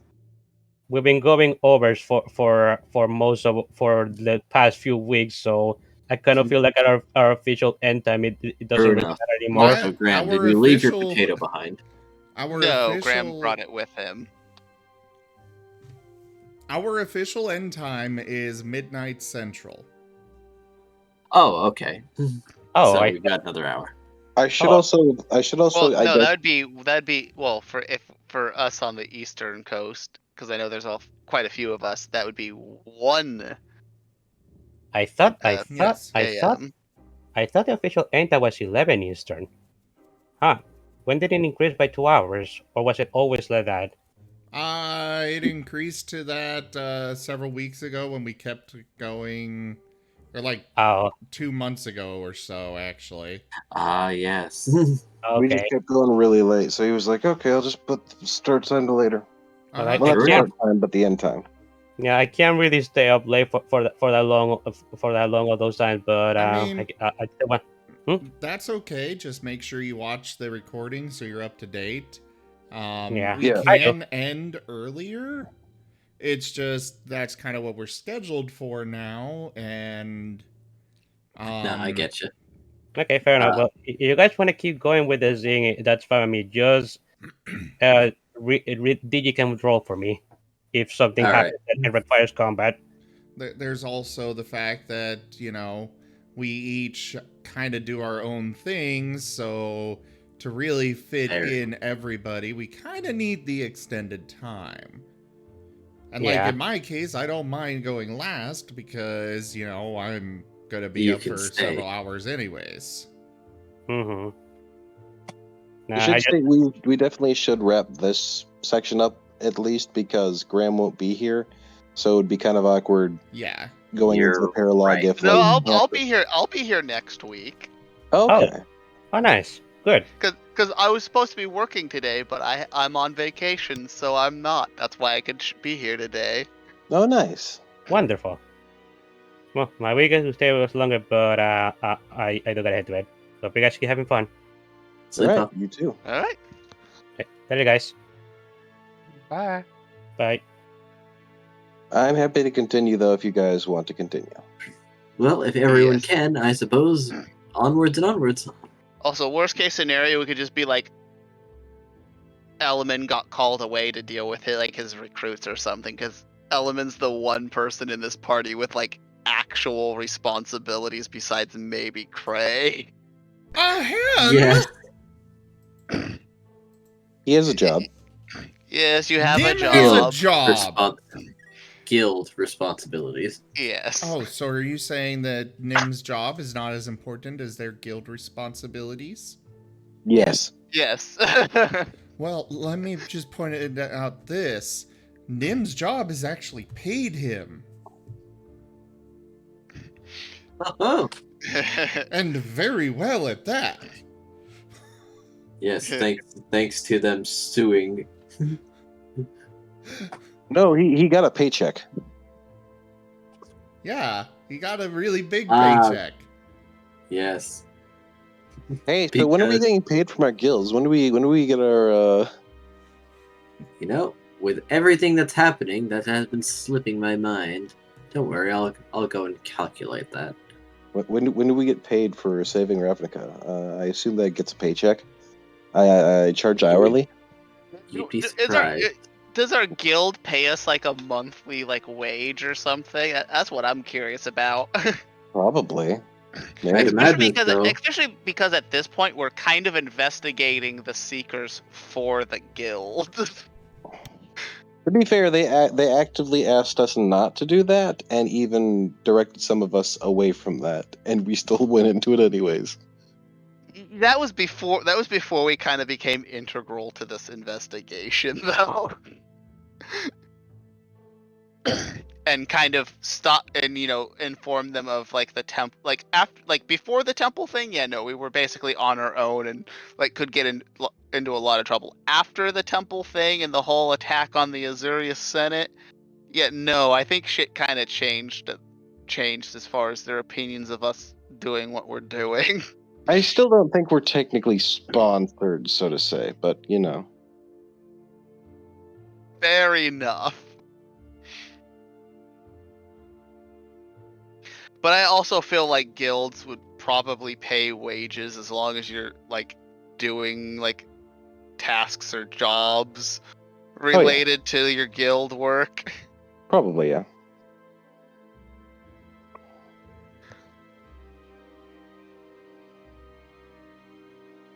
Which means Anyways, the only people who wouldn't necessarily really be getting paid at this time from their guild for just general things might be Graham and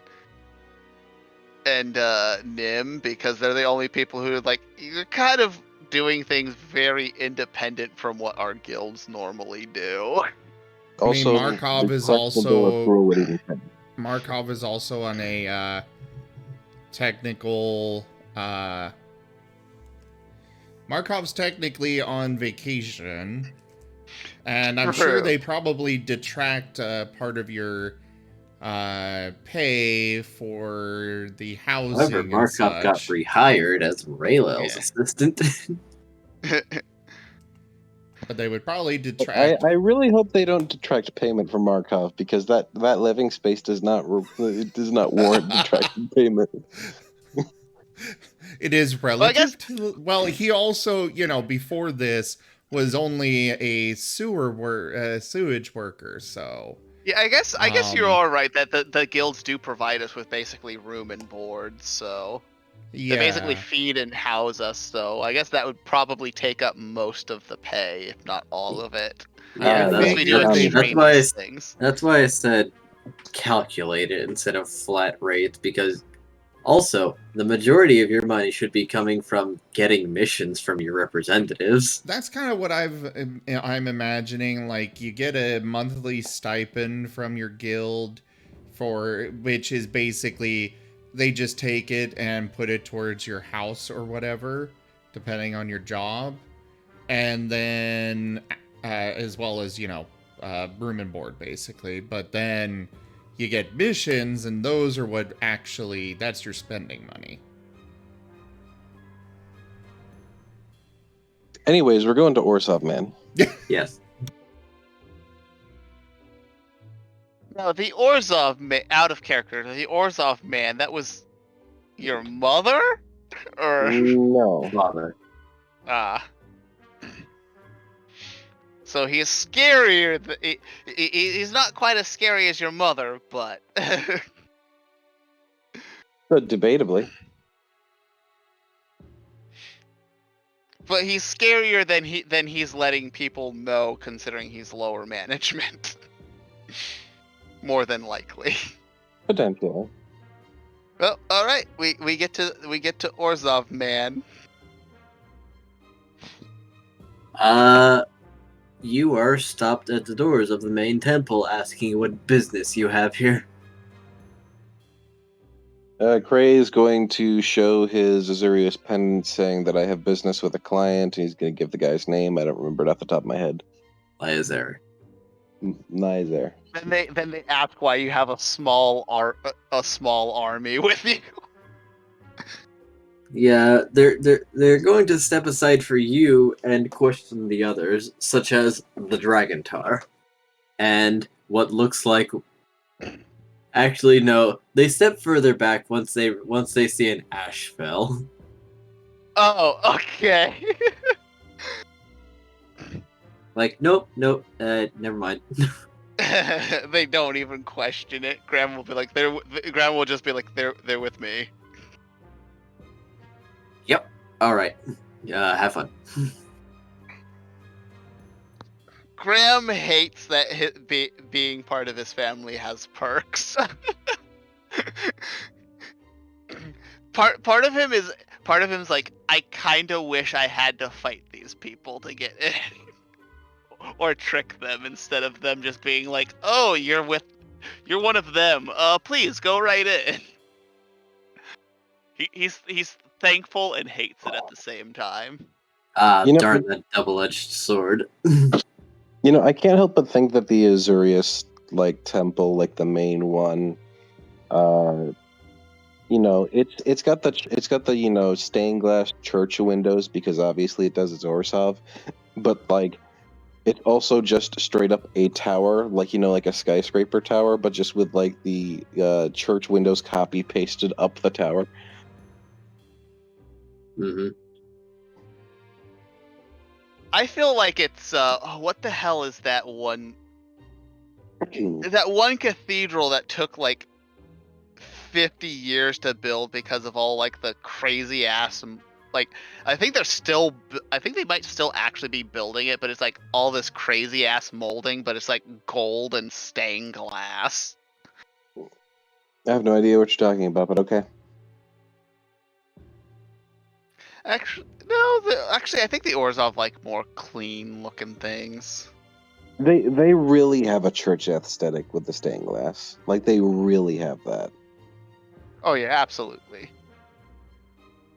But yeah, it's round about this time that you hear bells ringing. Bells. What would Graham know about this? As for what, why they're ringing. It's debt collection time. as a lot of things suddenly take to the air that seem to almost resemble the gargoyles. I see. Grey Rock walks along without a worry. He has no debts. Nope, Graham doesn't either, I don't think. you do not. At least no contractual debts.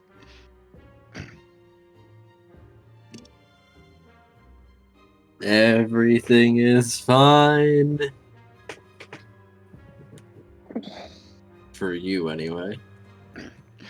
Graham, part of Graham kind of shudders, kind of remembering some of his efforts to collect debts from other people.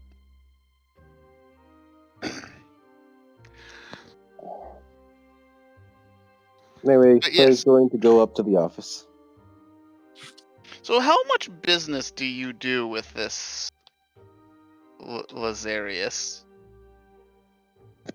Oh, on and off. Also, is Lazarius a bird like Cray? He's an Aarakocra. I see. And Cray is a Kenku. So they are both birds. Yes. They're both birds, but they're not the same kind of bird. Yeah, one is a bird and one can't fly. One is a very big and buff bird, and then there's Cray.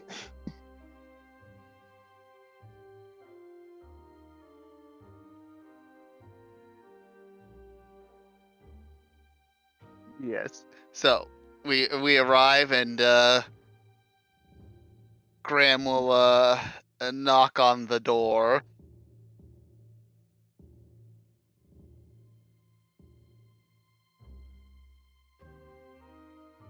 Come in. We'll head in. Cray will follow him.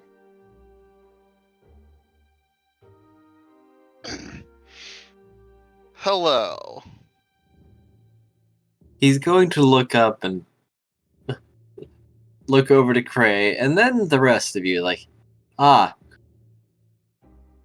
hello. Do you Hi there. want a loan, perhaps? Hang on.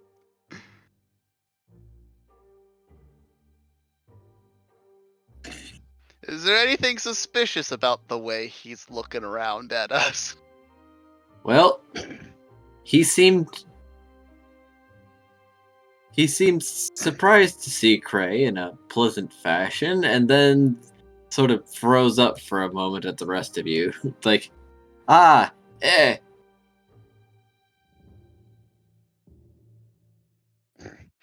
Our Person I friend. know, people I don't know.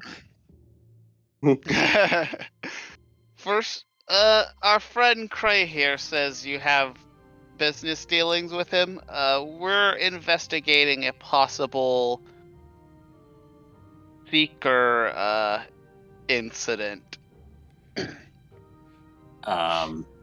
Basically, apparently you sent assassins after Raylel, and now Graham here won't let it go, and... Hi! I'm Nim, nice to meet you. Okay, first off, we don't know if that's what happened.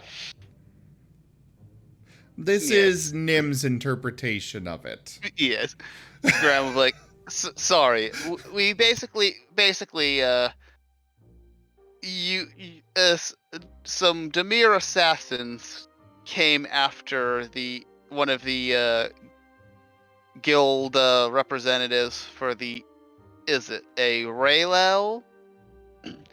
And we're curious if their presence was your doing or Seekers trying to sow conflict between the guilds. I thought we were here to... I thought you were here to request paperwork for this individual to see what kind of contracts we had, so that you could try to... That's what and again, we're kind of investigating if it's the Dimir, if there's some seekers in the Dimir, and to that end, we would like to see what your we'd like to see the nature of your contracts to determine if some of these are actually something that the Dimir would act on themselves, or if this is potentially an incident involving the Seekers. I'm sure you've heard of them. Yeah, I'd be surprised if there were people in the guild who haven't at this point. They're quite prominent. Yes, you do seem to be a more above board Orzhov, which leads me to think either you're probably a more terrifying Orzhov than the rest, or again, this is Seekers trying to start shit at the first moment that they could. I see. Well, my area of management is shared with a few others, but I do housing agreements. I see. And why would these housing agreements draw the? Why would any of these housing agreements draw the attention of the Dimir? Because with these housing agreements comes insurance. Why it would draw the attention of the Dimir, I can't quite say for certain.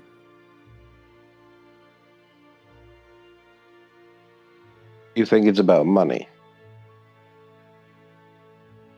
That's what I manage. If it's beyond that, I can't say for certain. I would like to take a look at some of these contracts. Maybe you don't happen to have any in the near where our friend Cray here lives, do you? You do seem to know each other and are familiar with each other. Why, Perhaps you were the one who sold him his house? I am the one who did that. Can we look at the contract and maybe there's some, for all I know, maybe the Dimir have hid something there or any number of things. But like I said, I'm trying to determine if this is actual just normal Dimir action or seekers that have infiltrated the Dimir action.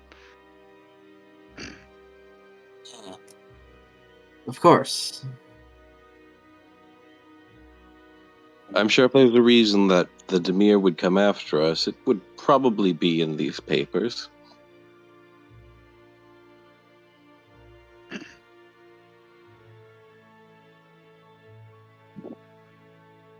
And he's going to produce the contract. Graham is gonna start looking over it. This seems to be a fairly standard contract. But roll insight. Alright. Yes! Oh boy. Now, Prey's name is not on this contract.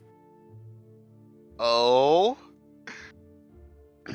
No, there seems to be a company name on this contract. A company you haven't heard about.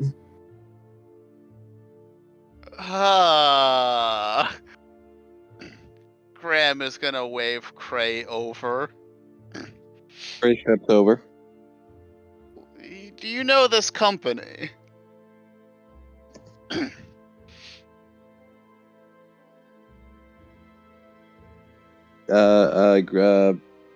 Did you? Do I know that company?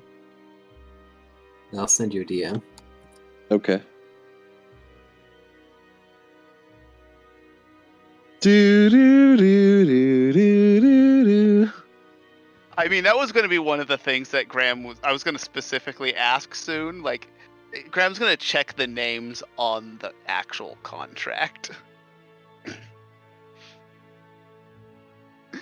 So, luckily, I don't have to do that now. Yes.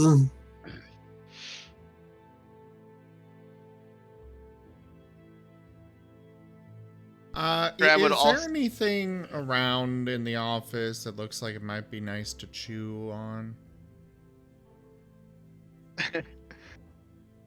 Nim finds like There are a some skeleton. chairs and a bookshelf with a nice corner.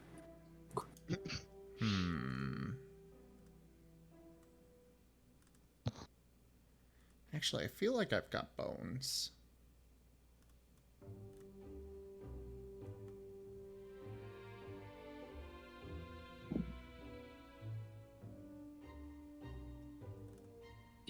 I'd Actually, be surprised better if you idea. didn't. I don't actually have any bones. So You say you don't have any bones? yeah. He pulls out a ham. No, instead he's gonna pull out the companion cube and just sit in a corner chewing on it. Clearly He's gonna bored. chew on a rock. No, a companion cube. The companion cube is a sentient rock, basically. It's a brick. It's a brick. It's a big old metal brick. Yeah, no, you probably destroyed half this office pulling it out of your bag because it's also very large. Fine. He'll pull out the white mana piece and chew on that. So Not if I really. build a house- Not really. If I build a house out of companion cubes, Oh, that sounds like hell. That's how you make. That's how Ceiling Grandpa was born. He's just a really old companion cube that's just transferring from ceiling to ceiling. Wow, with Tunnel Jackson. Okay, so Nim instead is going to chew on one of the chair legs. Cray says, yes, I recognize that company name. That's the company that owns my house. So you didn't sell that. Grandma will look at the Lazarius who just said he sold the house to Cray. So you didn't sell it to Cray then. Well, yes and no. I have the contract, and from there it was subcontracted because someone else wanted to make a deal with Cray where they would pay on his behalf if he would manage some files for them, from That my is understanding. That's correct. This company, it's basically like how some companies give out certain benefits. Why didn't you mention this before? Because it wasn't relevant? How is it not relevant when we're investigating if these are the Demir that attacked our friends because they were The fact that I earn my living doing paperwork for a company has some bearing on the fact that the Demir have come after us when I'm an Azurius Senate member who tends to Azurius paperworks as well as my main job.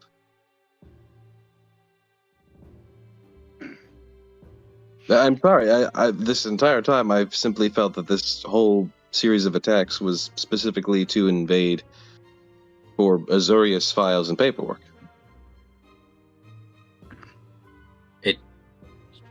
Has something happened?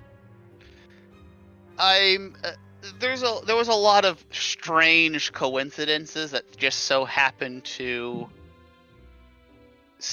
pile up on each other, and that's why I'm investigating this.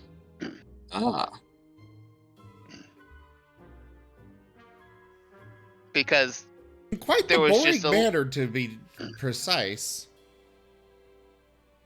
Yeah, but yes. Thank you. Cray, will you take us to where this company is? Unfortunately, I've never been given an address for them.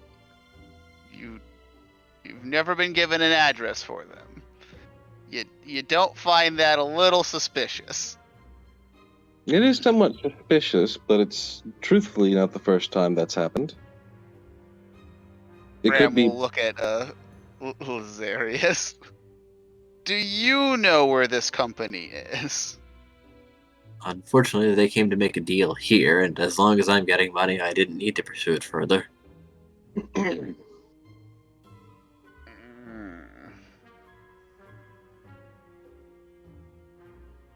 What guild were they from? Well, I believe they were... He's going to ponder it and look back over the contract to see if he can't remember something. They were... unaffiliated merchants. Unaffiliated merchants. I was going to say, I thought they were guildless. Yes. I'm just rereading it over to spark my memory, but yes, that is... Hey, hold on. And he's going to open his desk and start rooting through some other papers. Yes, that is correct. Well, sounds like this, sounds like my, thoughts on the matter might actually be true. Your house is owned by... The Seekers have infiltrated a lot of places. Maybe they, hired you specifically to gather Azurius material in your house and then sent, their, what is it? What's the word I'm looking for? Out of character, I can't think of the word. It's like cohorts, but they're infiltrators in the Demir to fetch them. Potentially, but that then raises the question, why did they wait to do so till when my orb was touched? Maybe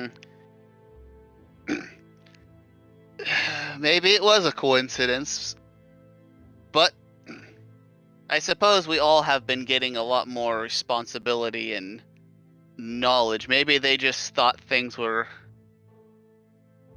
chaotic enough around your house with Raylel and the wild magic zone that they could slip in and out, and Marcov and them just happened to be in the wrong place at the wrong time. Graham is gonna roll insight to see if Cray or Lazarius looks relieved that he's moving away from it being a conspiracy. Craig shows no emotion.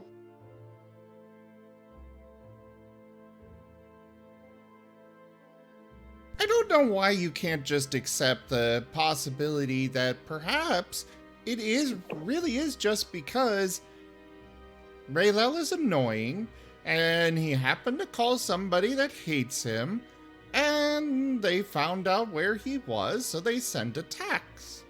Assassins. Lazarius, did you send a Demir hit squad for Raylel?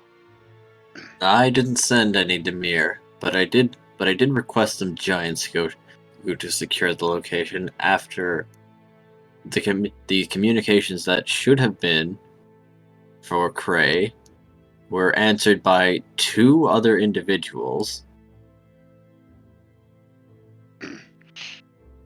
Seen him? Not related. Okay, Also, so like Cray's been saying, those people are just monitoring his communications. Again, we have to make sure they did break into a heavily fortified and magically enchanted house without any trouble. To be fair, we don't even know if they got in. We just know that Raylel did that.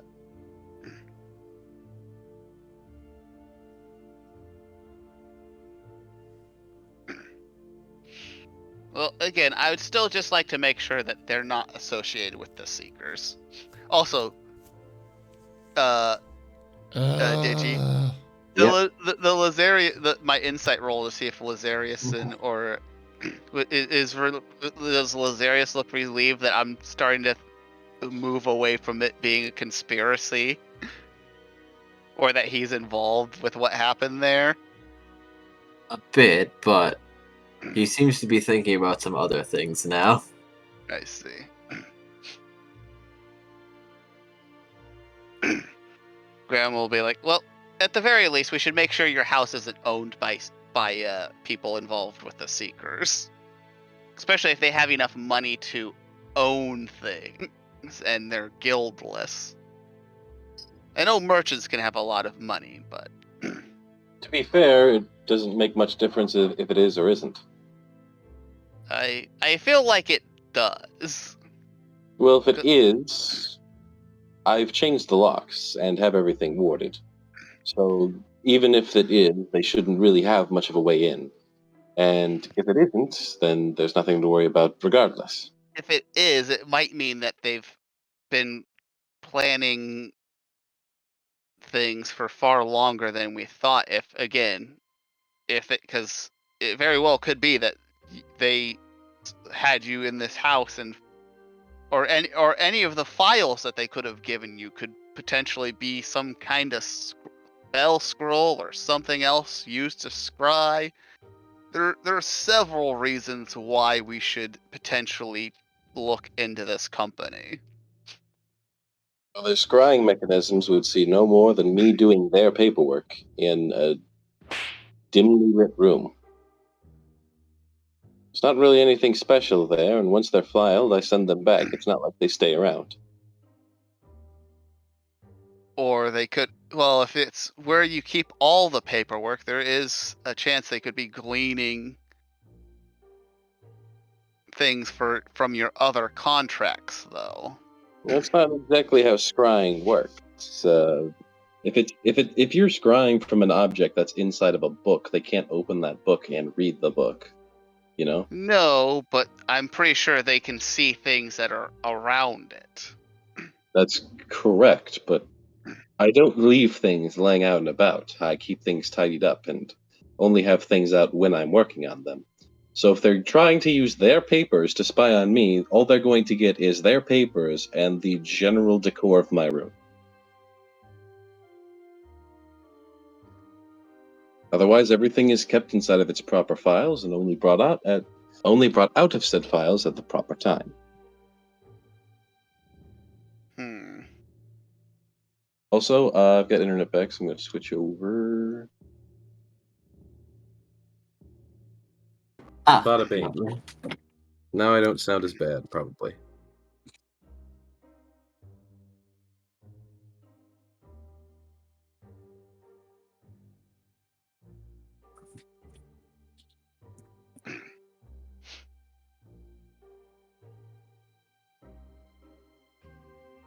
I'd still like to just check them out, just in case. Worst case scenario, we put a dent in the Seeker's ability to make money by destroying this company. If they are Seekers.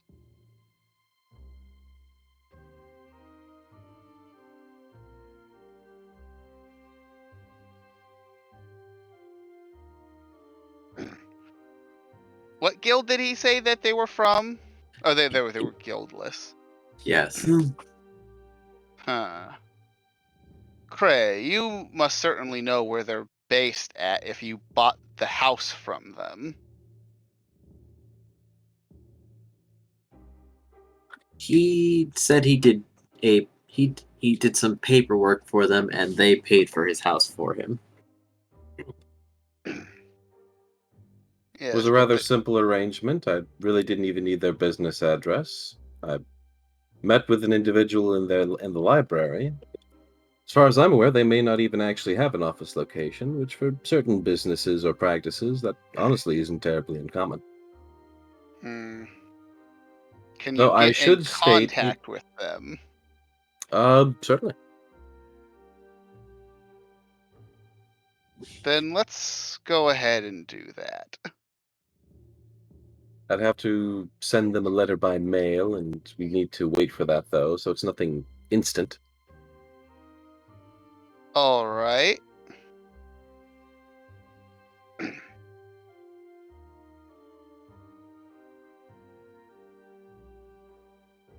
Oh, go ahead and make the arrangements then. He'd give a nod at that. Can easily be done. Also, what's Lazurius's last name? Because I'm assuming it's on the contract.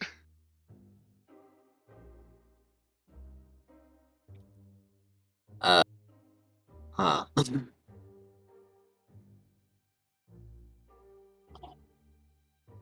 could also just say indeterminate last name. Yes, that. Indeterminate. Basically, like, it's either illegible or basically it's just what is to be determined later. To be determined later.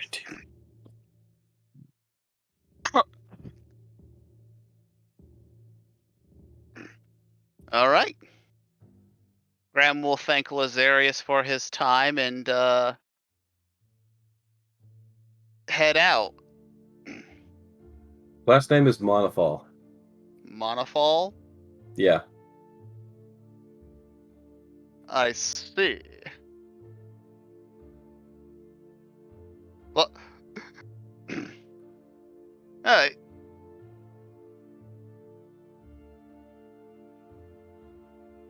That makes Cray Monofal. Actually, no. Ah.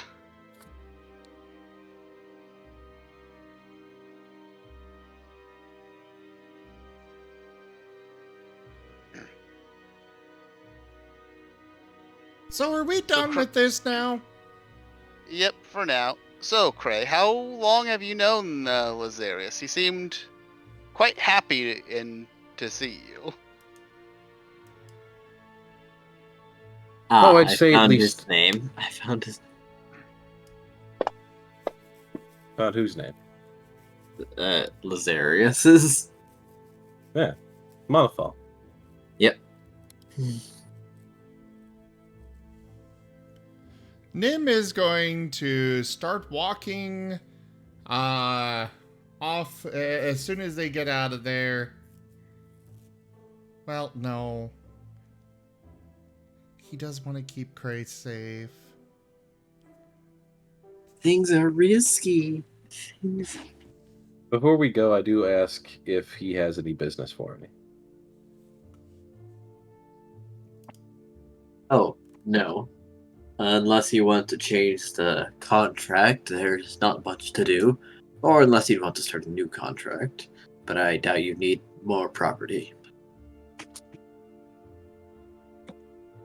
True, I don't exactly need new property, but it does appear as though... Really? Do you not need new property with the wild magic zone behind your house? Actually, you know what? That is a good point. The location Wild that I magic have currently... what?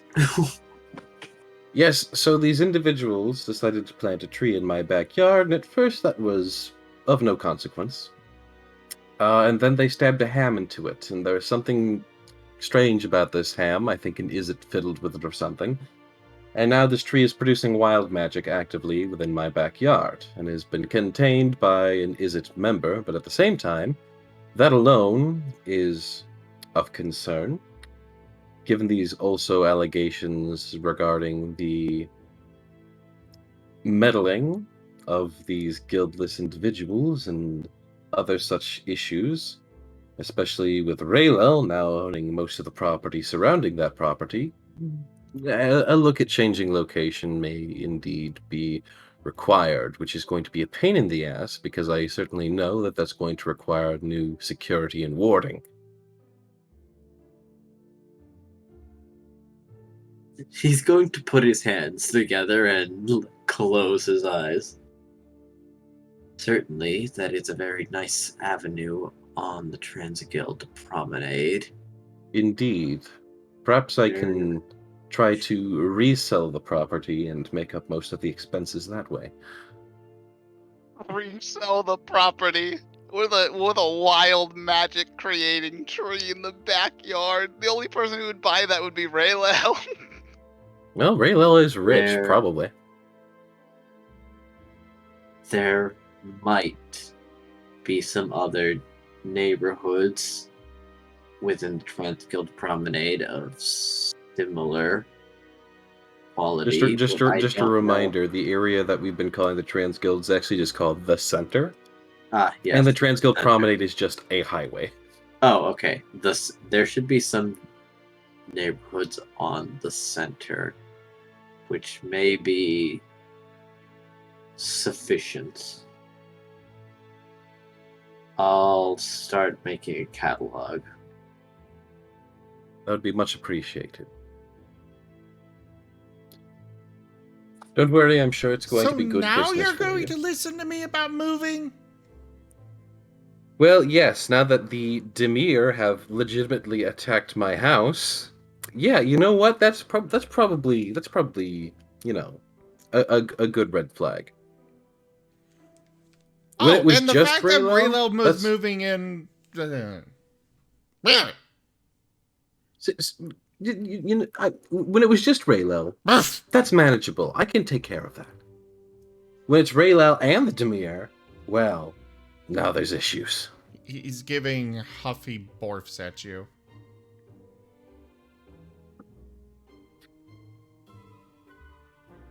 Huffy Borf. He's In the giving you, how meantime- dare you not move for me, Borfs.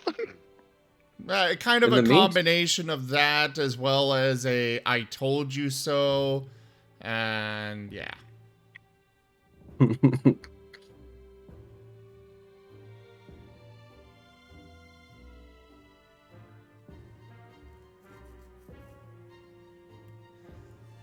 So anyways...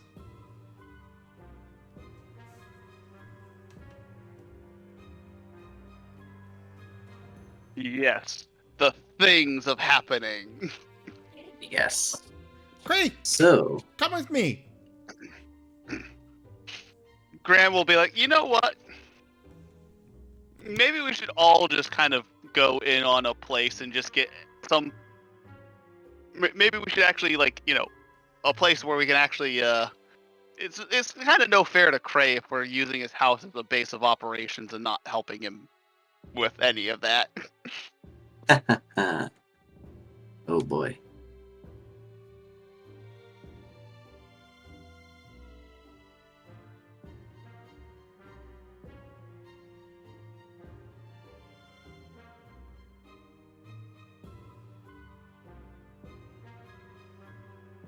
What's going on? Graham has suggested that that everyone basically help pay for what is essentially a base of operations that they can all basically stay at because they're constantly moving, and the center is the easiest place to move in and out of to any of the guild locations. Well, if you all want to fund my new place of living, that would be much appreciated. Oh, Graham was implying that they basically just all move into a place together. Right, but I am out of the house.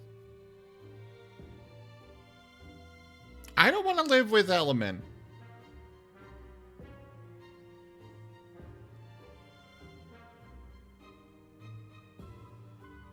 You're gonna have to get over that at some point, Nim. No.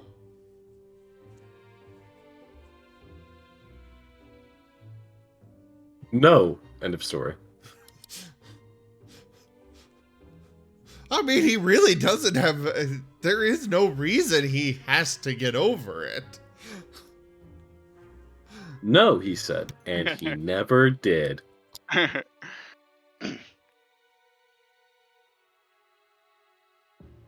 He doesn't have to until it becomes a major problem, and then they'll just kill each other. Nah, Nim will survive it.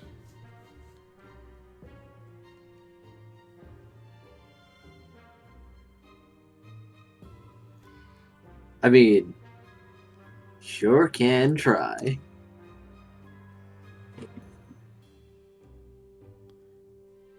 Alright, Terracotta, Cray, come on. Come on. Okay. Gray raises a brow but begins to follow. Did you have something you wanted to see? Yes. Okay. Lead on, I suppose. I already rolled the history check and got a nat 20, so Nim knows exactly where he's going. Graham will also follow. Like, where are we going, Nim? Yes. He is going to What's go that dog doing? to the lab of the guy that was going to give him wings. Aha! Run Saber card. Is Yes. his lab in the Orzhov? No, we're It's walking. in the Simic. Okay, I just wanted to make sure. We're going a ways. Nim is walking. Yes. While Oh, frequently boy. looking back to check on... it's mainly Cray, but, you know. Silver is coming up behind Cray, just, you know.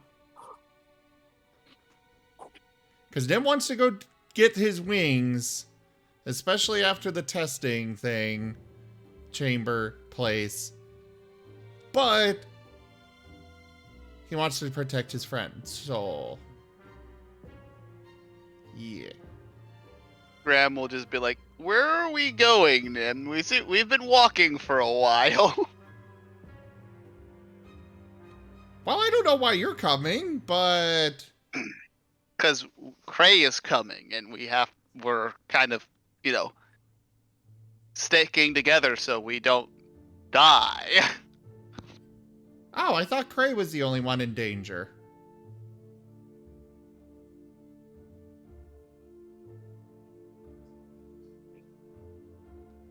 Danger in I received a general. premonition, but that could honestly apply to all of us. Oh. Premonition. Well, okay. And he just keeps walking. Nim, where are we going? If it's really far away, there are faster ways to get there. To the guy that's gonna give me wings. Ah, Runcible. I remember him. Graham will be like, Nim, let's use this tram, please. Why? The Simic will be walking for hours, if not days, to get to the Simic. I don't know, you're looking kind of flabby. You could probably use some exercise. Alright. Graham, skinny as a goddamn twig. And she's like, yeah, sure, Nim. I'm not the one gorging myself on food constantly. Well, yeah, that's why I exercise, and therefore I need more food.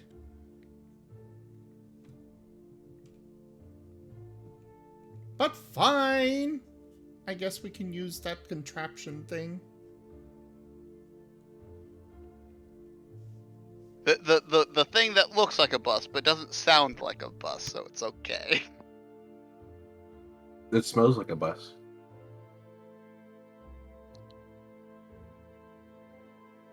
But it doesn't smell like an elementary school bus. It's a different smell, distinct.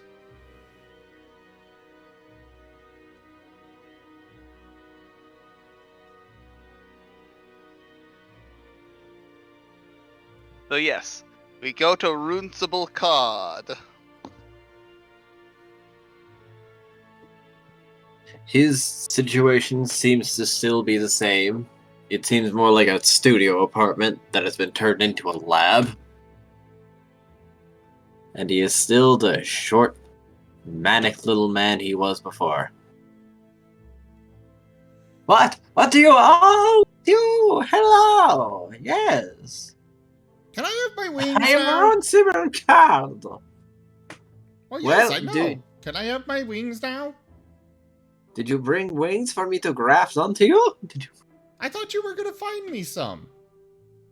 Well, I could try. There is a matter of funding, however. Well, yeah, I have money now, so I was going to pay for it to be done. That changes everything! So, can I have my wings? Well, yes. As soon as I do some tests on you to find out what you can withstand. Didn't you do that last time? Well, No. a few. Maybe just a few first samples. Besides, that was more making the copy of you on very emergency notice for some reason. Fine. And Which don't he forget also doesn't question. And don't forget the fire breath. Oh! Oh, big spender today. While we're at Okay. it, while we're at it, we were also looking. While we're at it, we were also looking at giving myself flight. Yeah. Making these wings less useless. It was going to be flight for Nim Silver, Nim and Silver, as well as fire breath. And though they'd be okay with lightning or something else like that. Maybe cold breath for Silver. He is going to look over Cray to make a Kenku fly. Now, you want me to bolster these wings. These wings so you can fly with these wings. These ones right here. Yes. Do you want extra wing? I'd prefer not to. They wouldn't feel Okay. natural. Oh, natural. He says with giant air quotes. Alright. Okay, we may need muscle grafting and a stronger heart. You're gonna let this man do heart surgery on you, Cray? I say out of character. Well, he's going to be sawing open Nim's back, which is spinal surgery, which is debatably just as bad, if not worse. You know what? You're not wrong. But also, Nim is going to do what Nim wants without real thought of consequences. Okay. In preparation, I'm going to need to draw lots of blood from you all. I should also throw out there, this guy literally made life, so Cray believes he is in fact qualified. He did make chimeras. He did. True. Hey. I do want to remind you as well, Digi, that part of Nim's thing is that he wanted the wings to be able to be folded and completely unnoticeable when they are folded up. That's gonna be expensive. But you do have the money for this. Before we get too into it, did we know the name of that guy who was being investigated by our friend? Morath? Yeah, the guy being investigated by Morath. You know what? We can contact Morath, and figure, since we're in the Civic, we might as well investigate. That's a good call. That'll be next on our to-do list. I would have to go dig up my notes. Okay, well, we can do that. After surgery, then. Yeah, right.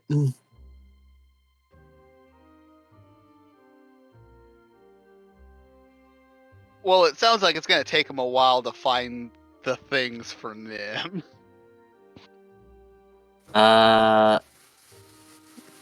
Tyler Creel. Tyler Creel. No, Graham will ask him if he knows anything about Tyler. We're getting Creel. a lot of static for someone. And now it's gone. Yeah. That was odd. So, Runcible, do you know anything about a Tyler Creel?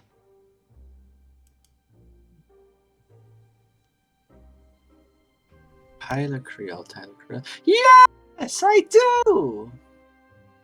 What can He you was tell the us one that about kicked me out! Kicked He you out literally of... poached all of my business! Made me poor! Took my lab! Fuck him! Then perhaps Well, you'd like to then, help us investigate him. Well, sure.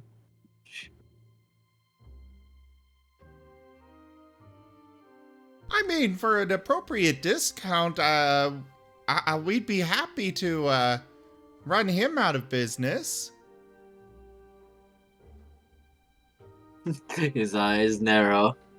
You know, as a matter of fact, I do believe that he is also in the business of making chimeras. You could get a lot of parts from those things. Yes. Would you perhaps like eyeballs with true sight? Ooh, that could be fun. I think he has those. I think. In I'm fact, not gonna bring lie, me. I can identify. Probably. Out of character, giving... If True Sight's on the table, Graham would actually let him do that to him too, but True Sight is also, like, overpowered as shit. Oh, definitely. Now, this man is guessing, and there isn't a certainty, but he is certainly enthusiastic to give it a go.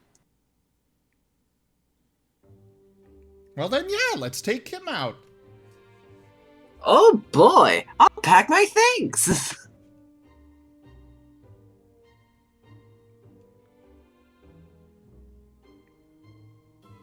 And he's Nim, going to waddle back. We don't usually bring people along when we're fighting the Seekers because it's crazy dangerous. But he wanted to come. You know, if he dies, then the only other person you know that can give you wings is the otter that tried to remove your head, right? No, Rayla tried to remove his head. The otter also tried to remove his head, just in a more lethal fashion. Oh.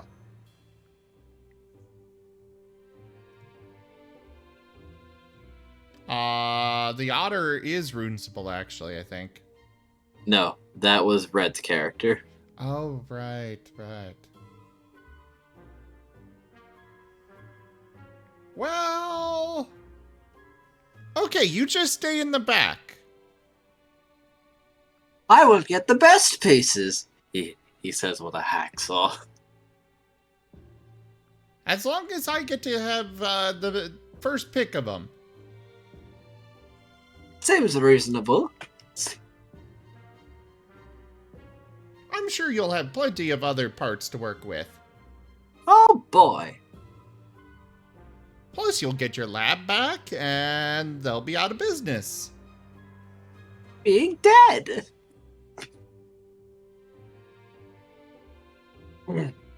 Now, where do we go? Are we not doing the surgery first? No. He's thinking he can get better parts if he can get them from Tyler's chimeras. Well, I don't require better parts. I simply require a direct upgrade. Yeah, Cray would be the one who the only one I think could do the surgery like right now.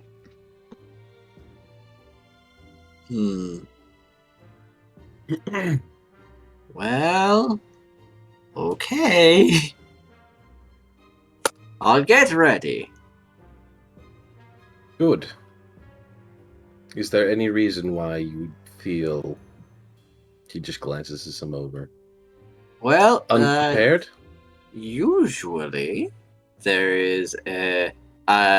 for a safety measure, I draw some blood from you beforehand. You get the blood back, and post-surgery, I can put the blood back in you during transfusion.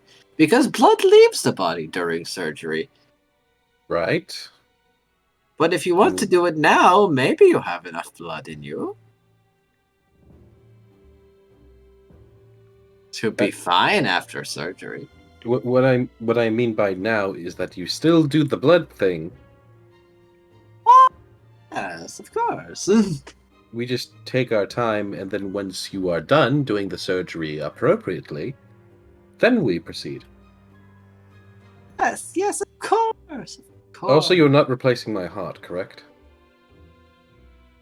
Giving flight would require increased muscle mass, larger blood channels to the wings, lots of things, and as such a stronger heart to pump the more blood for the more muscles.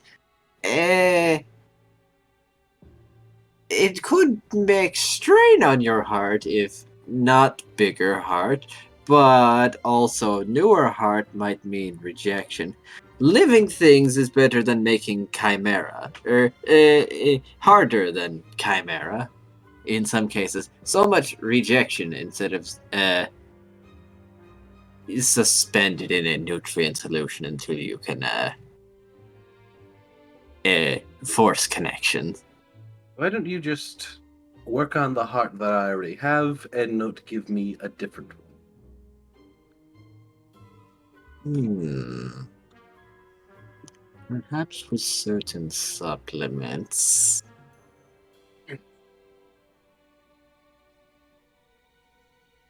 Prey unlocks guinea pig achievement.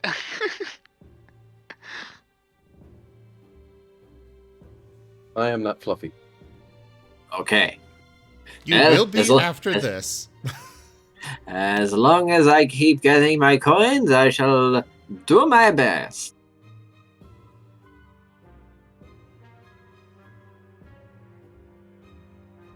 Graham is just like, I hope they don't die.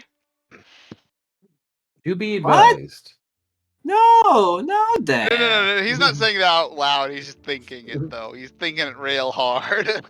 Gray steps up to him. Do be advised, if I were to perish, you would have the Azorius to answer for, as well as some individuals who I'm quite friendly. Out of character, I feel like if he's operating on you, he's making you sign a waiver. Being like, yes, I agreed to this and understood the dangers of it. Unless this is like his first time not doing a chimera, in which case that makes it far more terrifying. No! Oh no, certainly not. I'm a doctor. Really? Yeah, and if there's nothing to worry about, you won't have anything to worry about.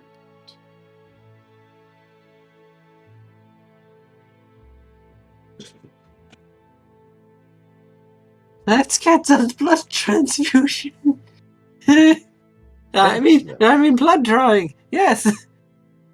Good. By the way, how much is it going to cost?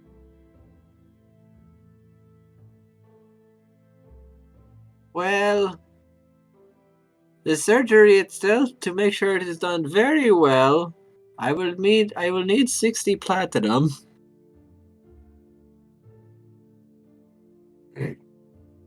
To make sure it's done very well? Yes. Good tools, very sterile environment, and I need to reopen browsing, better supplements to enhance muscles. Cheap stuff is riskier. There's no doubt.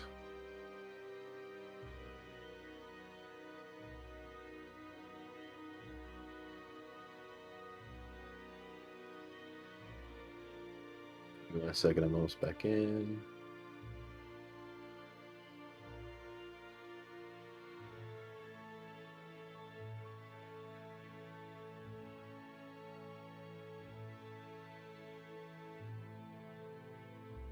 Now, you may not be able to fly right away, but it will develop if you do not want the replacements of heart and additional muscle being grafted.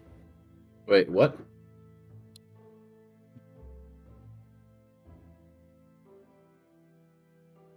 You say you're gonna be useless for a while. Okay, repeat what he said. You may not be able to fly right away if you do not want the replacement of heart and grafting of additional muscles. The additional muscles should be fine. Oh, okay. It's the heart that I'm more worried about. A different organ inside my body sounds undesirable.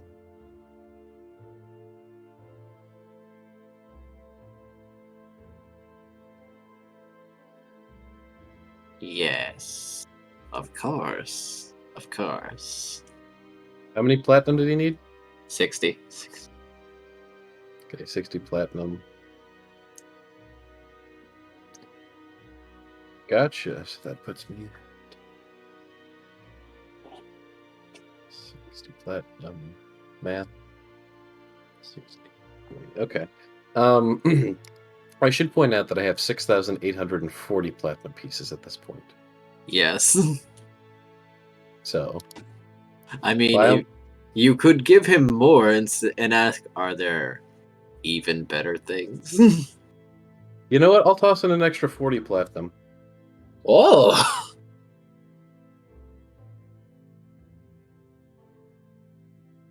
Perhaps I could build an operating room. That's... How many did I just say I had? Did I say I had 68,400? Yes. That should have been 67,400. No, wait, hold on. Gosh darn it, I've literally just forgotten how much money I had, and I've changed the number, and I don't know how much I had now. Oh, dear. You said 6,000 before. Okay, so that would be 6,400? I assumed you were rounding. So I had 68. No, I had 6,800 even, so I just spent a full 100, so I should have 6,700. Sorry, 6,700.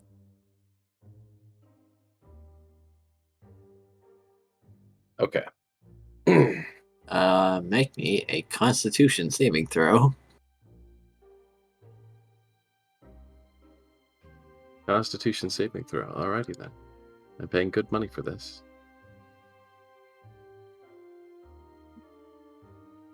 Okay, you're doing great. As he that was so close to being a 1. Yeah, as he is drawing an amount of blood. Actually, like it's filling a bag. It's. Gray just kind of looks at it, then looks back at him. He does not seem affected. Nope. You're like 2.5 pounds lighter after he's done. and yet your mind is unclouded as he puts it in a refrigerated container. Okay, that should be enough. Good. Let's proceed. Okay.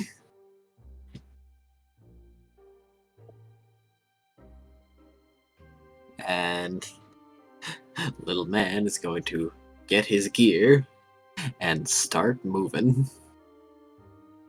Okay, the lab is this way.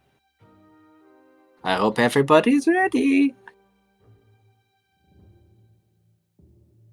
And we'll be watching closely with interest. Graham is gonna think. He said he needed the money to secure things like a proper operating room and things like that.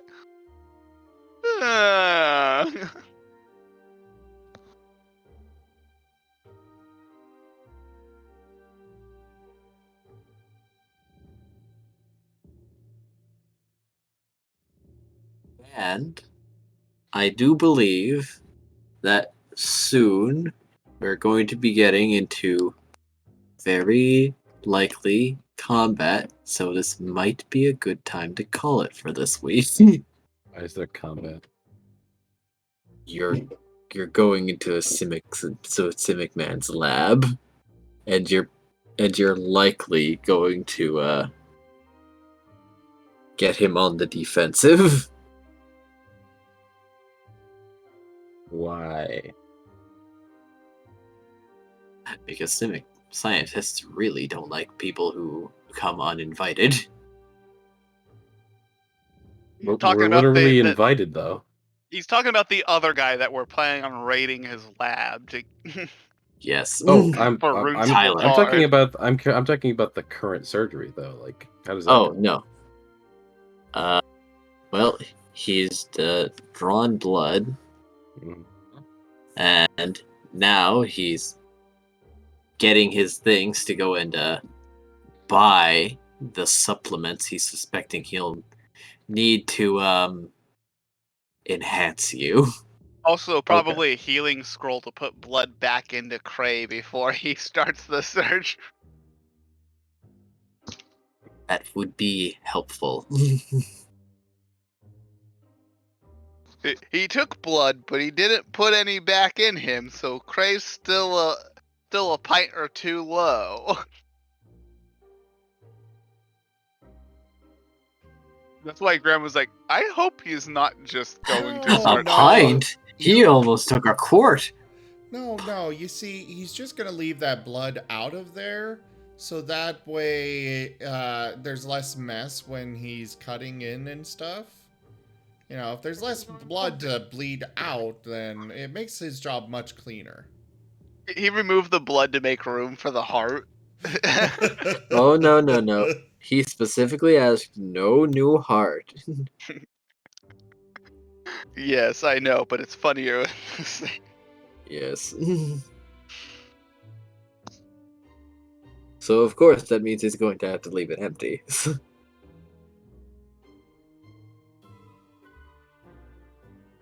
Are we ending here, or are we finishing? Oh no! Prey?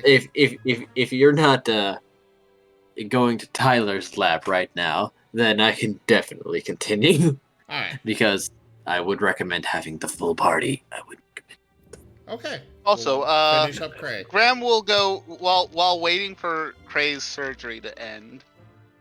Graham would like to. Oh wait, shit. That's right. We can't leave because of the danger premonition. Fuck. Graham can't go shopping. I mean, we can go shopping with Graham. True, but we can't. Well, I guess Runcible. Yeah, Graham would go shopping while we're waiting for Runcible to get all of his shit together for Cray's surgery.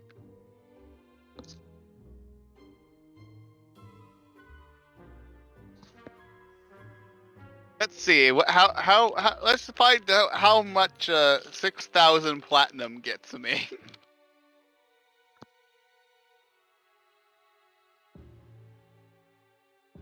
Oh boy, oh boy, oh boy. Nim, are you going shopping also?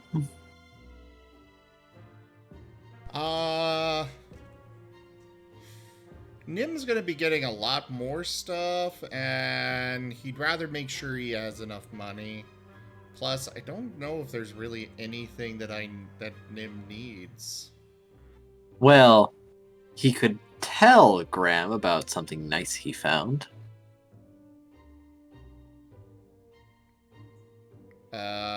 What? Armor. Oh, yeah. I mean, he wouldn't just bring that up for no reason.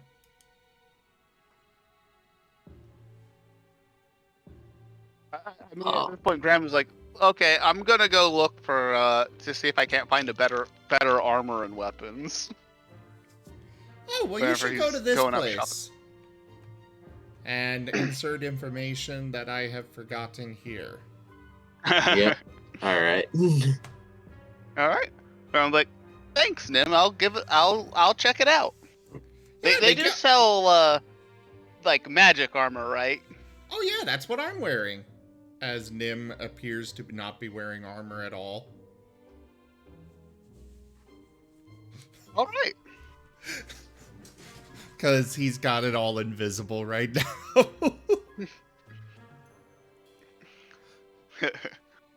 Prey would follow along with Graham. Alrighty, right. Oh, well then Nim's going along as well. No reason not to, since nothing's happening right this second. Though, Graham. Yes. I assume you have some questions for me. I do believe you've answered all the questions that I had that you were willing to answer. Potentially. Though you did make a statement when you were asking your questions, stating that I don't talk about myself much. Yes. I was curious if there was anything in particular you wanted to know. I mean, I have asked you before, about your family and things like that, but... I don't much enjoy speaking of my familiar matters. You think I do? But you know what? I figured we're close. I figured we're all close enough, even if it's been short, just because of the sheer amount of crazy ass bullshit we've been through. Be fair, I've never asked about your family. Do I have any true concern about them? Do you have a family, Cram?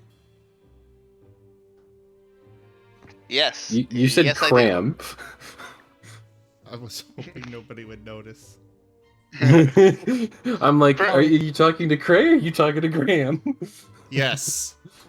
It's the new Hollywood power couple. Cram. It sounds so wrong. He takes Addison by the hip, kiss me, and then awkwardly sticks his beak out and opens his mouth wide. Crouch. You have to crouch down to do that, because don't forget how short Graham. He's 5 foot when you include a foot of ears. That is tall for a small size. Very tall. Aren't dwarves medium-sized? They are, and they're about 4 foot. Oh, I yeah, thought but dwarves were more they're like 3 medium foot. they're considered medium for a different reason. 4 foot is like the biggest that a small creature can be. No, it's usually about 3 feet. That is about the biggest that medium can be. I'm pretty sure I looked this up, but I'll look into it later. For now, it doesn't really matter. Graham's short. Is all that really is undeniable. He is a very, very small and short boy.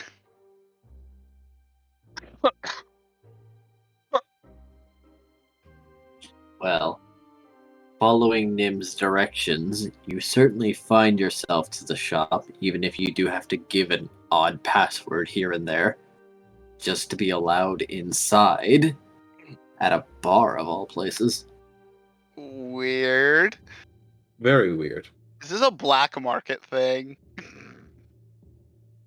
I feel like Graham would be. I feel like Graham and Cray, if no one else would recognize black market chicanery.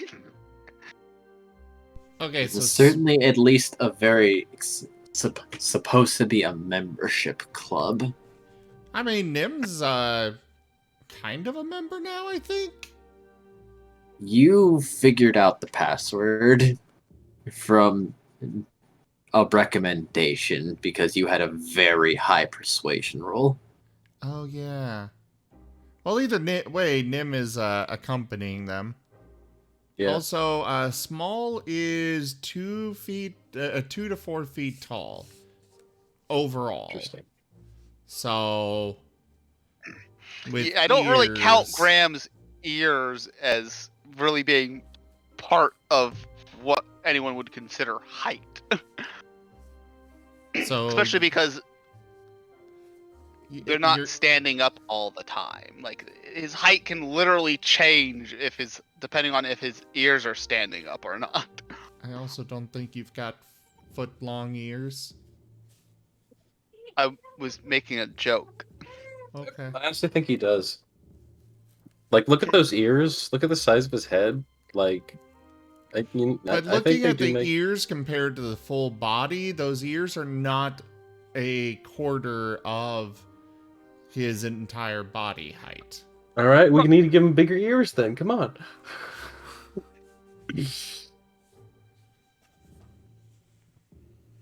Anyways, Get Mary on it. I've got her busy with too many other things. I know. It's just a quick ear job. Come on. That came out. Moving Again, on. So wrong.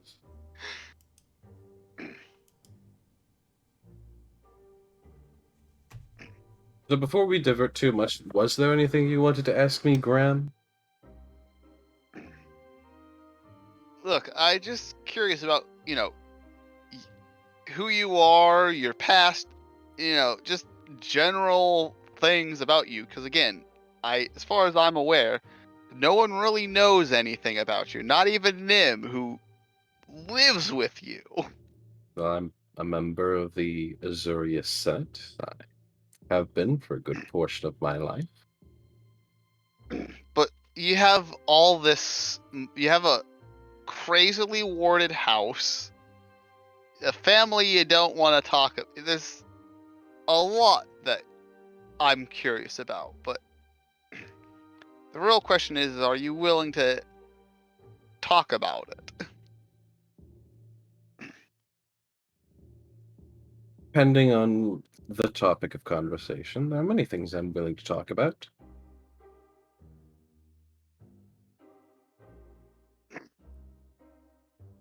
All right, then I guess let's start with. I think you mentioned once your family was related to why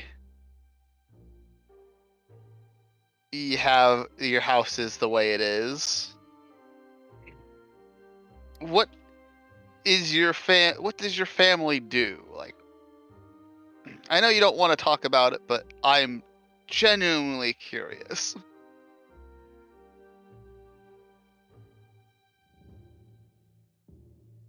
I will state that much like yourself, my family ties back to the Orzhov.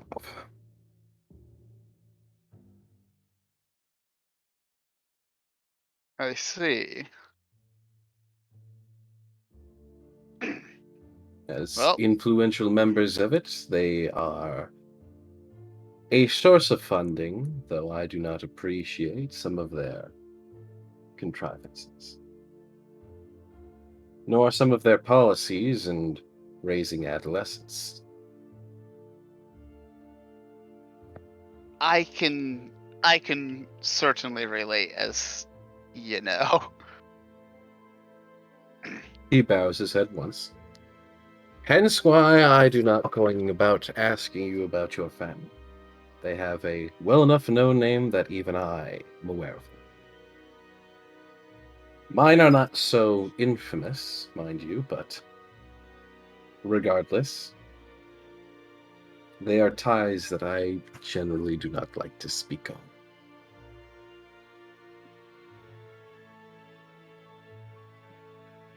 Much as I would assume you would prefer avoiding conversation about your family, regardless of if you are willing to share it. You're not wrong there. Or at least anything about the details of... any of the details, at least.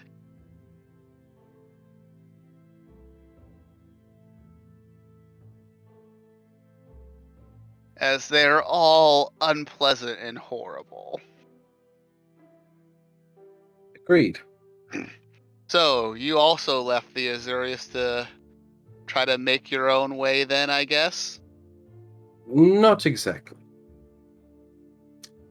My placement in the structure of the Azurius was actually the idea of my parents. Really? They wanted to use me to get easy contracts and essentially use me as an asset to them. They do not view me as a relative or as one would view a son or daughter, but rather a contrivance and means to an end. A tool. Graham will Exactly. kind of look down.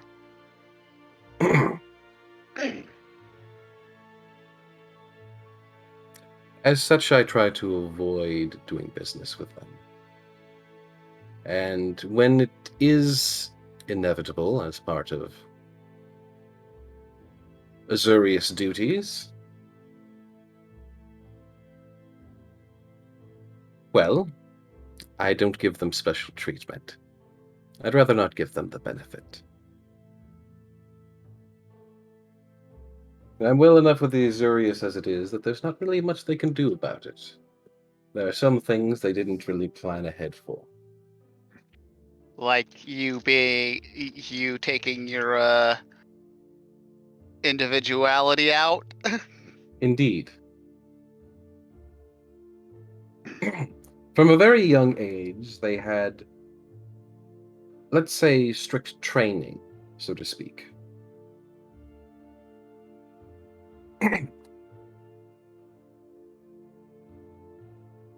It's probably a large contributing factor to the way I conduct myself.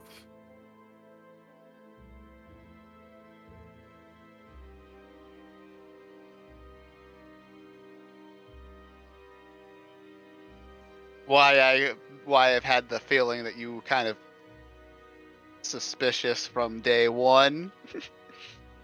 Potentially, yes. You know, we seem to be a lot alike, Cray. Indeed. It is why I've, in recent days, felt more empathy towards you. I understand your struggles, and by extension, I believe you mine. Graham will kind of nod and look at him. He's like, think we're ever going to manage to be, you think we can ever manage to be free of them? I'm already free of mine. In fact, as things have turned out, I tend to use them more as they had planned to use me.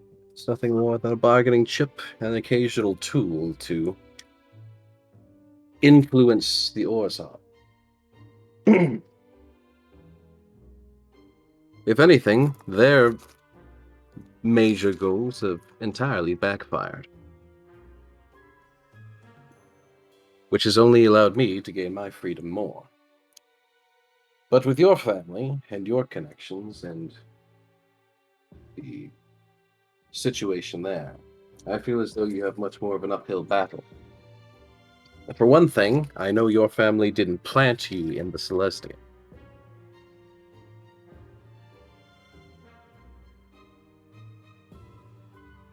That they did not. In fact, To my- probably the one guild I could go to that would piss them off the most. To my family, I probably read more as a failed investment, whereas to your family, you are someone who is akin to a traitor. And even then, though, Graham will look at Cray and be like, the way that they speak to me, I'm honestly not even sure they believe that. That's what they believe, and that's, I think, the part that scares me the most. Yes, because it means they're trying to sell you something.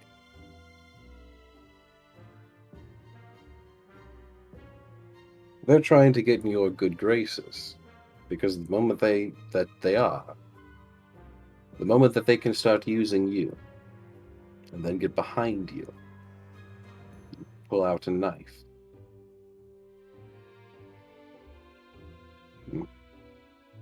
Bad business, overall.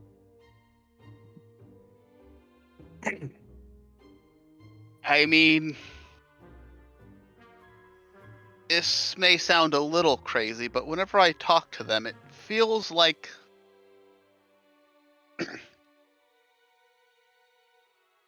I'm not sure. It's just they talk to me like I never actually left. Like I am doing what they wanted. You don't suspect even remotely that that's some ploy of theirs to make it seem as though they're not truly betrayed. I honestly don't know. I They're mean, Orzhov. You should know.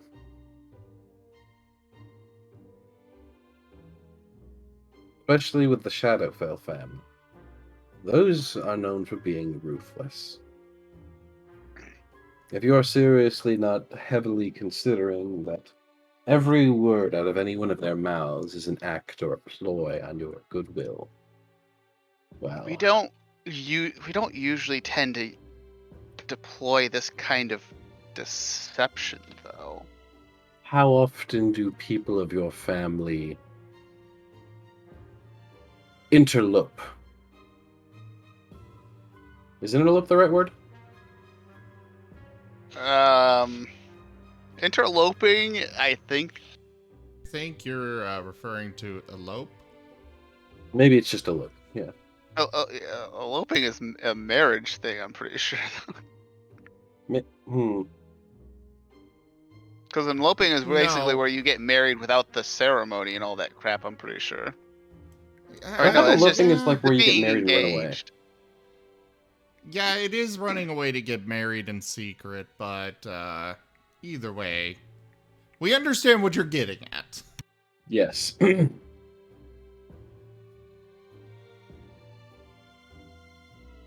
As far as I'm aware, I might be the first, or at least I'm the only one they've let live. And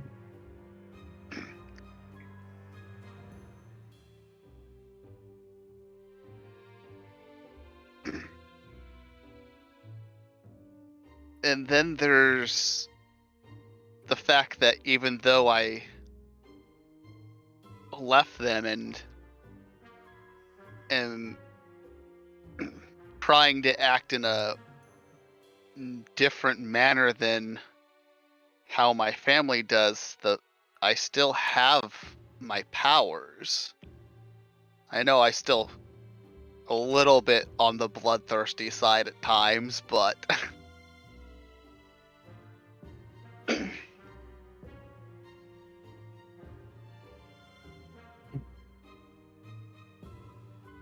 Sorry, repeat that last part.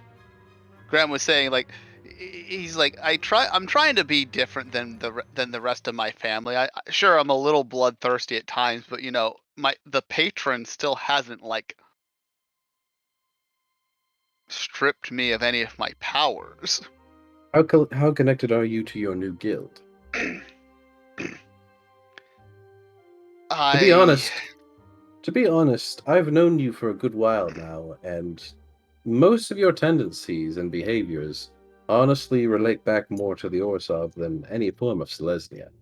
Now, I understand myself, I tend to have Orsov tendencies embedded into me, but at the same time, I still do my work within the Azorius, and I'm quite proud of where I've come, despite the factors that have gone into getting me there. I mean, so am I. I wanted to protect more than destroy, for at least not destroy senselessly. I got tired of constantly having to treating our own as no better than we would enemies. And the Selesnya seem to, care for their own members more than others. I mean, hell, if something happens to one of them, they very quickly band together to deal with the threat. Indeed. But I still feel like I don't necessarily belong because of... I don't really resort to peace first. Indeed.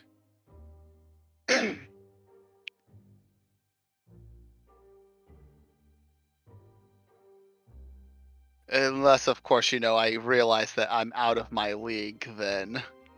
Perhaps you should see about transferring guilds again.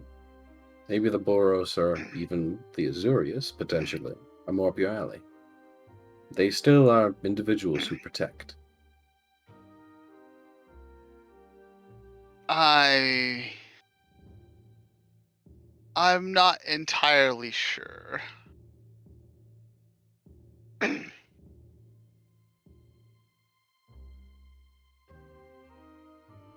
Both of them, I guess the reason why I went to Selesnya because there was a certain amount of freedom that I could exercise, even if I wasn't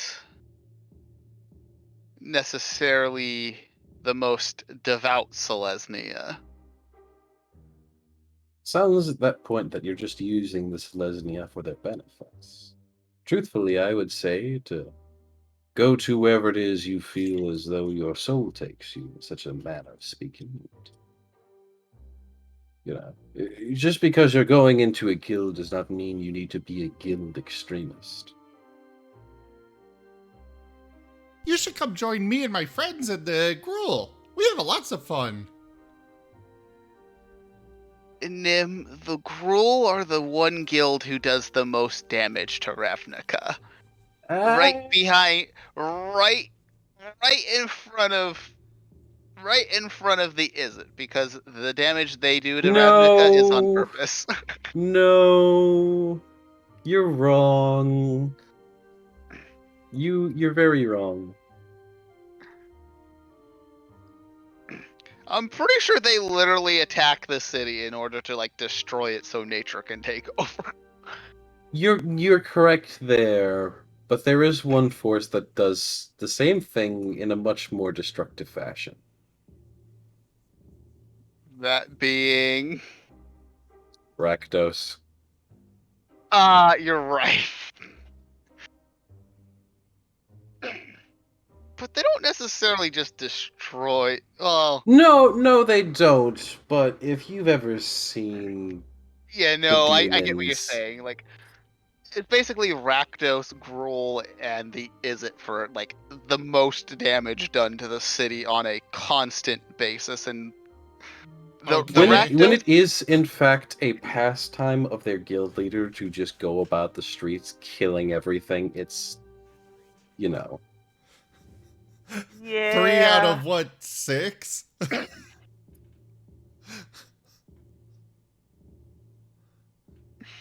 I'm pretty sure there's more than 6 guilds. Isn't there like 10? There's 9. 9. No, there's 10. Yeah, there's... Hello.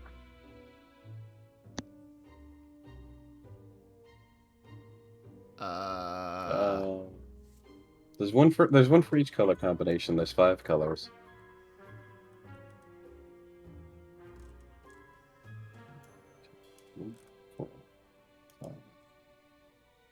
There are 10 guilds. Yeah, there's 10, yeah, but there's 10. they thought there used to be 9 until the Dimir very publicly made themselves like when they're like, "Hey, we're They basically were non-existent until they're like, "We're here. We think people are doing stupid things, so we're taking over the city." And I think they failed that. No, I think the whole reason they went public was because they needed to for the new guild pact, because once the old guild pact was destroyed, they were like, well, we need to have representation now because we can't just kind of sit in the shadows and pretend like we're not a guild.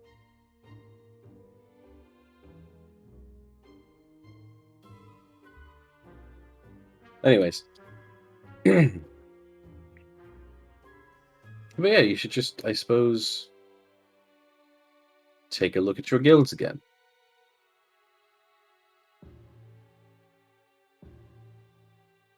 Maybe figure out if there's some place you want to be more. You prefer to solve more things with combat? That's perfectly fine. There's more guilds suited to that. Oh, it's not to say you I know. can't. You could join the Dimmy people. Or Dimir.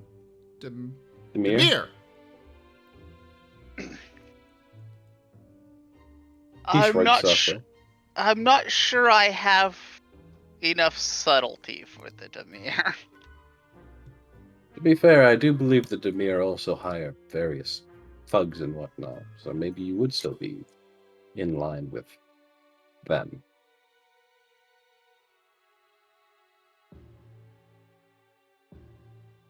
Maybe, but also contacting the Dimir and learning anything about them is a fucking nightmare and a half. That's true. The Dimir are the one guild where you don't really ask to join them. They find you and recruit you. Hence, Morath literally fucking ambushed him.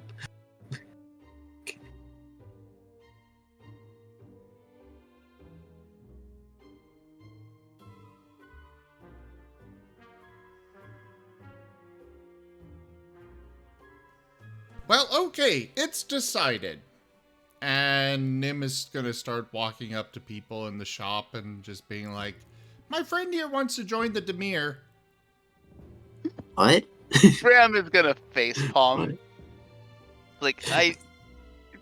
You're going to find someone to purchase Pass armor it on. from. In 3 seconds later, Courier runs up to Graham, hands him a letter, and then walks away. Graham opens it. It's just a handprint that says, "We know." Now, alright, what kind of armor are you looking for?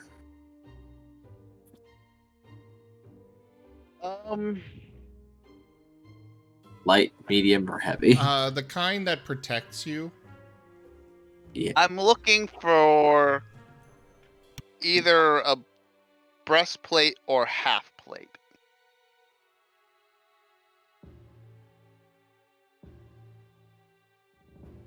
And definitely something enchanted. Of course. Now, Nim's there, and the shopkeeper's gonna be frowning at him a lot. Hey, Nim's just going friend. Oh, hi! Yeah, so, those meal tickets didn't work, friend. Oh, yeah. I gotta go talk to skeleton guy. What? Graham will say, his name's Pluto. Oh, okay, him. Don't worry, I'm gonna get it worked out. And I still had to pay. And I still... Well, I never promised that you'd get free meals. You little bastard. What? I sold that armor for cheap. Well, it's okay. He's got a lot of money, so maybe he can make it up to you.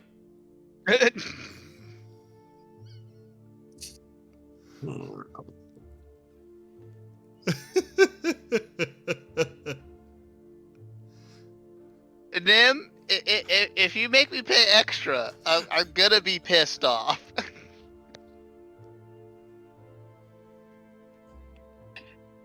So, medium armor, you want all the same bells and whistles, right? I don't know what you mean by same bells and whistles. Oh, like my armor. We have... And he makes his armor appear, and it looks like a brilliant, shining metal armor, like full plate almost. Yep. That is shift weave. You can change the appearance of your armor. I'm really more concerned about actual functionality than appearance. He just wants it to protect himself. It can also come with spell storage. Oh yeah, now that seems useful. Is this question out of character? Is this +1 armor? It's actually it's +2 armor. Oh shit! No, this is here in this membership club. This is the good stuff. This is that good shit that's found right here. Well, Graham definitely has shitloads of money, so. I'd also like to see some weapons. Sure. Oh yeah, I really need to get these spells designated as being in this. Cause Silver's also has that. Yes. And he can cast, like Nim can store spells in it, and then Silver can cast them. Anyways, carry on.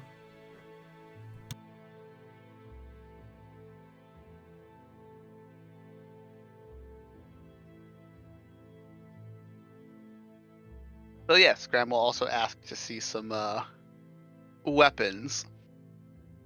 All right.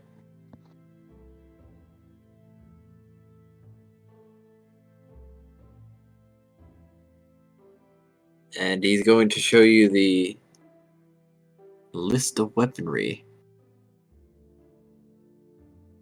Basically, he's got everything that isn't exotic. Well, Graham would definitely be looking for a long sword at the moment.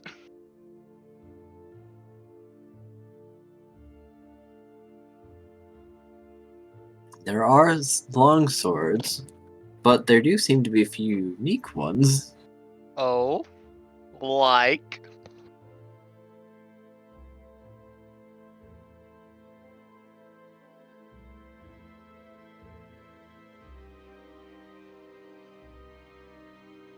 Well, there is a dancing longsword. That's the one where it attacks itself, right? Yes. I forget, how long does that last? Let me see. It will try to return to you after it swings for the 4th time. And you use your bonus action. it seems. To activate it or to make it attack each turn? Let's see.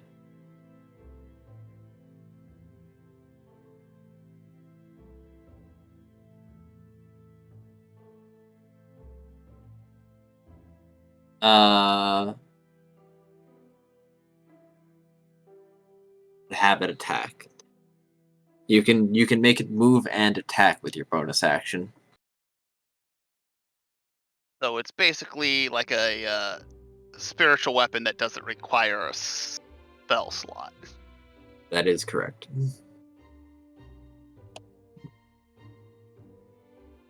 However, behind like a very, very clearly magicked display case is a defender longsword. Oh, what is that? That is technically a +3 weapon, but you can shift some of that +3 to add to your AC instead, and make it like a +2, and it'll give you +1 AC. Or all into AC. What does it take to shift those pluses around? Let's see. The first time you attack with the sword on each of your turns, you can transfer some or all of the sword's bonus to your armor class instead of using the bonus to your attack. So basically, when you swing at the start of your turn, you can just swap it over. It's basically like a morphing sword. Huh. That's kinda awesome. What's the price tag on it? 80,000 gold. 80,000. I'm not even sure I have that much. I'm pretty sure I only have like 60,000 gold. Maybe you can ask Cray for a loan, or Nim, if you can. Hell no. Well, that's out of his price range. How about the dancing longsword? What's that Did price you tag? need money, Graham? Considering I'm trying to split my money between armor and a weapon. I'm pretty sure I can't borrow enough money to get that sword yet. How much is the the dancing? 80,000 gold. Yes. Oh, yeah, I don't have enough money for that either. I will point out as well, keep in mind that you can only sell these for 10% of their cost. Yes. But I'm pretty sure we can upgrade them. The dancing longsword is 40,000. A bit more reasonable. There are also other longswords. There's the Giant Slayer, a Frost Brand, a longsword of Flame Tongue, Dragon Slaying. Why is there a dragon slaying longsword in a world that only has one fucking dragon? It does come with a disclaimer that as long as you have the sword in your inventory, you are allowed to be killed by Izzet on sight. Why would anyone buy that? Marcov gives you a glance. Well, now we know how we can take out Terracona. If he ever becomes... Well, he's already too powerful, but if he ever goes to the dark side. Right, Jaffer? On No the comments. cheaper side, there is a Longsword of Warning. I'm pretty sure he doesn't want that. So it's like the Frost Brand and like Fire Tongue, are those still like 40k like the dancing one, or? Yes, they are. because they are. They basically have an extra die of damage. Because when you hit using this magic sword, the target takes an extra d6 of that element. And you have resistance to the opposing element.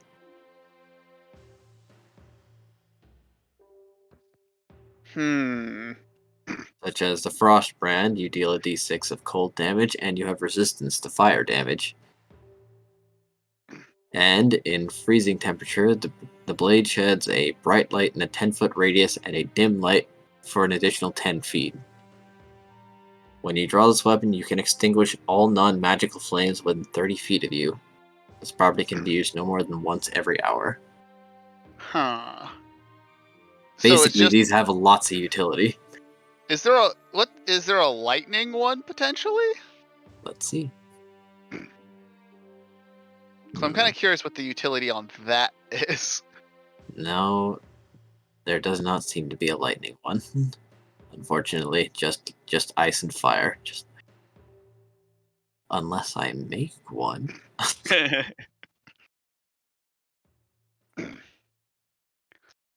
Huh. What's the fire one? Let's see. You can use a bonus action to speak this magic sword's command word, causing flames to erupt from the blade. The flames shed bright light over a 40-foot radius and a dim light over 20, an additional 40 feet. While the sword is ablaze, it deals 2d6 extra fire damage to anything it hits. The flame lasts until you use a bonus action to speak the command word again, or until you drop or sheath the sword. So more damage, less versatility. Well, sounds like right up my alley. Doesn't seem like it has a duration. Doesn't. That's why it seems like it's right up my alley. Yep. It requires as basically a prep and then alpha strike per character. Yep. Now, this sword, for some reason, is much cheaper than the Frost Brand. It only costs 4,000. Oh shit! Well, what does it do? 4,000. It seems to, once you activate it, add an extra 2d6 of fire damage to all your strikes. Wait, do I have so it doesn't just have inherent fire damage to start with, I have to activate it. Yes. By speaking a command word with your bonus action. And how many uses does that have? It doesn't say. It doesn't say. What is the name The of it? flame lasts until you use a bonus action to speak the command word again, or until you drop or sheath the sword. What is it called? Flame Tongue Longsword. Yeah, so far that's what I'm leaning towards. How much does the armor cost? With spell storage? Yeah. That is round about 25,000 gold.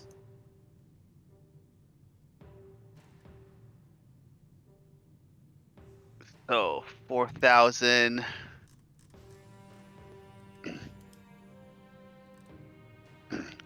All right, I think I have almost enough. I just need to try to talk this man down. 200 gold.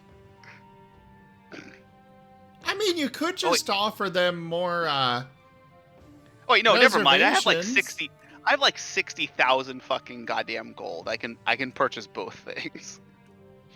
The flame tongue, that's a +2 still, right? No, it is not. It is regular. You could try to see if he has superior versions. Yes, for sure. But yeah, no, definitely the armor for sure.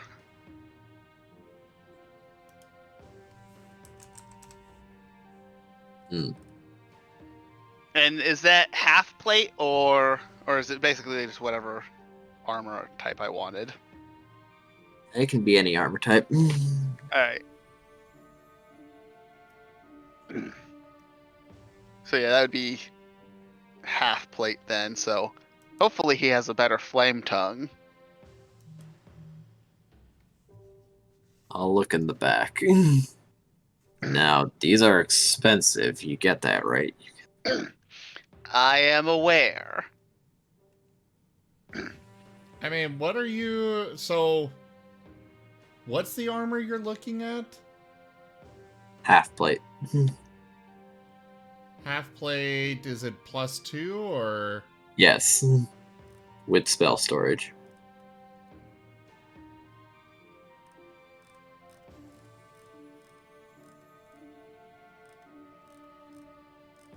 There was a chart that actually... Like, the spell storage kind of throws it all off, but that thing alone should be in the, It's 25,000 gold. That is way too low. Really? Yeah. That's what you got it for.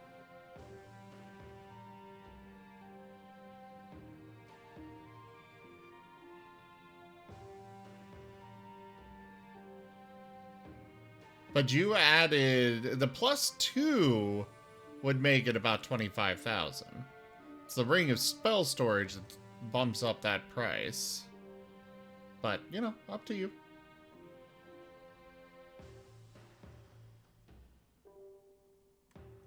We do have a lot of gold. Well, actually, hang on.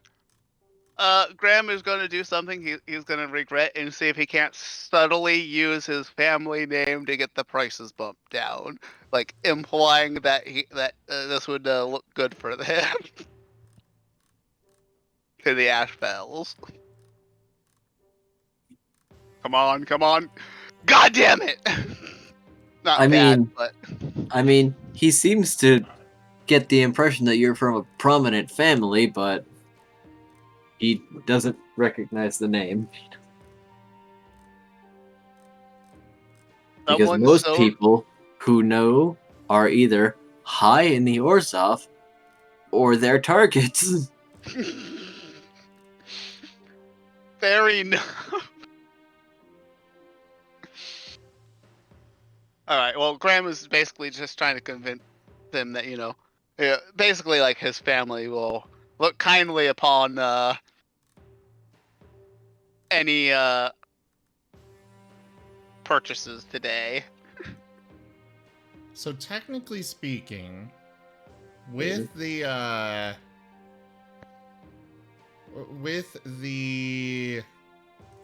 spell storage, so by itself, +2 means it's very rare. But with the ring of spell storage part, that would at least bump it up into a legendary tier, which means minimum price is 50,000. And I feel like that was closer to what I was supposed to pay, but I did the whole meal thing. That was for one. You have 2 sets of this. Yes.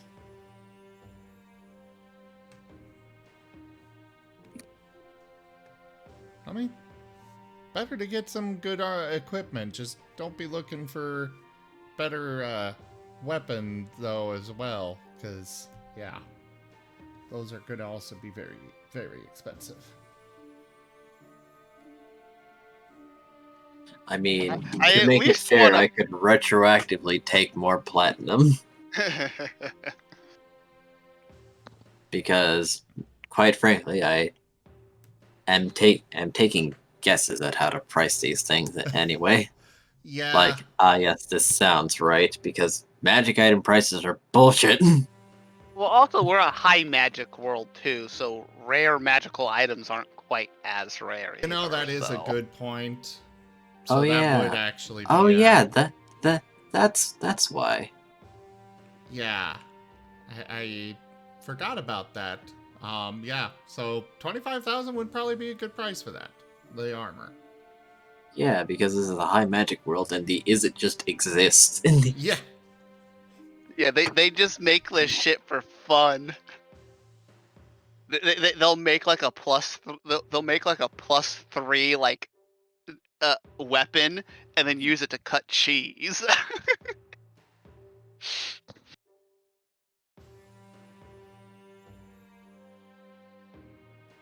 Hey, So yeah, while we're here, can I get my ring, the spell storage upgraded, like doubled?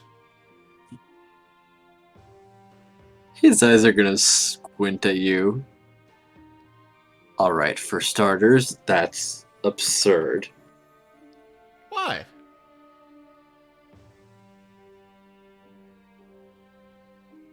I didn't say impossible, but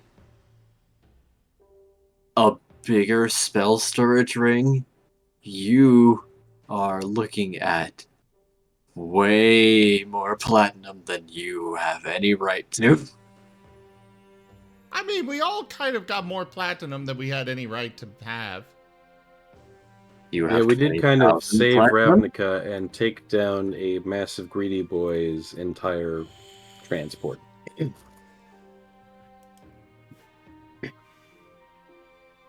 like, do you know Felix's? We confiscated a bunch of his shit.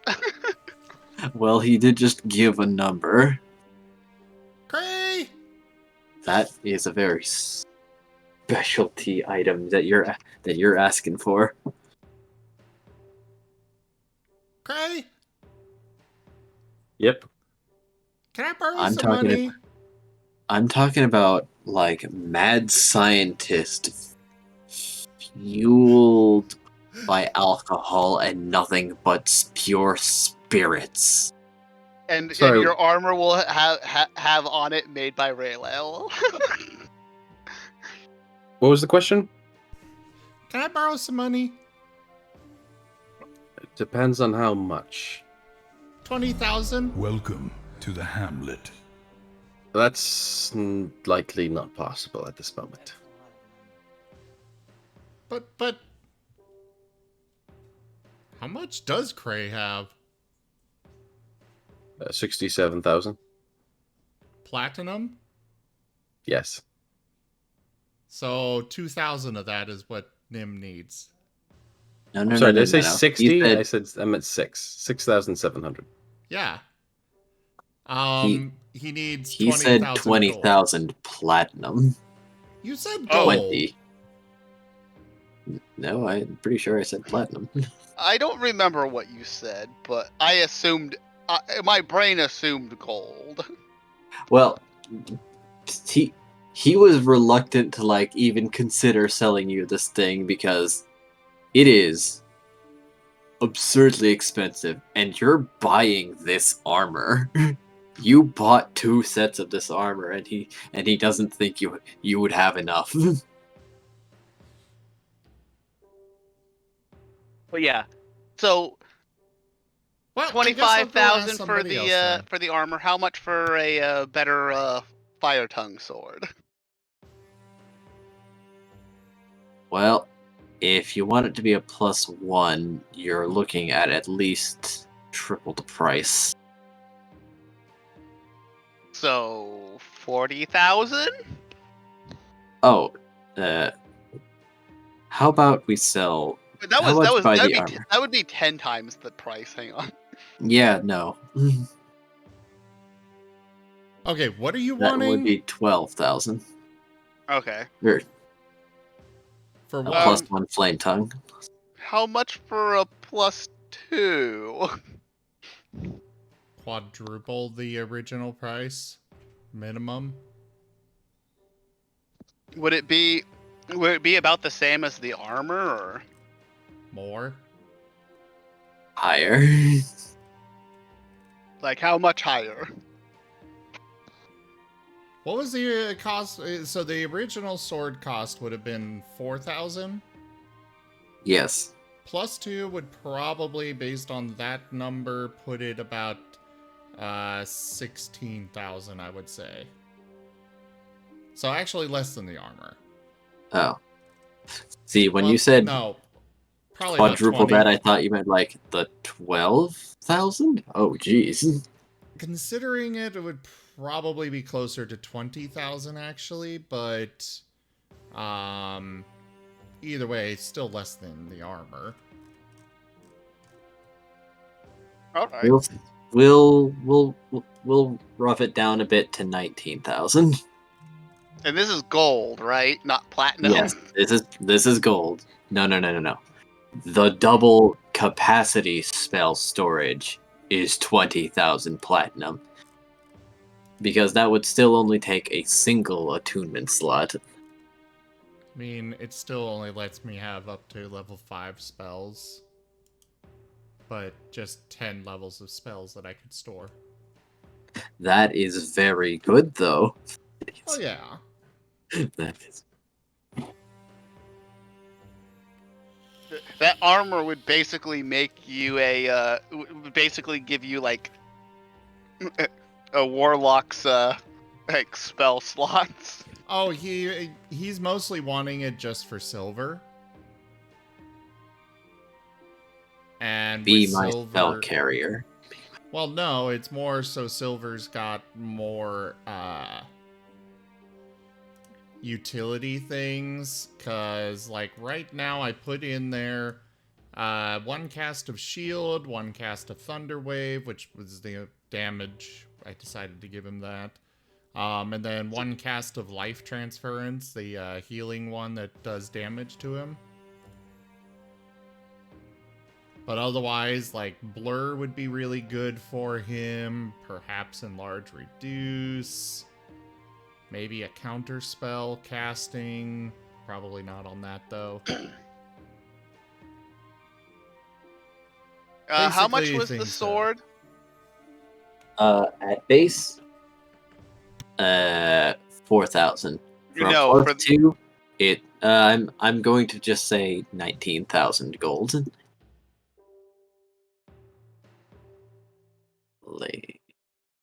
Alright, so I'm looking at 4,400 platinum right now.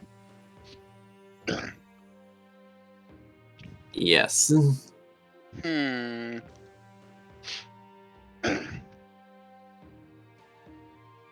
Graham is gonna be like, you know what? I got an interesting prospect, because I see Nim and Graham looks at Silver's armor and is like, you know what? I think I might be able to use something like that too. How much for spell storing armor? It doesn't have to have pluses. How much for spell storing armor for the rabbit?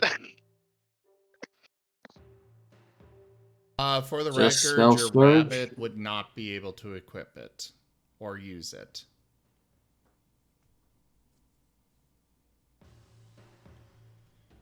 Silver is specifically able to equip it because he's got the levels, but familiars cannot have any of that. Sadness.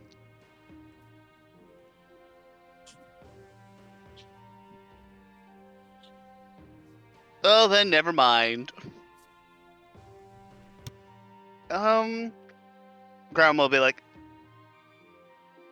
how about what kind of like accessories or things do you have that might be useful for combat? Combat, huh? Well, we got a number of things. Anything in particular you're looking for? We got spell staffs, wands. Something that I can wear.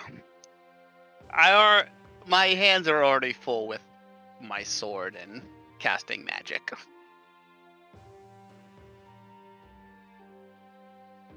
About an amulet of health. What does that do? It raises your constitution to 19.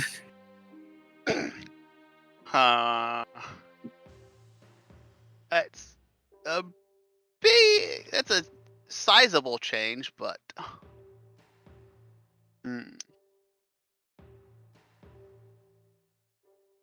Would you like a bag of tricks? No, like I said, I'm looking specifically for things that might be used in combat, either defensively or offensively.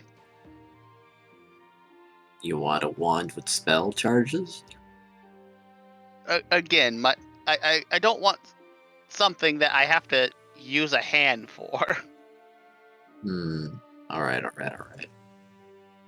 Like rings or amulets, that kind of thing. Gotta. Hell, you find a cape or something that's got a combat use. I'll take a look at that.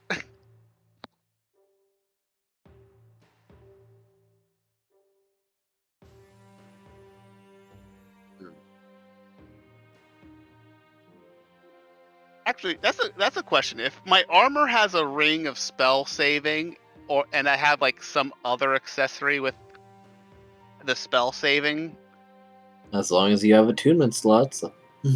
how many attunement slots do we have? 3 total.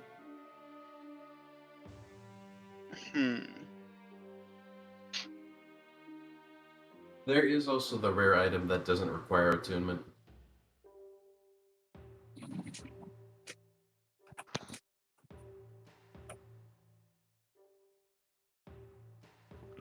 Let's see, weapon, armor. So yeah, I could theoretically get like a scarf and have them put like a spell saving ring in it. You could. However, he's going through his inventory and seems to be looking for something in particular.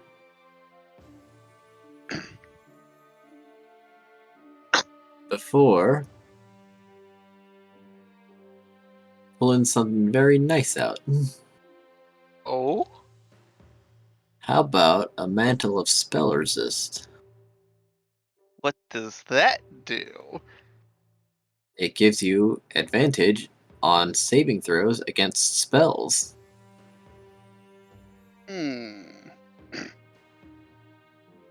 That is very powerful.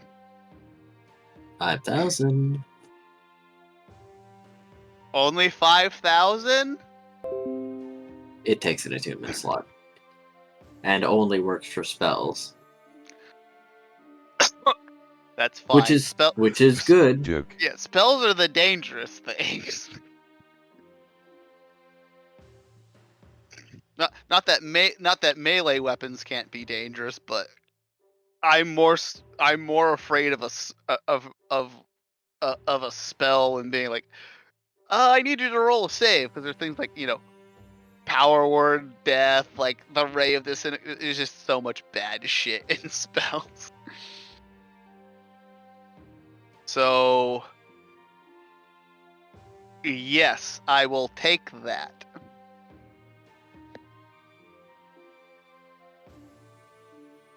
All right.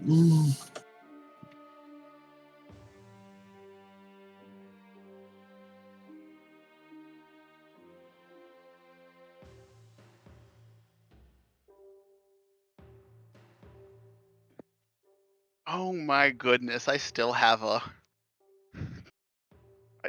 much For money. the record, your flame tongue sword also will require attunement. Yes. Okay. All right, so between your armor, this mantle, and your sword, that's all 3 attunement slots. Indeed. And I was slightly mistaken. Armor you could not equip, but you could put a ring of spell storage on your familiar. However, they share your attunement slots.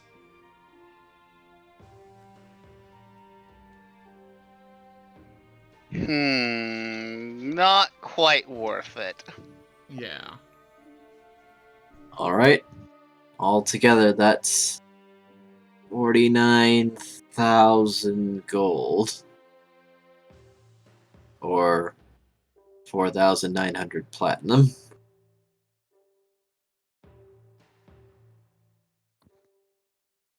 And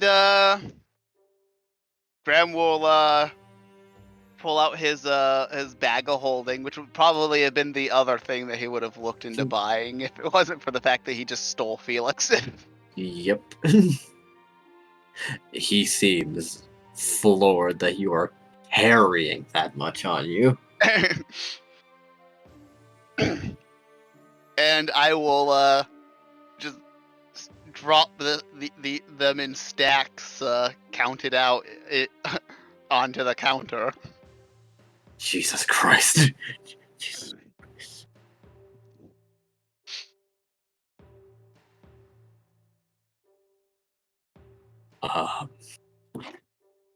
Pleasure doing business with you. I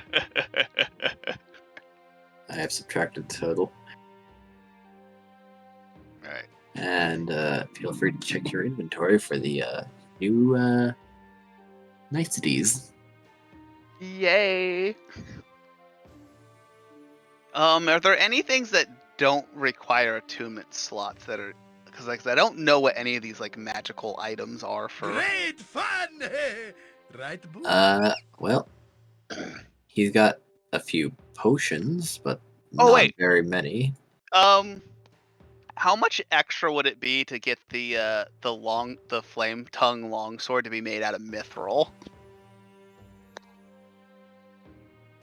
That's a modifier. I'm just curious because if it's within my price range, I'll do it just because having a silver weapon is not a bad idea. It would not actually impact anything. Oh? No.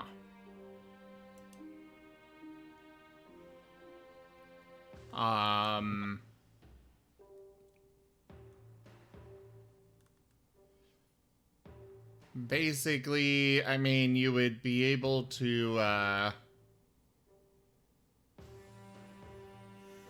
the only thing,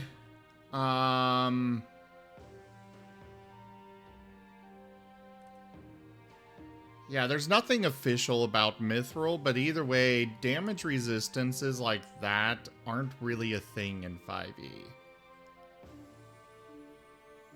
They did away with a lot of that stuff. Don't like werewolves still have like a oh no, it's magic. It's what they being resist magical physical. means it being magical means it overcomes that.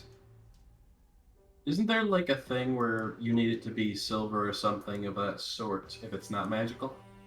Yes. If it is not magical, you need it silvered. Never mind. Graham would waste money on. We do have influence. Toshime, right. Typically we ask for you to give an idea with this, but I'll send it and see what Digi comes up with.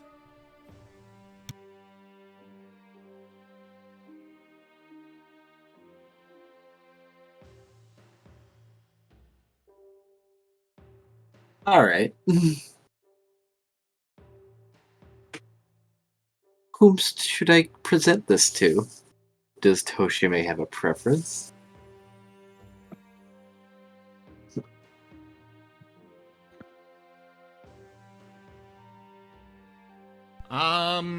He says whoever.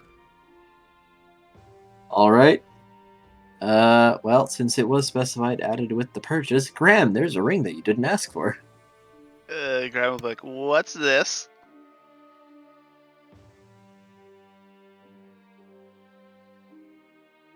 Huh?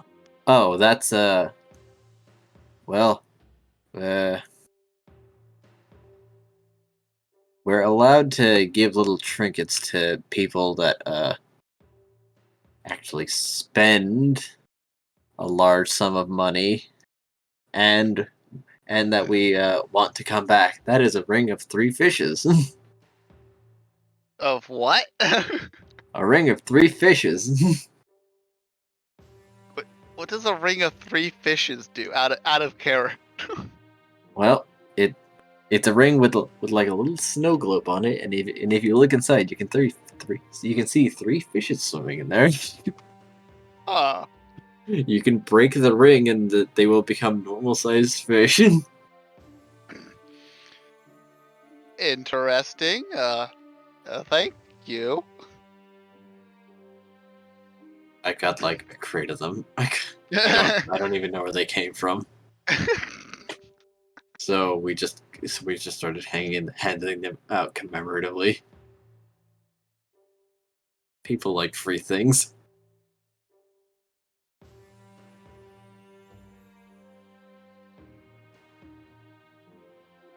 You might get more profit just selling the fish.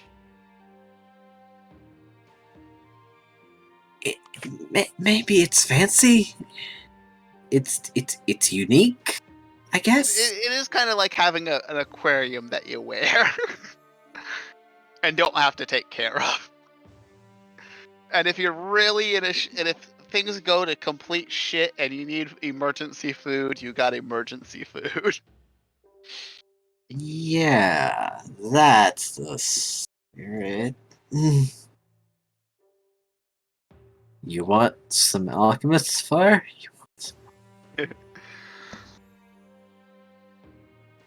No, we don't. We don't. We've only got like 3 flasks. Never mind. Graham will just be like, "Yeah, no, I'm good." All right. He points to the Bird. burning long sword. You know what? You're right.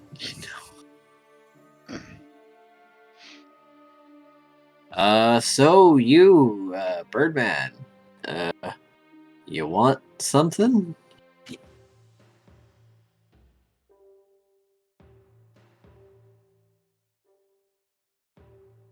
Ray? Yep. What's up? Shop keeps asking if you want anything. Oh, no. What about the, And he's going to look up and down. Hey. Pretty lightly equipped. Don't want, nothing? That would be correct, yes. Well, alright then. He glares at the man. It almost seems distasted by him. Not even, that, mantle of stealth something? Not even remotely interested in anything magical that you're selling, thank you. Why are you here then? He gestures to his friends. Oh. Alright then.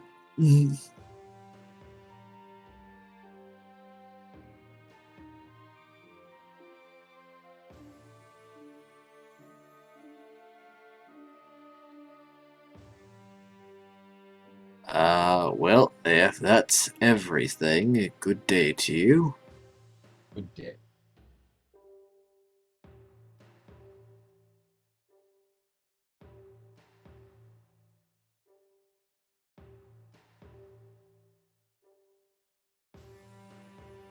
All right.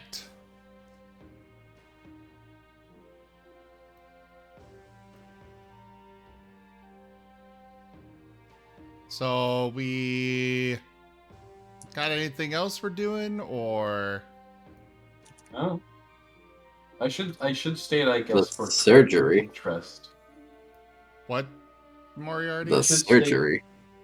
I should state for potential character interest. Cray actually seemed to get a little bit aggravated there. Yes, he did. He doesn't want this magic bullshit. Graham will look at him and be like, "What's wrong, Cray? What's wrong with what? You seem very perturbed by this man and his wares." The man is fine. It's his wares that I don't get. Oh? Yes. Considering how warded your house is and all, I figured you'd be a big fan of magical equipment. The wards are to prevent magic.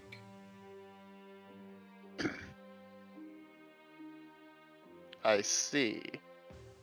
The words are to prevent magic as a the magical wards are to prevent magic. magical words are to prevent magic as a animated teapot goes walking by.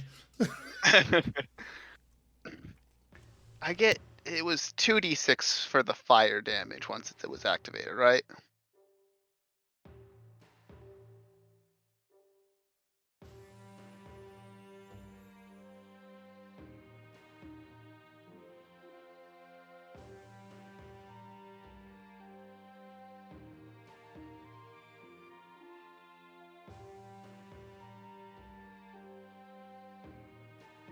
Oops. Yep. All right.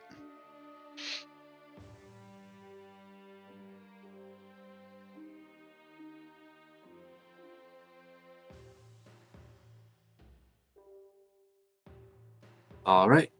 So, I suppose everyone will be returning to Runstebelkard's workshop.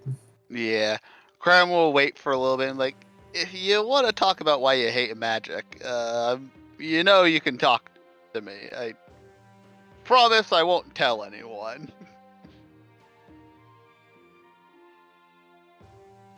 But I figure we all kind of need friends to confide in once in a while.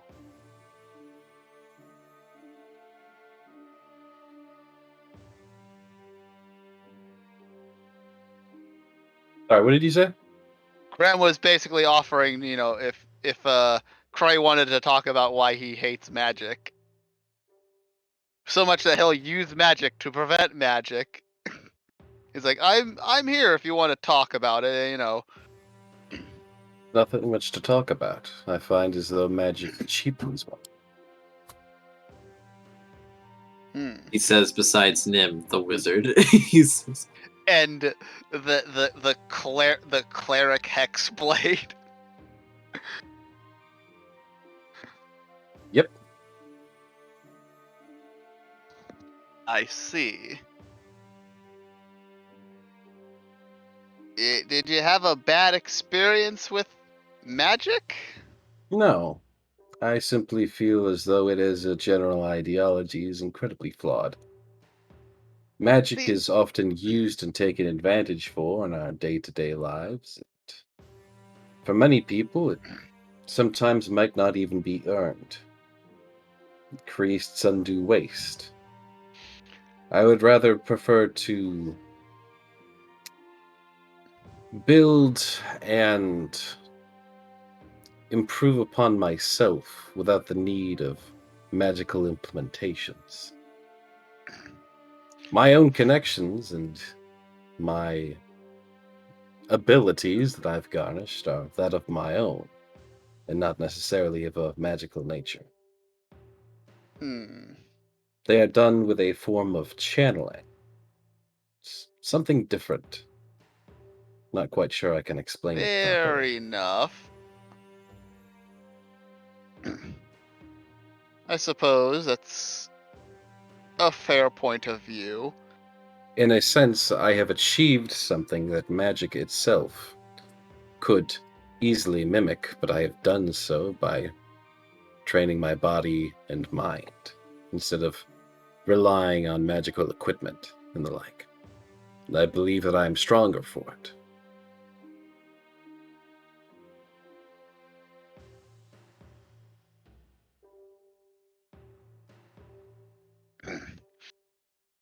Well, that's a good way to. I like that thinking. It's not for me, but I can appreciate it. He bows his head and smiles softly. I'm glad that you can respect my views, as I can respect that you all still choose to use magic yourselves. Though I would personally state I believe you could all find greater strength if you chose to rely on it less. Unfortunately, guys, I Maybe, have to duck but out. you don't see All right. people disintegrating Have a buildings good night, with their Jaffer. fists. Thanks for joining. Sleep well. Bye, Sleep Jeffy. well. I'll be back in for about an hour or so, or an hour and a half. I got to go to the chemist, but I suspect the okay. game will be over by then. Most likely. But I'll keep watching your stream, Zim, to keep it open. And yeah, if you guys are still here in an hour and a half, I'll see you soon. Okay. Graham will basically just be like, yeah, but you don't see people basically disintegrating buildings with their inner strength. Not often, anyways. Not often, but then again, you also don't see mages doing that terribly often as well. No, but I guess they're just different kinds of powers. Indeed.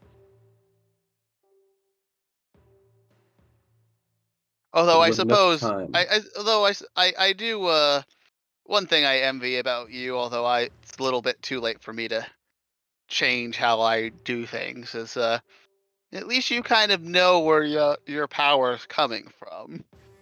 Graham will look at his rabbit. Me, I'm not really sure. I will state that is somewhat concerning. You should definitely look into that. My power comes from Salune and Shenzi. At least I think on Shenzi.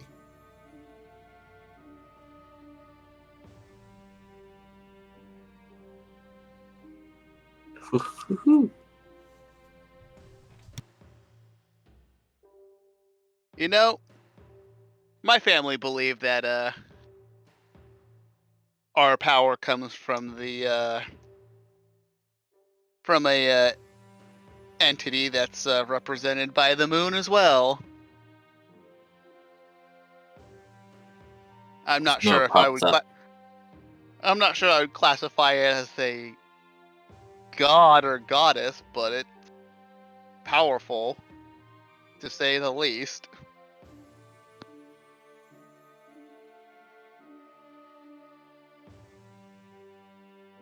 My aptitude comes from oneness with myself.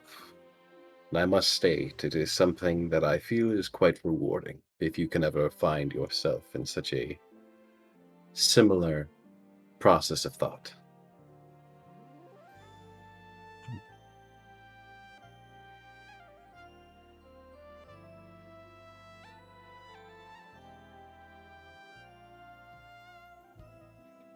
It certainly did help me once I had become more independent on myself. I can definitely see that.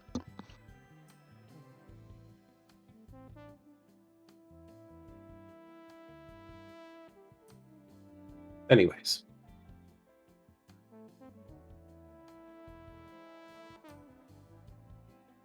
Yep. And now we go to get Gray surgery. Graham will be like, if a Runcible card kills you, you want me to kill him for you? It would speed up the process of things, yes.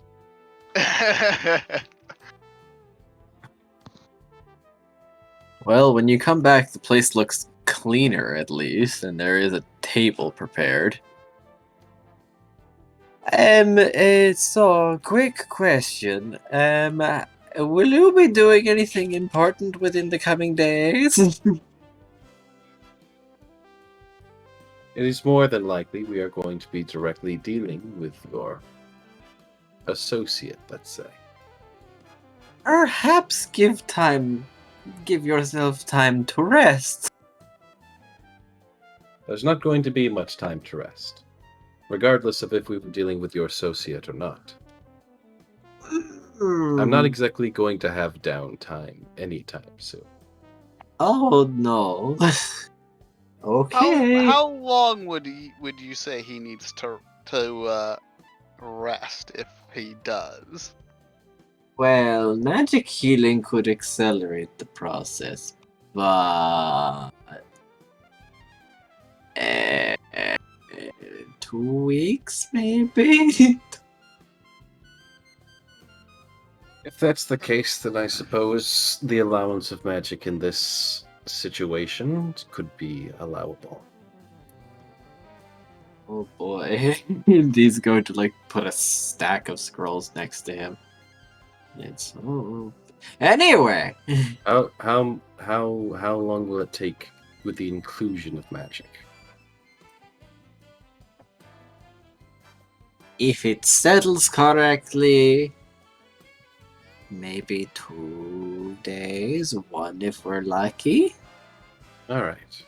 That should be doable. Until then, I suppose I can play a more supportive role with our party. Oh yes, and one more. And he's going to unroll a few Cure Light Wounds to get blood back in your body. Okay, and now we administer... Wait, no. Getting ahead of myself. Yes, please come and lay on this table. If you can take off your upper coverings. Cray nods, stripping down a little bit as he smiles to Grant. I do appreciate magic in some regards, to where it can be supportive. Ah, you have no problem with the healing magic then. It is incredibly inconvenient to allow one's own body to heal, especially when it can often do so incorrectly. Healing magic, however, is one of the few magics that serves a great benefit to many warriors. Though, if it did not exist, perhaps less wars would be created. Regardless, it's something that's part of life now. And simply going without it is putting one at such a disadvantage that, well, it would be poor for our party's efforts.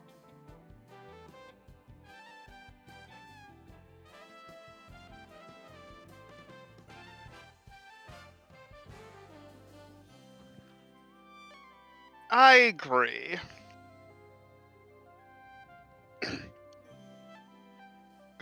No offense, though. If you did refuse magical healing, I'd probably still just cast it on you while you slept. He nods slightly. I assumed something of the sort. Anyways. Come on, with how often shit starts. We've known each other for what, like a month maybe, and look at all that we've been through and how often we've gotten into fights and shit. Exactly. There are some things about magic I can respect because they are in fact necessities, though I simply wished that they weren't. I can understand that. Well, best of luck. We'll be here. He nods once and prepares to go under. I'll be here protecting you. Okay. And Runesable Card hits him in the head with a mallet to knock him out. Bonk. No, he will ask him to inhale a gas after he puts on his face mask and goggles. I feel like good kush? I feel like he's put on a plague doctor mask. Yeah. No, you're right. Trey would look dope in a plague doctor mask.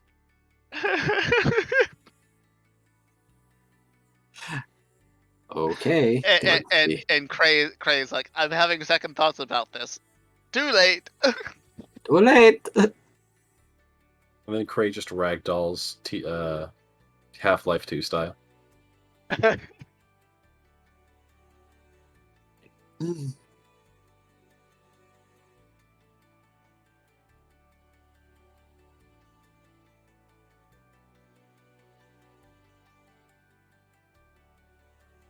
Seeing those percentiles get rolled. Don't worry about it. Don't worry about it. How many failed death saving throws do I have? He's rolling how much free ice cream you get at the end of this. Yeah, there's lots and lots. And he's rolling for which flavor because no one knows what flavors you like, so it's random flavors. Yeah, that's what. So we're doing Baskin Robbins or whatever to get all the flavors. Yes. And I remember there used to be like a Tom's ice cream by my house, and they literally had so many flavors. I remember they had this thing that ran around the top of the wall that listed all the flavors. They didn't have a menu. They just had this like border at the top of the wall that ran around the ceiling that listed all the flavors they could give me. All right. So, Cray. Yep.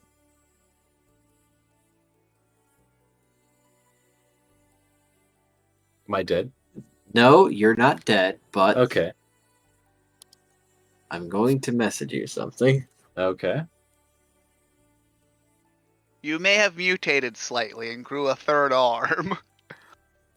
It would be a third wing, for starters. That would be very inefficient. You grow a third leg.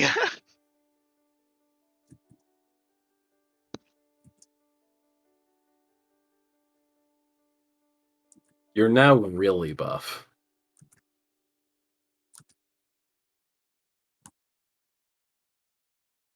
He accidentally stole a kidney. Accidentally. Completely by accident.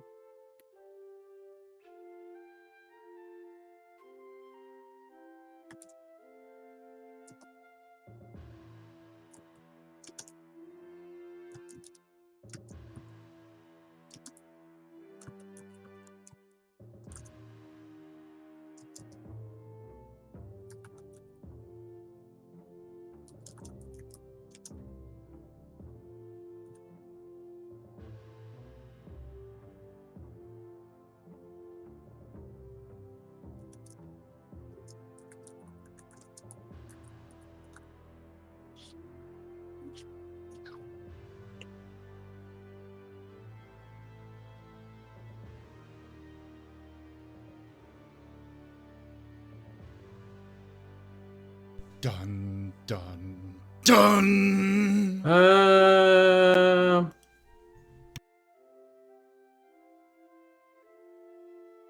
Can I go for a second set of rolls? You'd have Or to is come that- back. is- There would have to be another operation for another roll. Okay. Can I just pay him again, or like? You can. Goodbye. Okay. How much was it? Did your operation fail? No, sort of. I mean, there is the chat. Cookie's asking if he needs a reroll. A reroll might be advantageous here. There's only 3 of us here. Just bring it out in the open so everybody in the chat Yeah. and stuff knows. All right. Do you mind if I? Yeah. No. Go ahead. So my options are I could either take a neutral nothing happened result, or I drop my strength and con by 2 For the flight speed. That's a pretty big trade-off, and I'd rather see what I can get with a different roll. Well, there was a reroll redeemed. Okay. If you're all good for me to hit that. Yeah. Send it.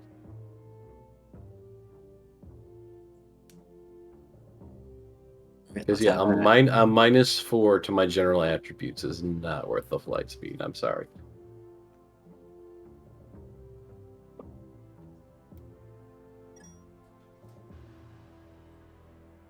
And after you threw 100 platinum at this asshole, or was it gold? No, it was platinum. You threw 100 platinum at this asshole, and I overpaid.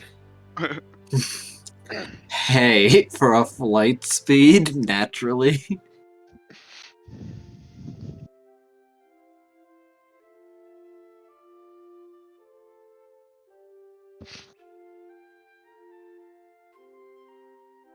He spent most of that extra getting the healing scrolls. Which were admittedly not terribly expensive. I mean, of course he's trying to make a profit here. Of course.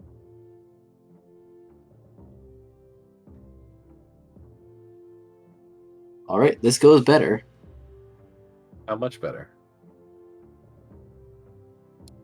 Am I still getting negatives to scores?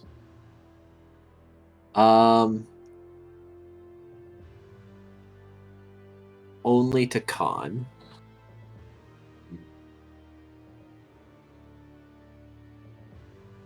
How much? -1.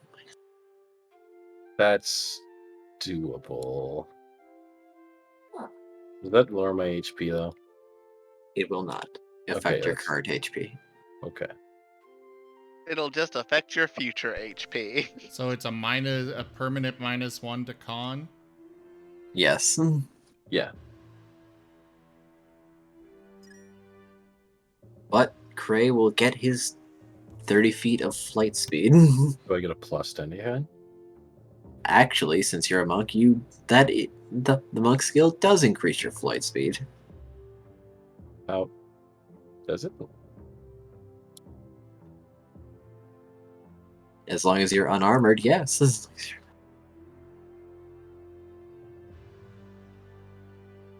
He's saying any movement perks you have for your monk can be During your used second on level, your airspeed. speed increases by 10 feet while you're not wearing any armor or wielding a shield. This bonus increases. Yeah.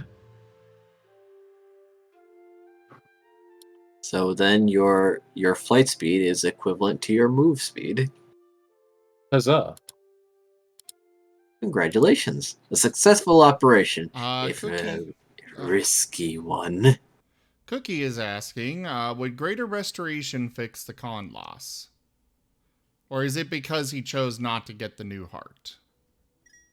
That is because he chose not to get the new heart. However, there was some variance to it because with the muscle transfusion, there is now a greater need for blood in Kray's wings, meaning new vessels were made, and the same heart is now pumping a greater amount of blood.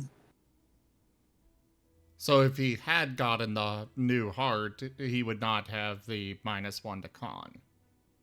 To be fair, I'm pretty sure next level I get an attribute score. But either way, Cookie is Well, asking there is also a chance for complications because this is a surgery and he has to try to make sure that there isn't a rejection. But if there was a heart, yes, there would have then been a fairly reasonable chance for no attribute impacts. But basically, I think what we're asking is me getting a -1 to con is probably one of the better case scenarios.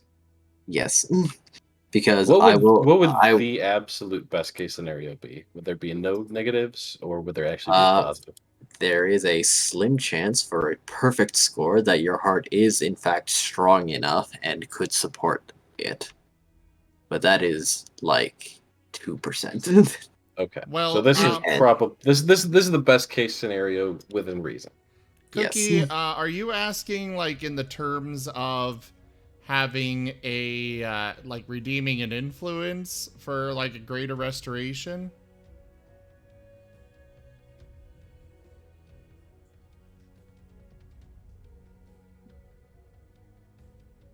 I will state I'm okay with taking the con loss, but at the same time, I'm definitely okay with chat getting me out of any negatives.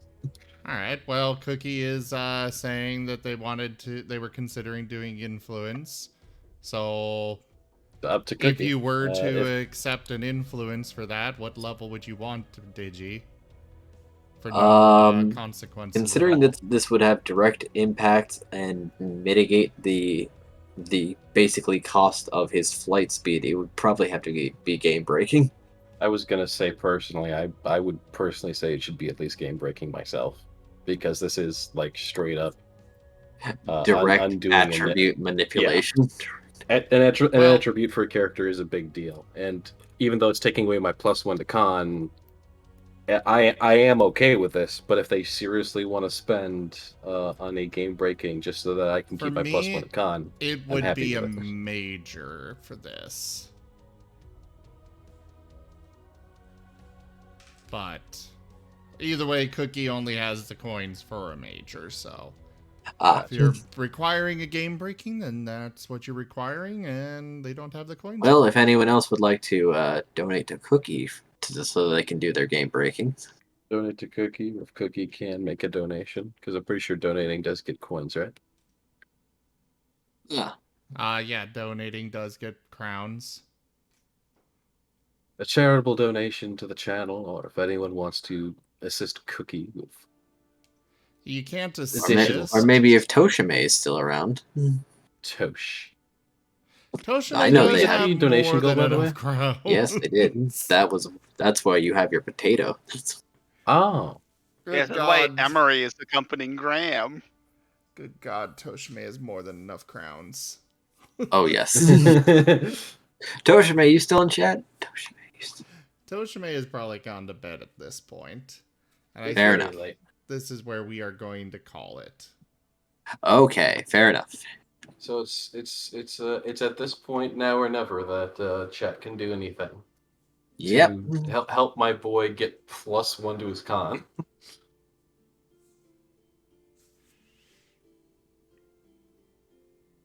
Well,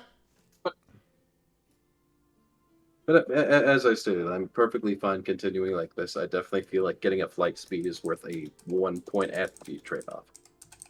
Yeah, no, I would I'd have to agree. agree with you there. I would definitely agree. Because there is reasonable chances that this man's surgery goes poorly, but he will, through hell or high water, make sure it succeeds, no matter the cost. I should Even state, if the cost is at your expense. all this is going to affect me is literally 1 HP, because next level I'll get my attribute score, and I'll be able to bump it back up to 12. So it's not that big of a pain to me.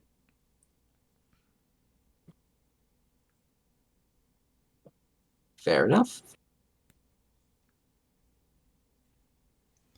All right.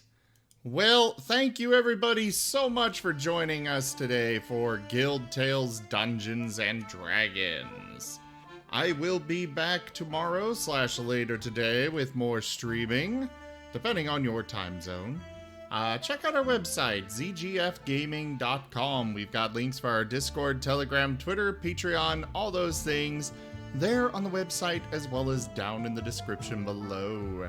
Thank you to my patrons, donators, and subscribers. It is because of your support that I'm able to continue bringing these streams to you all. I really cannot do this without your support, so thank you. Consider becoming a patron over at patreon.com/zgfgaming.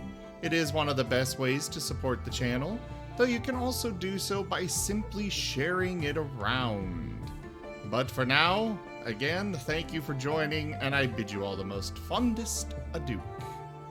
I will see you tomorrow. See ya, Well, have a good everybody. night. Goodbye, all. 3 sessions in a row.